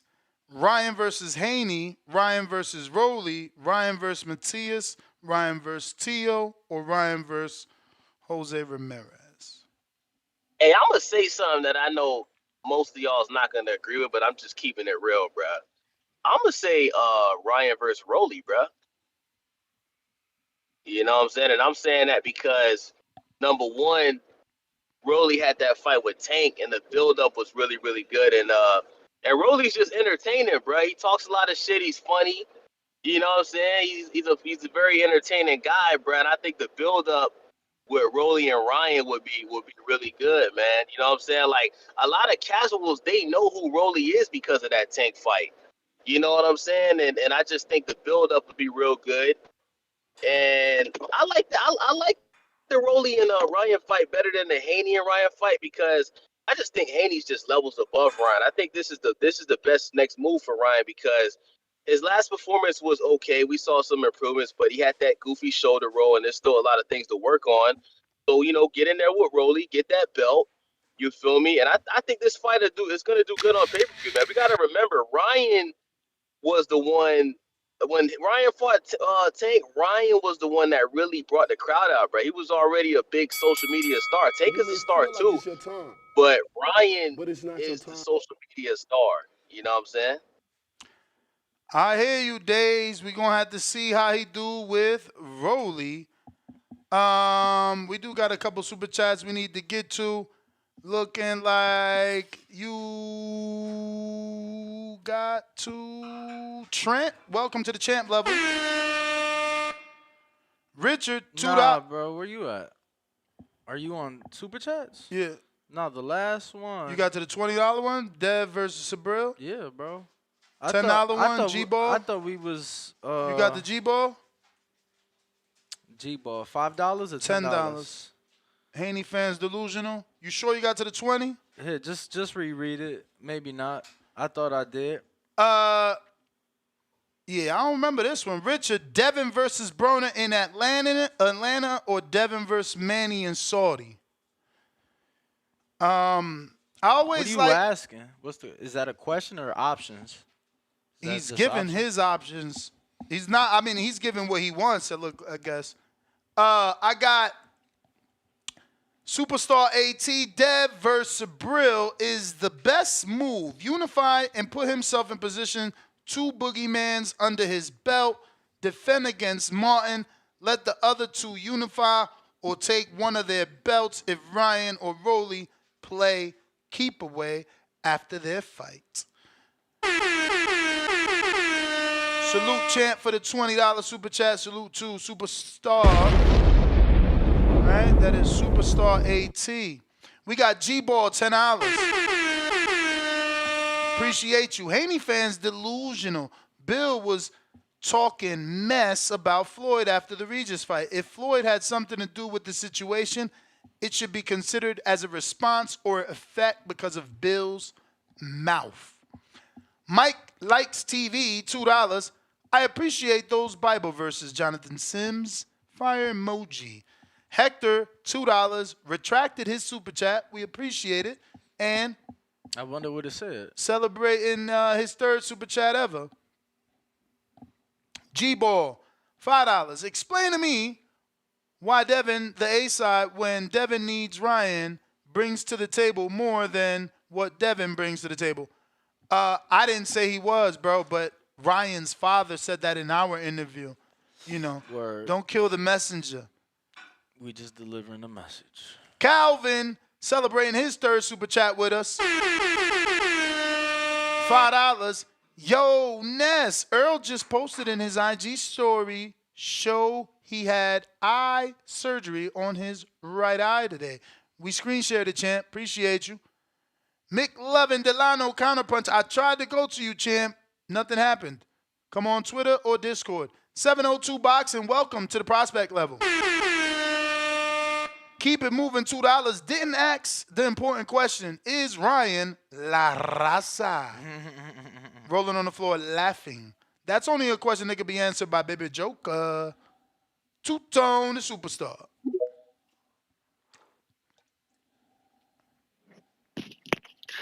Yo, how the audio? Straight. What's new, man? It's your boy Two-Tone, the superstar. Please say the superstar. Okay, so what's the first question? Who is your top guy at 140? Oh, that's TL because he cooked Josh Taylor, and Josh Taylor did beat Regis. So for right now, it is TL. Respectfully. What's the next one? The next one is, what is the bigger pay-per-view fight for Ryan? Devin Tio, Rolly, Matias, or Ramirez? See, there's only one answer for this one. Any other answer, everybody's on crack, smoking some of the finest Bolivian coke that they have. Oh, wow. The only answer for this is Devin the Dream Haney. Devin the Dream Haney's been on pay-per-view fucking twice.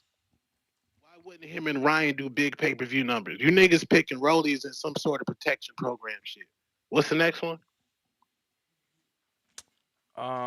Next one after that is what's the bigger pay-per-view fight for Devin? Richardson Hitchens, Matias, Barboza, Ramirez, or Sandor Martin. See, Matias is a YouTube community Twitter hype fighter. He ain't did shit. I don't know where this gas me came from. When Devin the Dream Haney beats him and makes it look easy, y'all gonna say that Matias was green and he didn't have enough experience. I already know the excuses. So the biggest fight, respectfully, is Barboza. Did y'all see Barboza after the fight? He running up on TL, he running up on Rolly, and he gonna talk shit, and he's Mexican, and that man sold mad tickets to that fight the last time. Barboza, if I'm Devin the Dream Haney, Dev Dollars, I'm going after Barboza because Barboza is going to sell that fight. He Mexican, he got tattoos. We got to see Barboza, respectfully. And I think that's it. Yeah. Also, just give y'all some hip hop knowledge.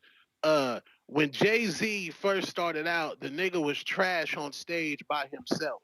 So Dame Dash being the no, just keeping it real. When Jay-Z was on stage early in his career, the nigga didn't move one lick. The nigga was trash as a performer. Dame Dash came on stage and started doing that little dance, pouring champagne on bitches. That's the same thing with Devin the Dream Haney and Dollar Bill Haney. Bill Haney is being Devin's hype man for right now. Y'all want to see Dev Dollars form into his own hype man. Y'all want to see, but let that man Bill Haney do what he do. The man Bill Haney got Bernard Hopkins in his feelings. That's how good Bill Haney is. And it's entertaining. It's non-boring.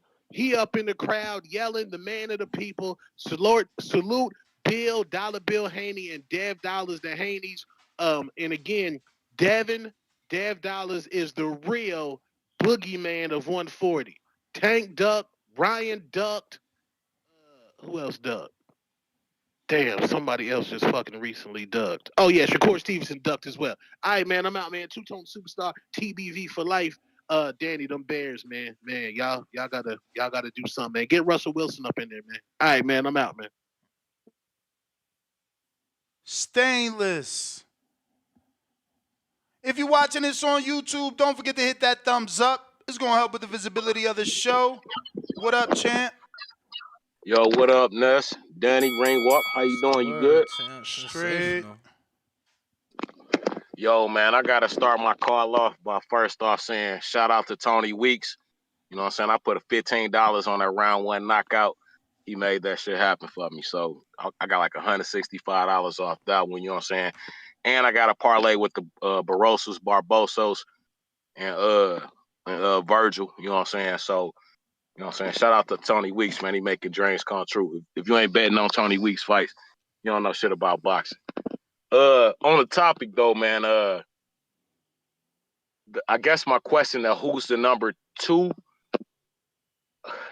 y'all can hate me for it later. I'm gonna say Matias just because he's more established at 140. But you know, Dev is right on his heels with that. As far as the Ryan pay-per-view, who are the options again? You know what? It don't even matter what the options are. Before this weekend, I might have said Rolly.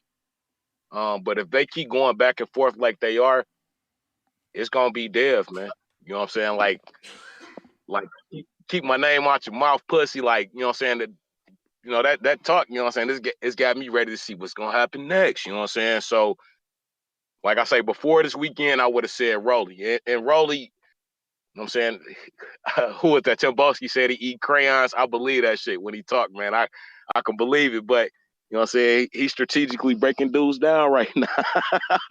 So, you know what I'm saying? You gotta respect what Rolly do, but You know what I'm saying? If like I say, if Ryan and Dev keep with they back and forth like they doing, they gonna have to fight. They already have they amateur history. They already got they when Dev got the belt and Ryan told him I'm gonna fight these other cats and then I'll fight you history. And you know what I'm saying? They just what's that word? Hovering around each other like Bill and B Hop doing. You know what I'm saying? And shout out to Bill, man. That dude's a mastermind. Somebody shoved him, and then he turned it into a whole fucking show. You know what I'm saying? It ain't a lot of people out there doing that. So you gotta respect how the dude's brain work. As far as Devin, like I say, I'd rather see them fight each other. But if they ain't gonna fight each other, it will be Rolly for me, and probably for Ryan, and probably Matias for Dev because he was already talking about that fight. Yo, I ain't got my Hall of Fame award yet, so I assume y'all must still be voting. So I'll end it as I always do and just say as I always say, man, push that thumbs up. Ain't even no please. Push the thumbs up. Share this in every episode of the Boxing Voice podcast. This shit, TBV for life. And if you ain't on Patreon or at least a YouTube subscriber, you dumb as fuck. Shout out to El Camino. Peace. You may feel like it's your time, but it's not your time. Appreciate you, champ. You the man. Phone lines are open. Who we got next? AC, what up? Yo, what's going on? Y'all can hear me? We hear you. We hear you. All right, man. Shout out to y'all this Monday morning, man, in the chat. First off, man, who I think number one in 140, I would say Devin Haney, just based off of this. Regis and Josh Taylor, that was a close 50-50 kind of fight, man. The split decision that Josh Taylor won. So them dudes was really on the same level. You know, Josh Taylor, he had that close fight with Catterall, and that's really like the only fight he's kind of had since then. And Regis, he came off a good KO with the Zepeda win, but then he had the little shaky performance with the Gorilla. So both of them were still kind of on the same standing. You know, both Tio and Devin had impressive performances, but I think just based off of the fact that Tio kind of swerved Devin twice already would have me put Devin over Tio, but I'm not mad at any argument either way. As far as the other question, the best pay-per-view fight for Devin Haney right now, I would say just based off the options is Matias. For Ryan Garcia, realistically, what would sell the most would probably be Rolly Romero, just because PBC has good marketing and publicity. I don't think DAZN is really good at pay-per-view, so if it's just two DAZN fighters, I don't really think that's gonna sell on pay-per-view. So if it's not an ESPN fight or a PBC fight, I don't really think it's gonna sell like that. DAZN, I don't think they know how to really market pay-per-views like that. But overall, I really don't think any of those fights are pay-per-view fights. The only fight at 140 right now, I think realistically should be on pay-per-view or has the argument is Devin versus Tio. And I feel like we as boxing fans, we need to expect more from our people that we call stars. Like maybe it's because I kind of grew up and seeing different eras of boxing and stuff like that. It's like I look at the chat when I listen to some of the calls and they talk about the A-side stuff. Like some of them know a little bit about boxing, but they leave out all kind of context. Because catch weights, rehydrations, and stuff like that. They've been around for a long time, but dudes don't do that their very first big fight or their very first halfway decent fight or for every single fight. Half these dudes that they name like Floyd or Canelo or this guy or that guy, they had a whole bunch of real deal fights before they ever asked anybody for any type of rehydration, any of this foolishness. So it's kind of crazy how these dudes don't even have any decent fight, not even a great fight, any decent fight, and they okay with these guys asking for all these stipulations. And like we need to expect more from these people that we call stars in general. Like people used to have to fight for their position to be called a star. Dudes like Oscar, dudes like Floyd, dudes like Ray Leonard, they had to fight guys. They was beating the best guys over and over. And that's how they became stars. Because people was like, damn, they with the smoke. They really fighting the best fights out there consistently. We know every time these dudes fight, they're going to fight somebody.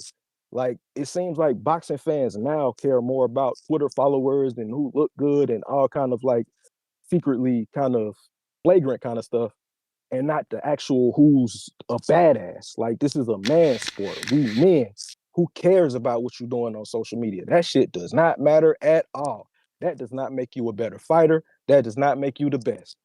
What you doing in the ring? You may Who are feel you? like it's your time, That's my but call, it's man. not your Salute to time. y'all and salute to all the boxing fans out there, man. Hopefully everybody getting some good money this Monday. Shout out. Appreciate you, champ. Tip Bellis, counterpunch. Appreciate the call. Yeah, man, I just gotta address some bullshit I heard from Two Tone, man. Cause bro, like Arnold Barboza, bro, like I'm getting tired of y'all being disrespectful in this community, bro. Like, how y'all gonna keep naming every fighter at 140 pounds, but y'all don't want to name one? Barboza put in more work than your boy. Let's be real, bro. He got like 30 fights and he got mad decent names, bro. Hella decent names. All right, that's cool, but you know what I'm saying. That's cool and all, but let's really be He real top about it. 8 in the ring.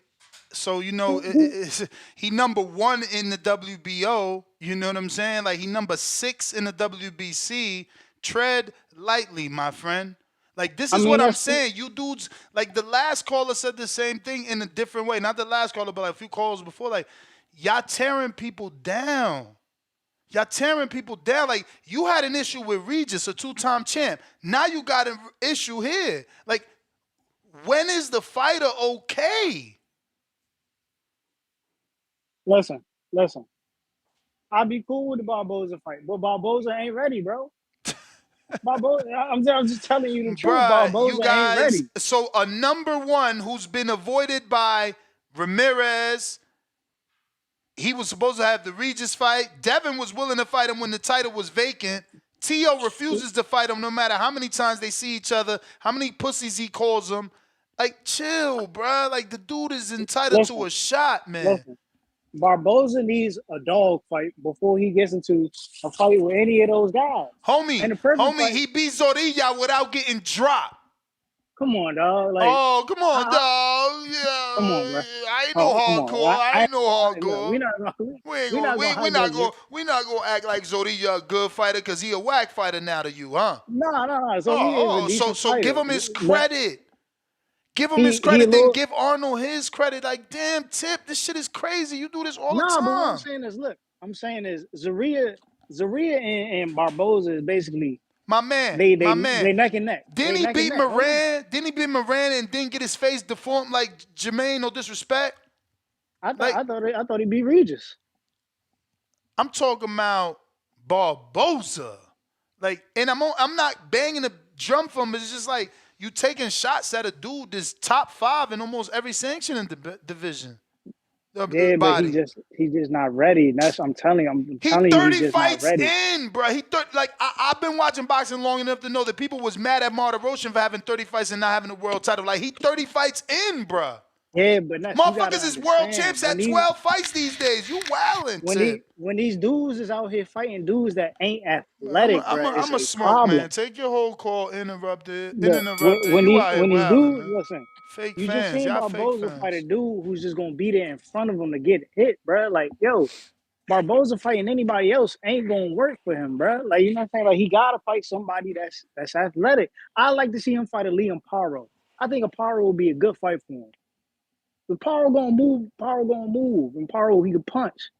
It's gonna keep him at bay. We really gonna see what Barboza is made out of. I like that fight. I like that fight more for him than Devin right now, bro.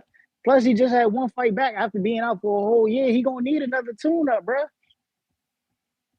And then another thing, man. Shouts out to my boy Bernard Hopkins, man. He had Bill Haney shook out there. So he need another tune-up because he just had one fight back, but Devin don't deserve nothing but hall fights. Straight. Is Devin active? Is Devin active? Is Devin active? No, I just see. Listen, my brother, just say it. I want Devin to lose. I want him to lose.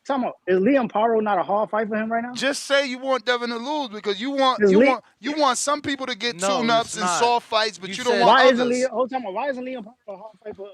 Because they're very familiar with each other, And Come They on, both that's just why Danny. got it's not. Sparring don't they count. both basically just got 10 rounds in, bro. So you know what I'm saying? Like it's at an even pace. What are you talking about? So Hey, you man. think Liam is a tough fight for him? I think Leo's a tough. I think Liam's a tough fight for him. Why wouldn't he be?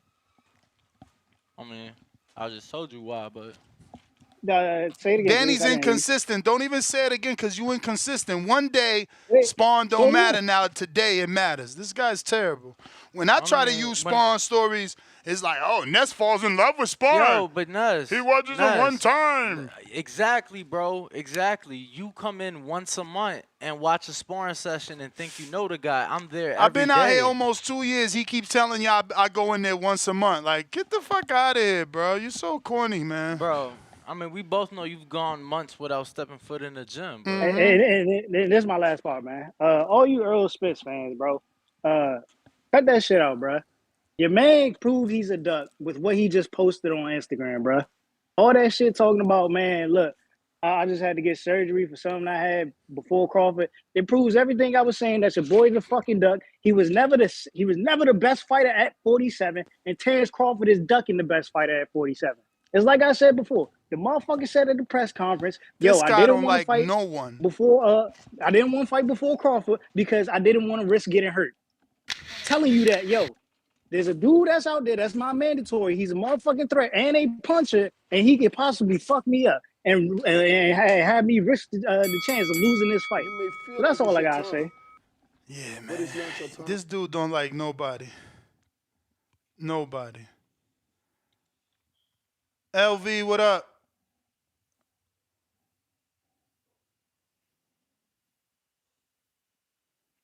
LV Slugger. Counterpunch Stainless. Yo, you can hear me? Yeah. I hear you. Yo, that shit right on time, man. Tip Squarespace. Hey, what's his name? Tip Squarespace, man. Y'all here tripping, bro. He was suggesting. Was he suggesting the Gary Antoine fight for Devin again? Nah, he ain't mentioned that this time. Oh, okay, he just stayed on the Barbosa.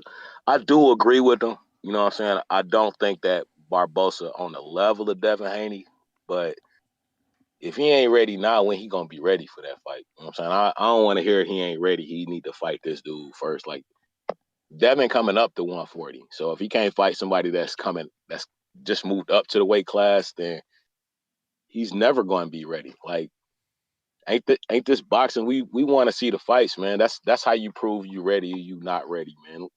Stop that, man. Then what he say? He's only had a fight in the year. Gary Antoine just had his first fight in August. Now it's about we already halfway through this year, so or through that year. For him not having another fight, so stop that, man. I'm just kind of confused on why all of a sudden now we need to babysit fighters that's just now starting to get active again. That's the whole thing we want is fighters to stay active and keep getting fights, taking fights, and striving to be the best. So if he can get a chance to fight for the belt, he better fight for that belt. But that's all I got, man. I'll chime back in when I hear some more. Just this weirdo talk, man. I don't know what's going on, man. Yo, so my man is fully developed. First of all, he came from Top Rank, but look at these fights. He's fully developed, bro. He's fully, it ain't gonna get any better than this development right here. Like first fight in a 10-rounder, Mike Reed. Good fight, common opponent with Jose Ramirez. Next fight, Mike Alvarado, former world champ, common opponent with Brandon Rios and others. Then William Silva, common opponent with Valdez and others. Tony Lulis, countless common opponents. Alex Salcido, great fight of up-and-comers. Antonio Moran, common opponent with with Devin and Jermaine. Daniel Zorrilla, common opponent with former world champ, two-time Regis Prograis. Then he fights former two-time champ Jose Pedraza, and common opponent with Devin and Tito Mercado and Don Gini. What are we talking about? Realistically, like, he not ready yet. That's because they don't see him win, but bro, if you ain't we ready, gotta you stop not this ready. nonsense, bro. I got London Runs Boxing with the 5-pounder. Tio is number 1, but as soon as Haney beats Sandor or Matias, he's number 1. Let's get Haney versus Sandor or Matias on the Joshua Nagano undercard. I would love that. Exclamation point, glove emoji. We going to LV trying you again. TBV, fellas, how's it sound? Perfect. Sound good, champ. Yeah, man. Y'all asking who the best at 140. You know, I think it's Devin, man. You know what I'm saying? Shout out to T.O. You know, he did do what he did with Taylor. But, you know, he had 2 acclamation fights before just jumping in there with the Taylor. You know what I mean? He was coming off a loss at 135. So it's understood, you know, to get them acclamation fights. But it's not like what Devin did, you know, jumping straight to 140 and going straight at a champion, a 2-time champion at that. And put it on the display he did, you know, basically 12 zipping the guy. You know, T.O. did get the ring, so that made, you know, I can't really get mad at nobody for saying, if they got him number 1, you know, he got the ring, and Josh being the former undisputed champion at 140. So I could say either of them names being number 1. I'm not really sure what people are coming with this Matias at number 1. I'm just lost with words for that one. But I definitely think it's Devin in my book. You know, like I said, coming straight up to 140. Put it on a 12-zip performance on a 2-time champion. You know what I mean? So I think I'll put Devin and put T.O. definitely at 2. You know what I mean? Matias at 3, you know, and just in that order, Rolly 4, whatever. I mean, Rolly might not even be 4. I'm just putting him 4 just off the strength. He do got a belt. You know what I mean? So, yeah, man, I'm rocking with Devin at number 1. And what was the other question? What was the bigger fight? Yeah, what's the bigger pay-per-view for Devin, in your opinion, now that Ryan's walked away? Is it Hitchens, Matias, Sandor Martin? Is it that's almost a shit. Is it Sandor Martin? Is it Barboza, or is it Ramirez? I'm not really sure of them names, man. Because, I mean, I would say Matias, but I'm not really sure people really know Matias. You know, that's just a hardcore boxing fan. Like, ain't nobody from the casual side really bringing up with Matias. And I'm not sure how good his English is. So, you know what I mean? Like, on the build-up, I mean, the best thing you could do is just build it up as a unification, which it will be, you know what I mean? And try to make it as big as possible. But I'm looking at the guys that actually speak English, like a Barboza or a Hitchens. I think those 2 names may be bigger than Matias, man, as far as on the build up, because they're gonna talk shit. You know what I'm saying? I think that can help with the numbers. You know what I'm saying? Exactly, if they can get any clips, clips that can go viral with the shit talking. You know what I mean? So I think I more side with the Hitchens or Barboza just off the strength, because they both speak English. Like I said, I don't know how good Matias English actually. I know he just came with that video talking English, but I'm not sure if it's fluent. He can speak it fluently. Yeah, man, I think I'm gonna rock with Hitchens or Barboza. You know what I mean? But I think Matias is a good fight though. If you want to stay on the champion You may streak feel like like it's y'all your with time, Matias. but it's But not yeah, your yeah, time. that's really got, man. All right, champ. We got Coach Marlowe.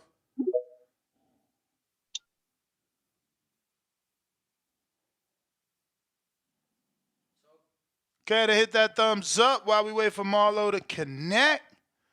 If you're watching this on YouTube, help us with the visibility. What up, Marlowe?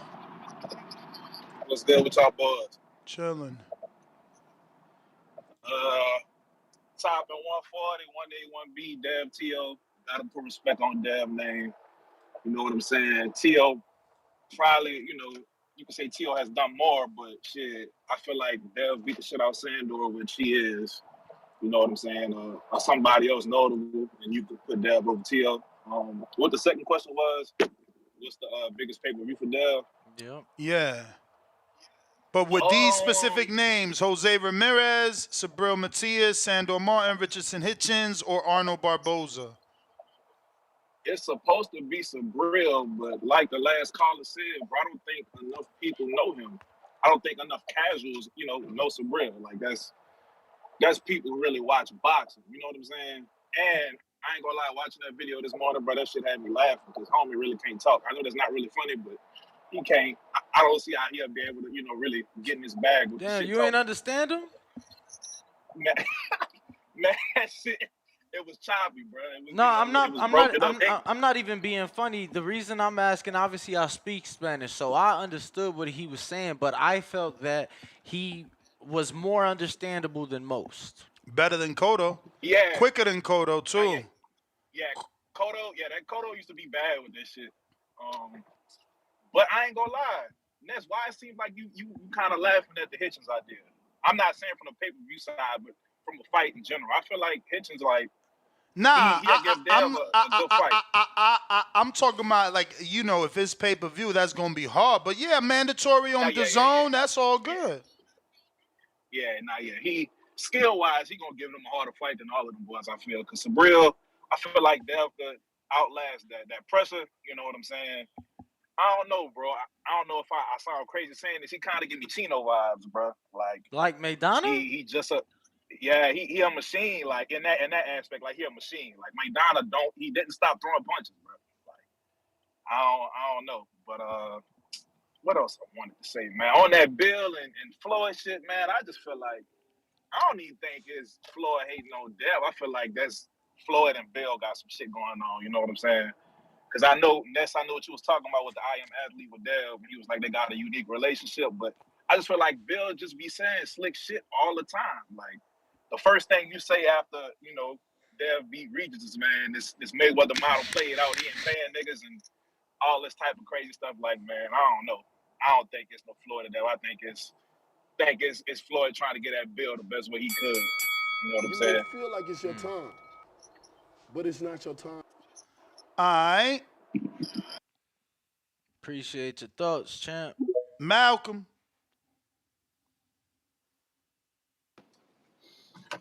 Yo. We hear you. Oh yeah, man. You came to me right after that boy got off, man. I fuck with that.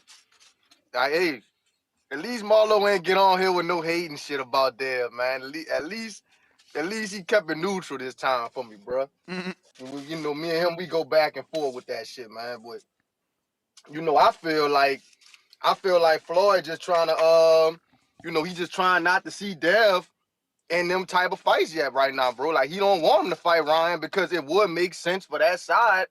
Like it would make all the sense. Cause look, you think he gonna give him another rematch with Tank? You think they still want the rematch?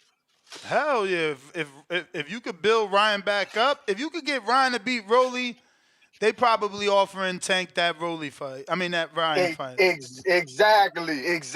So we gonna try to get him away from the Dev fight so we could build this part 2 up with Tank and let him fight Rolly. He gonna have a belt coming into it to fight Tank. Tank wouldn't mind fighting Ryan again. It's gonna do better numbers. I'm gonna give him that. It's probably gonna sell more than Dev fight, and that would benefit Floyd instead of him going to fight Dev. That's just how I feel about that shit. I just feel like he not doing it for the interest of Ryan. He's still doing it for the interest for Tank. But it's gonna look like he helping Ryan out, but he really not.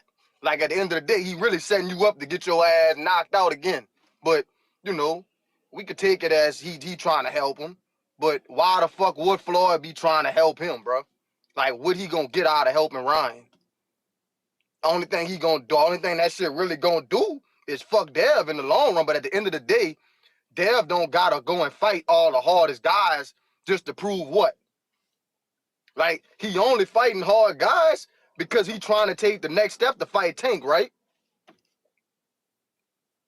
But I mean, if Tank don't want to fight, he fighting hard guys to build his own legacy. But I don't think it's specifically but look, for Tank. All right, but we can say he trying to build his legacy, but at the end of the day, we all know what he want to do. He really want to fight Tank. I mean, yeah, but there's no signs that him fighting the toughest guys will land him the Tank fight. Hector Luis Garcia didn't fight the toughest guys. Rolly never fought the toughest guys. Ryan Garcia never fought the toughest guys. So I You're right.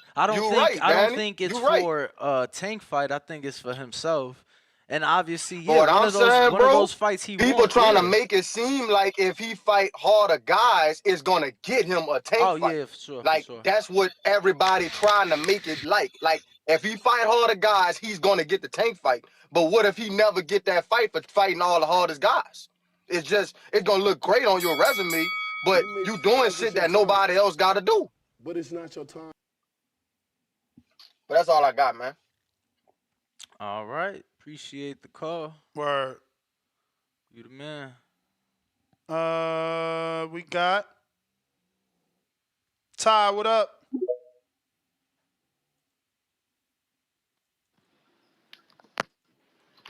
Yo. Yo. What's up, Ness? What's good? What's good? My boy Danny in here today? He there? You know it. Yo, Danny. Yo. What's the questions today? First one is based off of Subriel Matias's Instagram video. Who do you have as the top 140-pound fighter today? As a fan, I would say Dev, but we gotta be practical out here, so it's Tio. Okay. Who? Read them the questions because you got them word them. You got Which one you said? So the first one, he needs the second and third, the pose. Which one you said? The first one, bro. He need the pose. We ain't got no first and last, bro. I know is. Oh, you talking about number one? You already asked that? Yeah. Yeah, number one is Tio. So we ain't got a first one, but we got number one. Which is the best pay-per-view fight for Devin? Jose Ramirez, Subriel Matias, Sandor Martin, Richardson Hitchens, or Arnold Barboza? Let's see. Jose is washed. I like to say Arnold. I think they'd be able to market him a little better. He actually speaks English. Personally, I would love to see him fight Matias, but outside of the hardcores, who really knows him? And he don't speak English.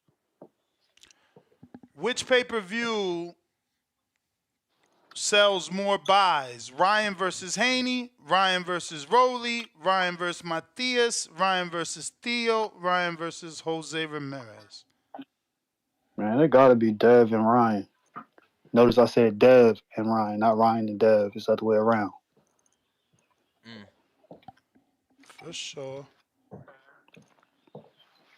That's pretty much it, unless you want to add anything. Bill Haney. Hopefully he come on.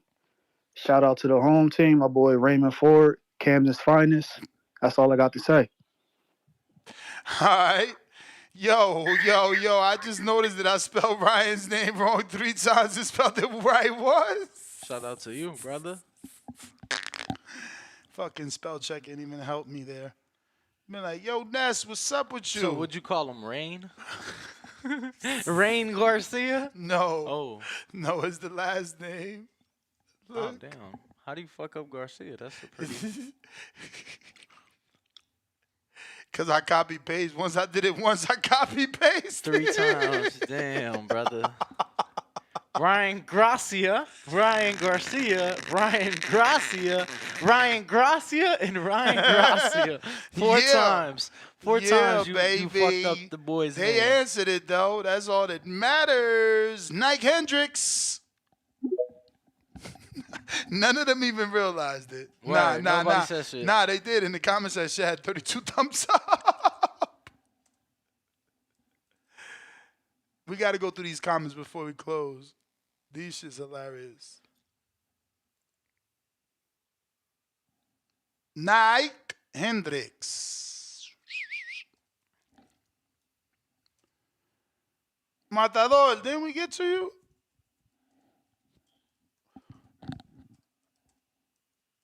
But the phone lines are open if you guys want to call in. Yeah. Can you hear me? Yes. You did earlier, but you said you'd come back to me and you never did, and then I just got busy and I couldn't call back. But all right, I'll start with the polls real quick. So the pay-per-view, I think, is Ryan and Teofimo. The best pay-per-view fight is probably Matias. And then what was the last one? Was there another one? Just two. Who is your top 140 pounder? Top 140, Teofimo. That was it, right? That was it. But the best pay-per-view fight for like Devin, like I don't even think Ramirez should even be there. Like I don't know, something's wrong with him. Like he needs to convince me. He already turned down Cepeda. He turned down Prograis. He turned down Teofimo. Like I don't know. Like I don't really care about the money. Like that's not my problem. My problem is to find out who he's gonna fight and if I want to watch that fight. So I don't really care what the money issue was. He turned down 3 fights. Like what? Like nothing is telling me that he's gonna take a Devin Haney fight now. Like why? They're he's just as tough as Teofimo, and he didn't take that fight. So Ramirez like way in the back shelf for me. Like I don't really care what he's doing right now until he does something that shows me that he wants to actually get involved.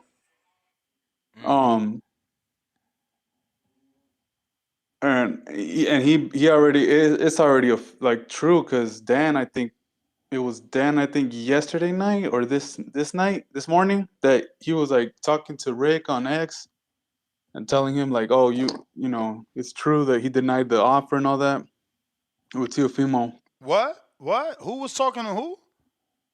Dan and Rick. That like Rick was like saying like, oh, that Jose Ramirez got an offer or something, and then Dan was saying like he did get an offer, and then the money wasn't right. I don't know, something like that. But Dan, it looked like Dan won. That's the thing. You could see on his X, on his Twitter. But yeah. Anyways, also in the video of Matias earlier, when he calls out everyone, I think when he was talking about Ryan in that video, he probably said the only Spanish word in that whole video. He probably didn't know how to say it in English, but when he said Ryan, he said huye, which is in Spanish. I'm pretty sure he was trying to say huye. You know what huye is? Isn't that to hide? Like run away. Run away, yeah. Like so pretty much like huye. He was saying Ryan We call Ryan it huye, like Ryan runs away. That's what I think he meant. Instead, like I don't know what you guys interpreted as earlier. I forgot what you guys said, but I'm pretty sure he meant huye, like run away. I will have to Runs away. listen back. I didn't even catch that. Yeah, pay attention to when he says Ryan's name. Like right after he says huye, and the first thing that came to mind that I thought, I was like, oh, he said in Spanish, which, you know, he's trying to say that he runs away, like he's running away. But as far as that video with Matias, is he tied down to PBC? Because if he wants these big fights, he can just go to Golden Boy, right? Unless he's tied down to PBC. I don't know if he's tied down. That I don't know. Nez, do you? Don't know. Yeah, that's weird. Because if not, he could just go to the 140-pound promoter, which is Oscar. Besides Teofimo, like almost everyone's over. At least on the zone, they're all on the zone at least, so they could make it easy with Matchroom fight. But real quick, speaking of PBC, it's January. It's about to be halfway through January, and they still haven't announced a fight. Is there anything coming up? They're not announced until March, Yeah, right? we heard- Unless they get that other announcement that we still haven't got for this alleged terrestrial. That's less than 2 months away, though. They should have announced a pay-per-view. Like, get ready to at least have one announced. I don't know. You ain't Something lying. should- You ain't lying. It's 8 days into the year. You know, the holidays just passed, you know what I'm saying? So we just hit week 2. This is day 1, week 2 of the new year. So they might want to hold off on announcing shit, especially if it's still 2 months out, 2.5 months out. They're just pushing it too far. Like, damn, like I don't know. I don't It's think been it's a by while since they even choice. had a I don't. fight, I so don't think it's it's. I mean, really, it's like, since been a what, few weeks. December 18 when they had Morel. Like, I don't know. It's too long. They need to announce something, say something on Twitter or something, anything. No, I hear you. I hear you. But yeah, that's my call. Yeah, just listen to that video again. I'm pretty sure that's what he said. All right, see you. Appreciate the call, Chan. Appreciate the call. See who we got on these phone lines. Nike, going out to you.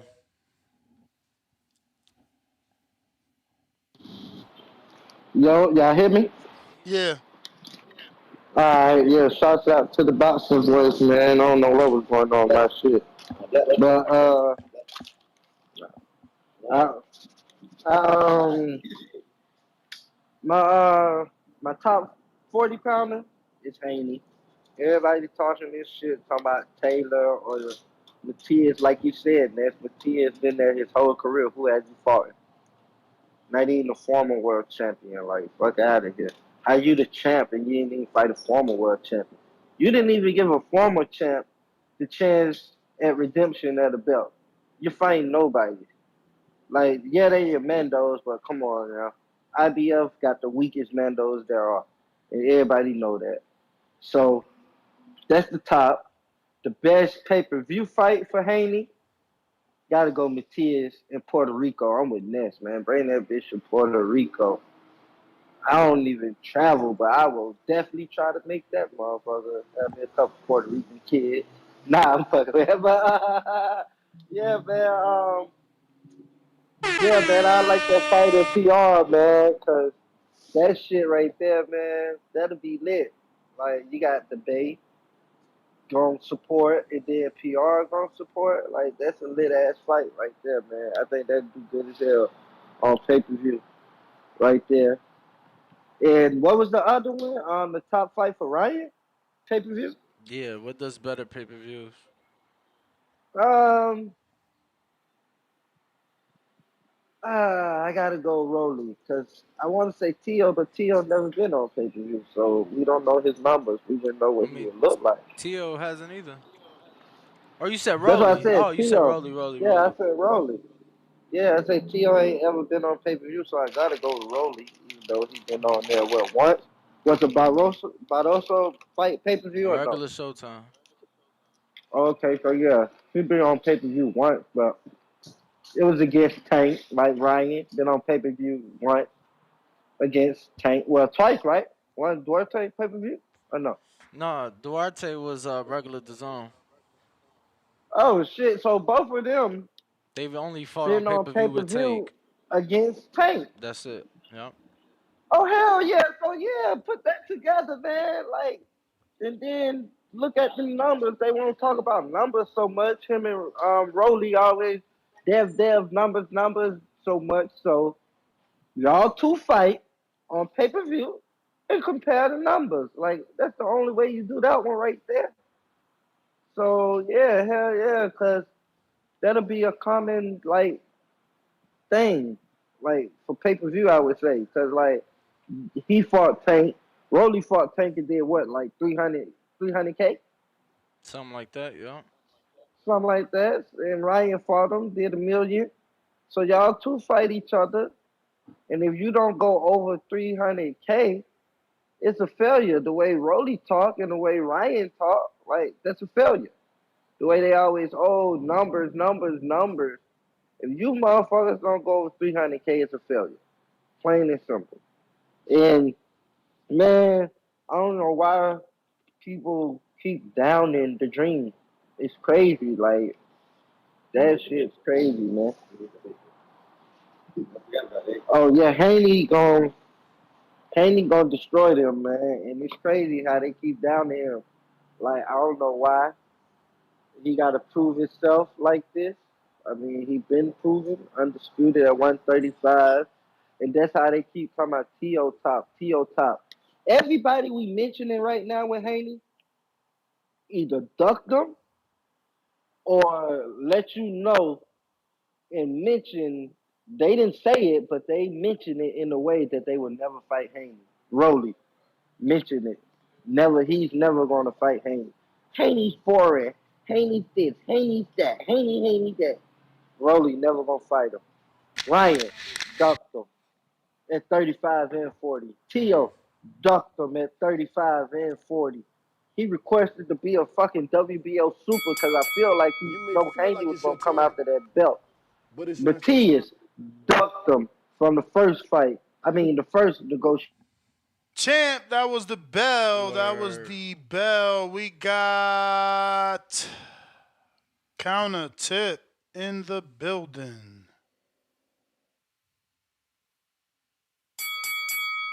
All right, man. Let's go over and look at this 140 landscape. Let me put a little bit more respect on Barboza.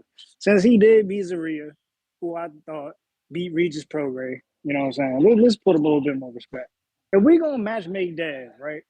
Because I want Arnold Barboza to be active, but I need Barboza in a fight that's gonna be stylistically good for him going into a Haney fight.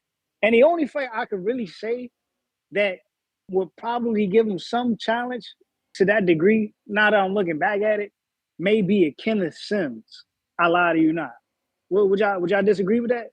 For Barboza?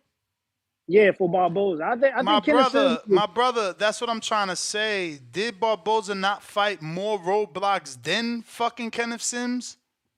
Yeah, but it's not about the roadblock. Of course it is. Activity. It's about the activity is what I'm telling you. First of all, you're trying to make a cross the street fight. Like, you want to live in fantasy land. Hey, and then you're trying to make a cross the street fight that ain't even like a money fight, so it's really not gonna happen. You talking about if the fighters want to fight, but Kenny Sims been wanting to fight since his last fight. He been announcing fight after fight, and they keep falling through. Date after date. You mean date after date? These are two dudes. If these are two dudes who are just willing to fight, you don't think they can get into the ring with each other? Hey man, you know, fantasy land that's what you like. You like. That's what I'm saying. It's not fantasy if they willing to agree to it. You know what I'm saying? Nah, champ, because they on different sides of the street, bro. It ain't just. Hey man, I don't want to hear that different sides of the street shit. We done heard about that shit. We done heard about different. Why we keep playing this game with different sides of the street? So why he ain't fight? Why he ain't fight since his eliminator? Yeah, who though? Who? The fighters that do numbers, right or wrong? But why he ain't fight since his eliminator then? Who? Kenny Sims. His eliminator was when? May of last year. Shit, was that on a Frank Martin card? It was on I'm just saying, do me a favor, and until March, don't mention PBC names that don't have real names. If they don't stand on their own without PBC, you gotta wait for March, bro. They not a Wilder. They can't go get a deal with DAZN. Like, they not fucking Tank. You know what I'm saying? Like, don't mention them dudes, bro. You know they ain't got no dates, and they ain't doing nothing without PBC, so all this fake matchmaking is for nothing. But that's the whole thing. You don't think they could go holler at Al and be like, yo, let me stay active? That's a good. Yeah, so hold on. So just to be clear, you don't think that in the last 9 months, Kenny then picked up the phone like, yo, let me be active? Yeah, they kept telling him he got a date. He kept getting in the gym, and then they kept canceling. Cody Crowley went back to Canada, bro. But it's not my man waiting on that Ismael Barroso fight, but honestly, if Kenny fight Barroso, bro. Bro, what about Cody Crowley? He went back to Canada waiting on a fight. What about Stanionis? He had like 7 fucking cancellations, bro. Like, knock it the fuck off. Let's talk about them in March. That's just being honest. It's no hate. Well, I mean, these dudes waiting on these big fights. I mean, homie, that's the thing. we can only talk about PBC in March when they shit start. Most likely, we know Stanionis gonna be fighting Thurman, bro. I think that's the fight they're gonna make. And if Stanionis is fucking around, you could ask another 10 fans. They might say he gonna fight Virgil because that's what they've been knowing for like half the year or more than a year. Like, nah, we don't know what Stanionis gonna do. You gotta really look at it. We thought bro. Earl was gonna fight Crawford, and this motherfucker just posted he got eye surgery, bro. Like, this shit is clown shit. Like, they tripping. Like this, we need a schedule, man. The WBC already dropped Keith from the rankings. Stanionis been sitting out for a minute, just waiting to get his title. He gonna get dropped. He gonna get dropped. 12 months of inactivity, they gotta drop you too. I don't think so, bro. Listen, I'm telling you, I'm telling you, that's what they're gonna do. I It's the hope you're biggest fight right. for Stanionis and to get him some money. I hope you're right. Look, they said Selecki went back to Poland. I gotta go, champ. Yo, it ain't our fault that these dudes is not active, bro. Like, what the fuck we gonna talk about? Dudes that can't get fights if they can't get fights. Everybody we put on that Yo, poll is on the DAZN side anyway, right? Except for Matias. Damn, we don't know who he with. Go ahead, Majid. We hear you. What up, what up? Everybody need to like the video, subscribe to the channel, join YouTube members and Patreon for something. Hey Ness, what's y'all question so I don't go off topic like I always do?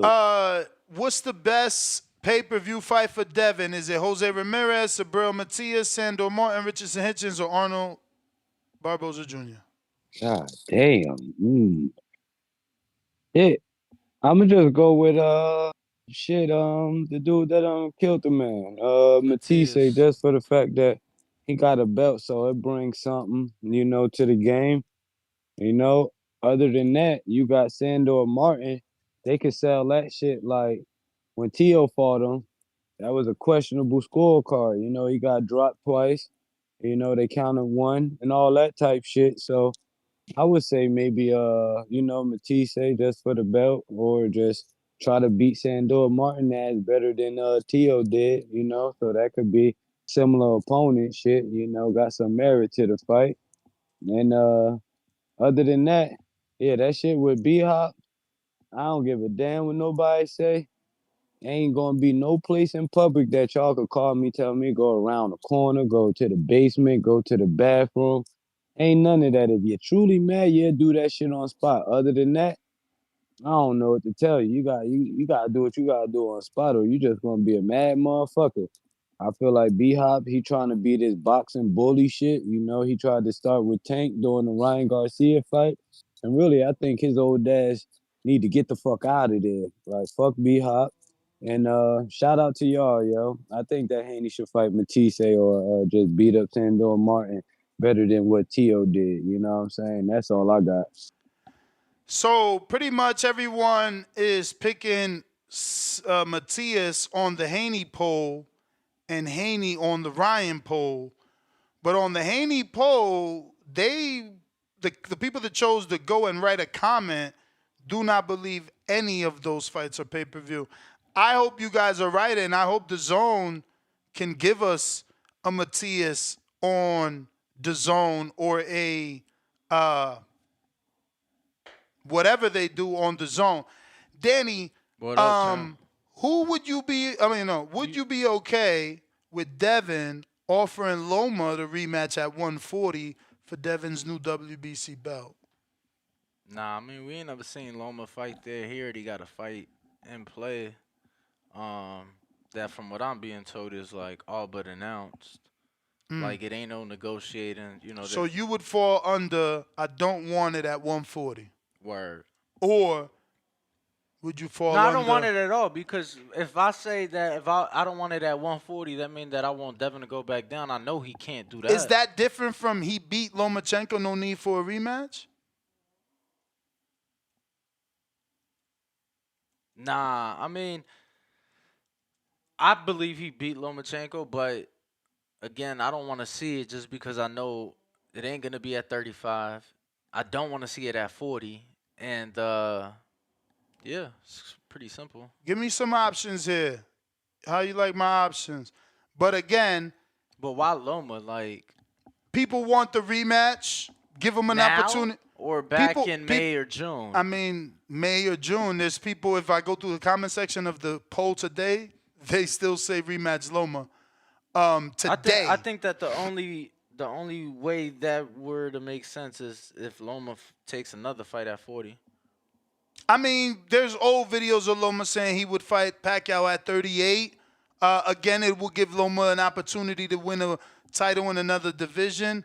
And from the looks of the polls, they don't really like the other fights. What is Devin going to do? Sit out the rest of the year? I'm just trying to find another fight that the people care for. It's just not really like realistic to me. He already has a fight. Just like Ryan saying he didn't want the fight removed him from a possibility. Loma has a fight in play with a venue, a date, money secure, and like I think it's a bit different. What option you think, or do I not have a fifth one here? Can you look at that?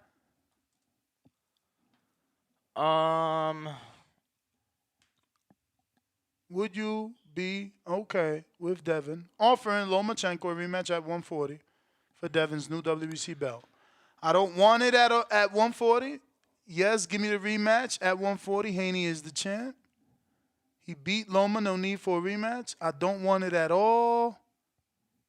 I think if you're gonna go with that, yeah, I think that's it. No fifth. Danny hates using all options. What's up with you, champ? I think it's a reach of an option. What? Which one is a reach? All right. I mean the Loma overall. I think people want it. And that's great, but they're gonna want it at a weight that we not gonna see. So it's just like it's a reach for me. Like Loma's called a small 35 pounder. He gonna move up to 40? Hey, you want it if you want it. If you want it. Yeah, again, I don't want it. Not you. If he wants it, or if, the public want it, yeah, that's how it would be. It's just like CYP calling in and saying, if you want Devin to fight Tank, it's going to come with a catch weight. It's no different. Tank's at least fought at the weight class. Yeah, with a catch weight. Oh, I mean, a rehydration clause, but he's fought at 140. We've never seen Loma at 140. And we never seen Tank till we seen him. You know what I mean? And we never seen Tio Jermaine at 40 till he fights Tio. It's just like, it is what it is. You either want it or you don't. I mean, I wasn't calling Jermaine no small 35 pounder, that's for sure. No, Danny, don't take it personal. It's like, I get your stance. I'm putting it out there for the public. There are people, I believe, that wanted that. Now, will they still want it at 40? That's what those options are for. It's just keeping the channel active, champ. Don't get so grumpy. We got Rye. Welcome to the prospect level. Yeah, James Benitez. Shocked you saying people $2. Still put an option. Say what? I said I'm shocked you saying people still putting that as an option. That shit wasn't even. I mean, bro. No. I'm not in the comment questioning it. section. I'm not questioning it. I'm shocked by it. You can show me 1,000. I'd be shocked 1,000 times. I mean, there's people on our shores that be like, yo, he should fight Loma. Like, I mean, how many people don't question Floyd and Oscar fight to this day? Like, it's shit that get brought up. I mean, bro, that's different because Floyd, he normally rematches everybody. That one was weird. He retired, came back. It is what it is. Let me double check, make sure we got everybody. I think that is it. Last call for alcohol. If you guys want to get on the show, this is your last chance. If not, we up out of here in SGTO. Instagram and Twitter. Danny? Bring Walk Danny. And we are the Boxing Voice. Catch us today, 4 p.m. Pacific, 7 p.m. Eastern. Peace. Arrivederci.